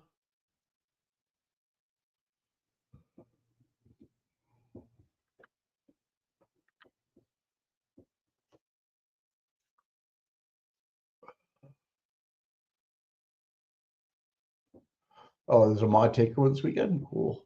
All right. Yeah, must have been a rumor. I don't know.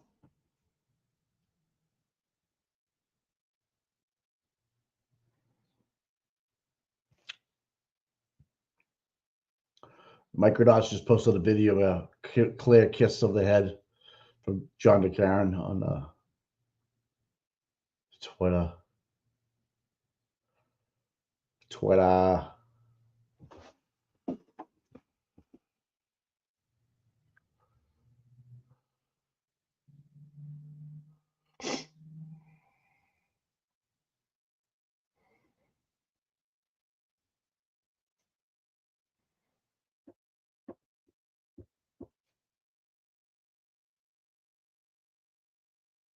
Yeah, yeah. Why do they want to bring Turtle Boy into this? He can open up the feds right away.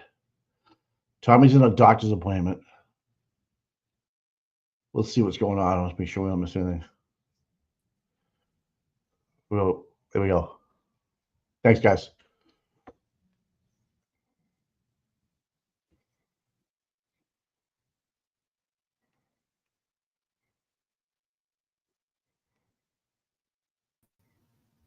Mikey, Yo.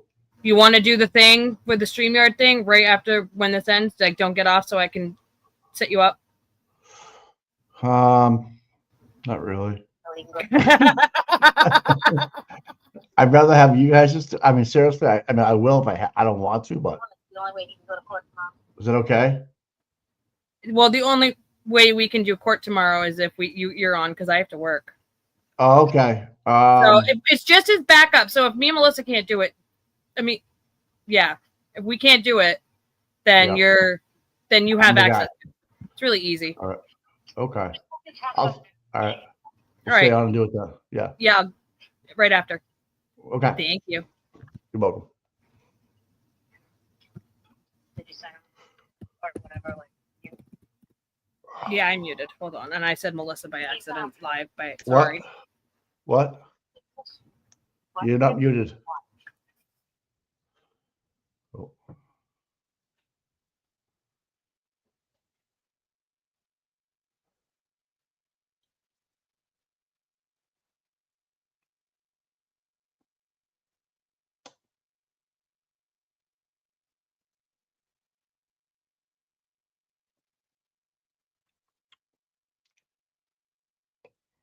Well, her husband, Karina Colford, yeah, her husband's a lawyer. I don't know what type of lawyer, but he's a lawyer. Yeah. Cola Keithis. Sorry. Yeah.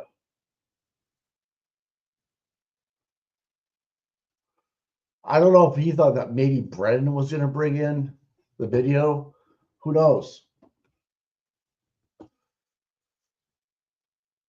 And he's like, I can't stand the smell. The smell is killing me over here.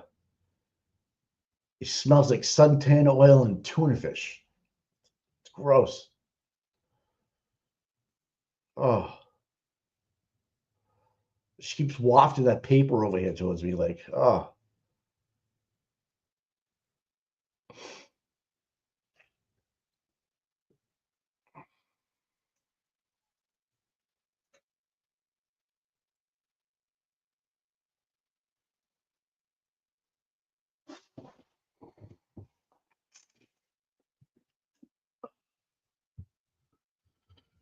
Well, I don't know. What you guys think they're talking about? Just trying to kill time?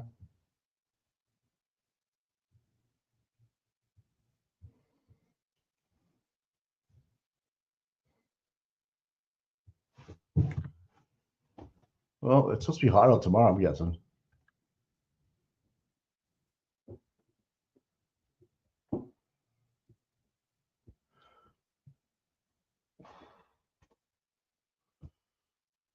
Yeah, Lou O'Connell loves that smell. Ooh, that smell.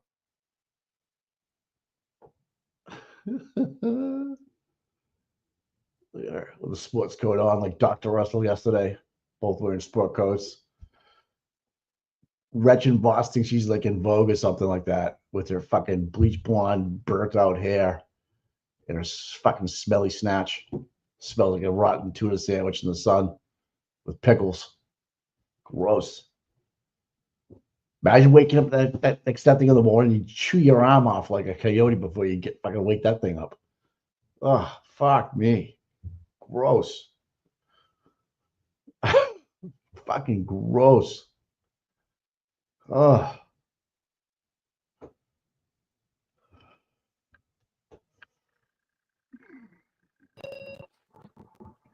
I bet you're talking about Gretchen. I am. I am, yeah. Yeah. No love lost there. Oh. And you know what? She's best friends with all the people that are out there intentionally trying to destroy the movement. Yeah. No other reason except they're just assholes. So that's the asshole card that they're playing, dude. I don't say playing, but that's the one that they played in front of us, the asshole card.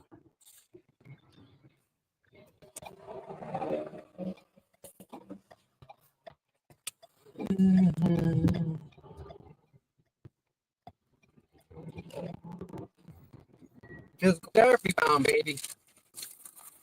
Because what? Physical therapy. Oh, you just went or you on your way? Yeah, I'm going now. Oh, They God. found the opening. Nice. Oh, yeah. Take what I can get. Right. Yeah. Yeah. I think Lou O'Donnell would take the first top layer of the tuna sandwich and just like scrape it off and get in there. Is that why she's over there? Oh, she's looking for leftover dirty. Whatever the seagulls won't eat, she's there. The seagulls. Gross. Gross. Boy, you're gonna be fucking bottom of the barrel if the seagulls are passing you up. Yeah, that you dancing on a stripper pole for chicken cutlets. I remember. I'm in Brockton. I remember a murder in Brockton. It's kind of sketchy. They used a cop's gun to do it. Oh my God. Yeah. Why is everybody looking outside the fucking nasty fucking windows over there? David Buchanan. I can't hear you, bud. Oh no, David Buchanan just looked out the window.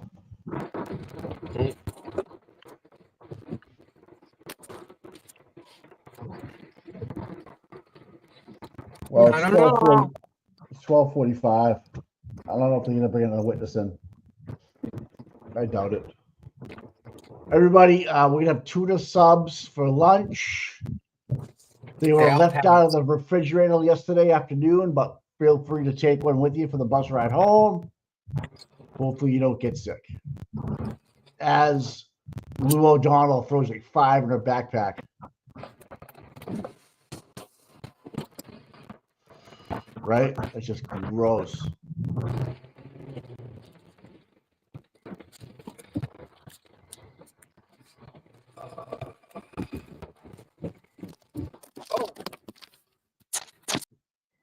You all right? What the hell is that?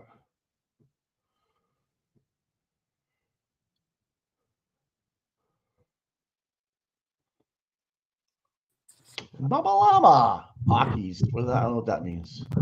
Mama Llama. Piece of work that one is. Oh my God. You think she's in charge of people, man? Like she's like in charge of people's health.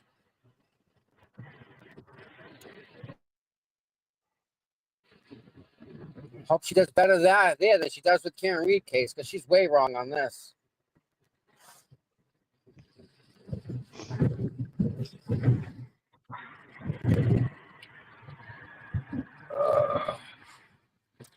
What did someone ask me? Miss Lynn. Yes. Question mark. What? Oh, sorry. No, I don't know what she was asking me. Yeah, I'm off my rocker for sure today. This was a yeah.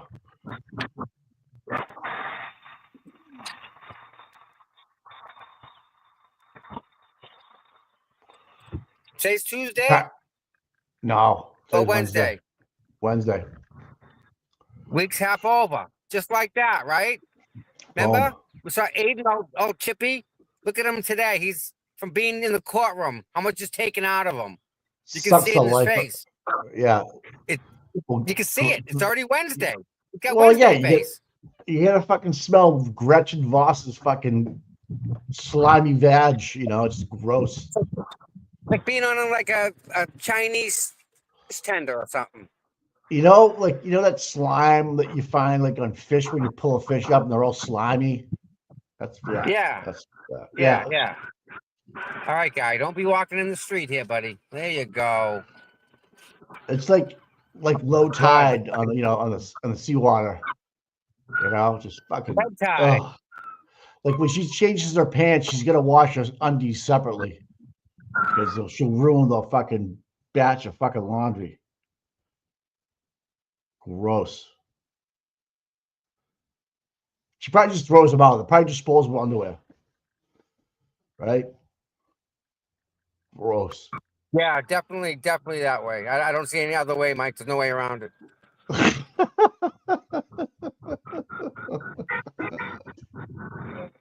All right, they're back from court. Here we go. I don't know if we have volume or not, but we'll see. Yep. Shelby. I could they're all cleaning up the table. They're going home. All right. Oh yeah, Vagisil. Yeah. Bring the jurors back in. I'll give them the instructions. We out. Lally, you're buying the first round. 2 Q's McDermott. I'll meet you over there. You can get us a table on the way back. Yep. So Lally's like, I'll buy the cigarettes. Not even 1 o'clock and these people are back.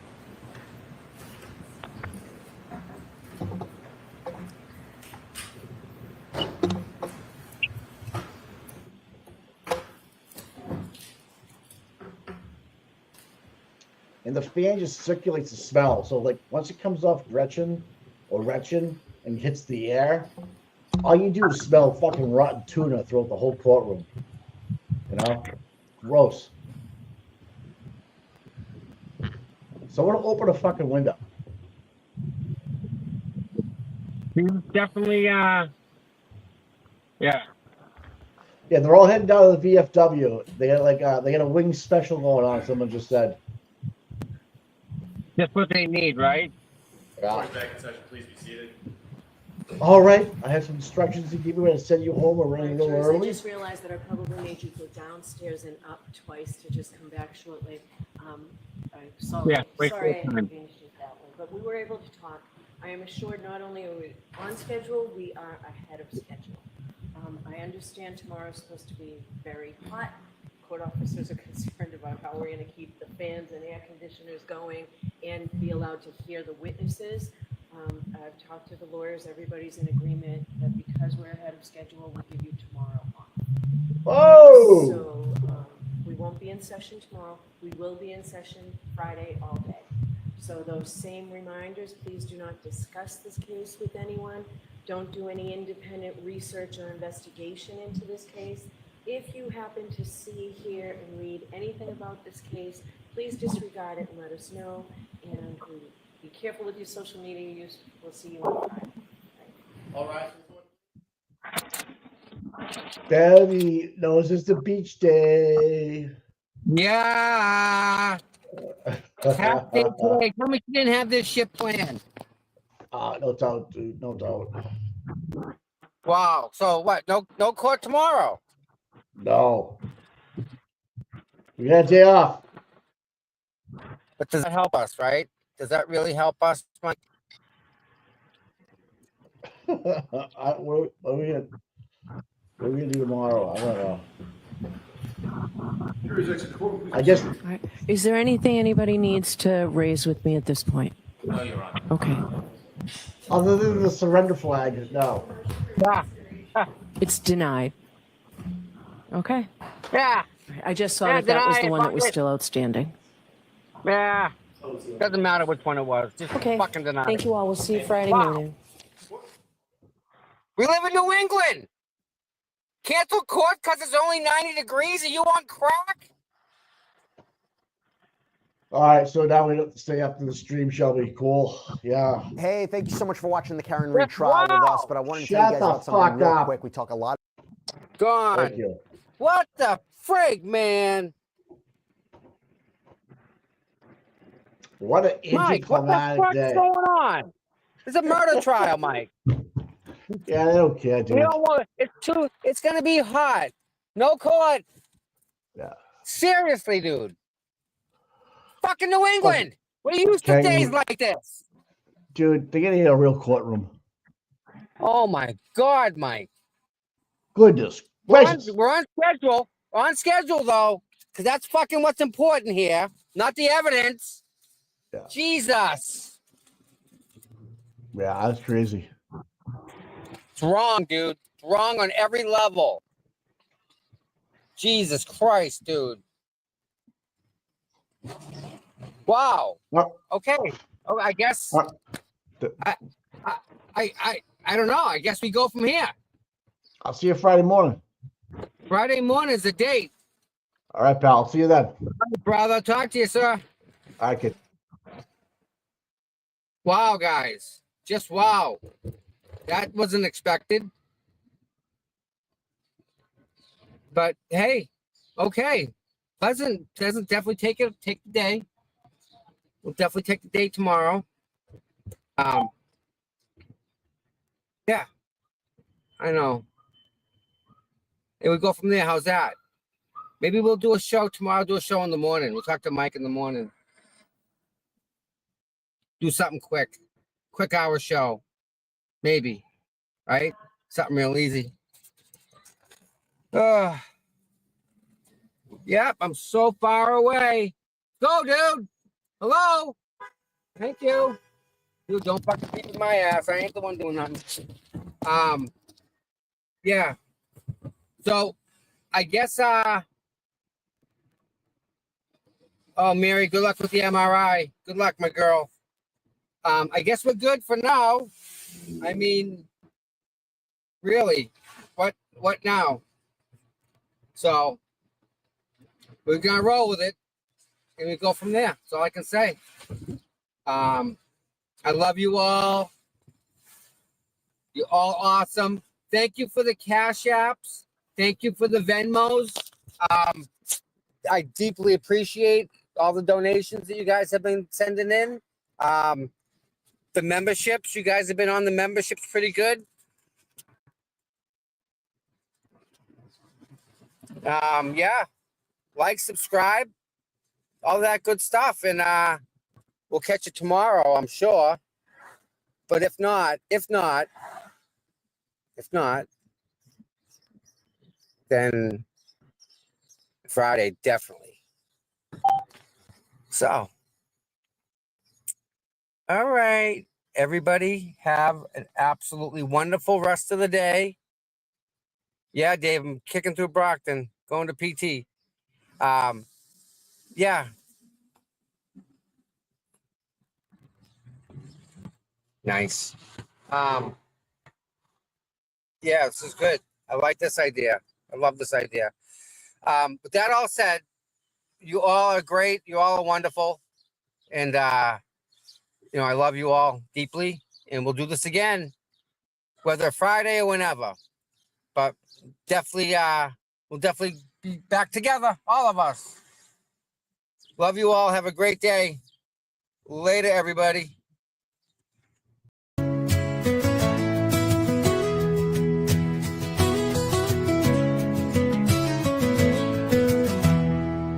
Cold mornings, cracked pavement, courthouse steps. He's there before sunrise while the world still rests. No cameras needed, no spotlight glare. Just a man with a purpose, always standing there. facing the crowd, but the fight in his veins, truth in his hands, pushing through the rain. Karen sees him, she knows what it means when you've got boots on the ground and you fight for your dreams. Boots on the ground, day after day, standing for truth in the hardest way. No fame, no glory, just a promise kept. Tom CPU, you never left. He don't ask for credit, don't ask for praise, just fight in the good fight in 1,000 ways. When the cameras fade and the voices die, he's still right there, never asking why. He's got a handshake that you can trust, eyes that don't blink when it comes to us.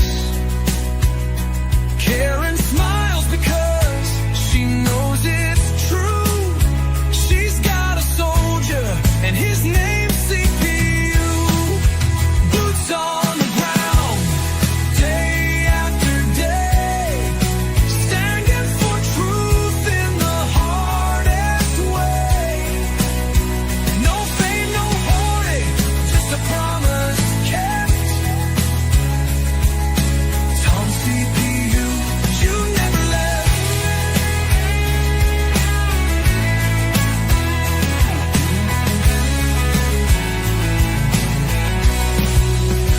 When the courthouse is empty and the crowd's gone home, Tom's still walking, he's never alone.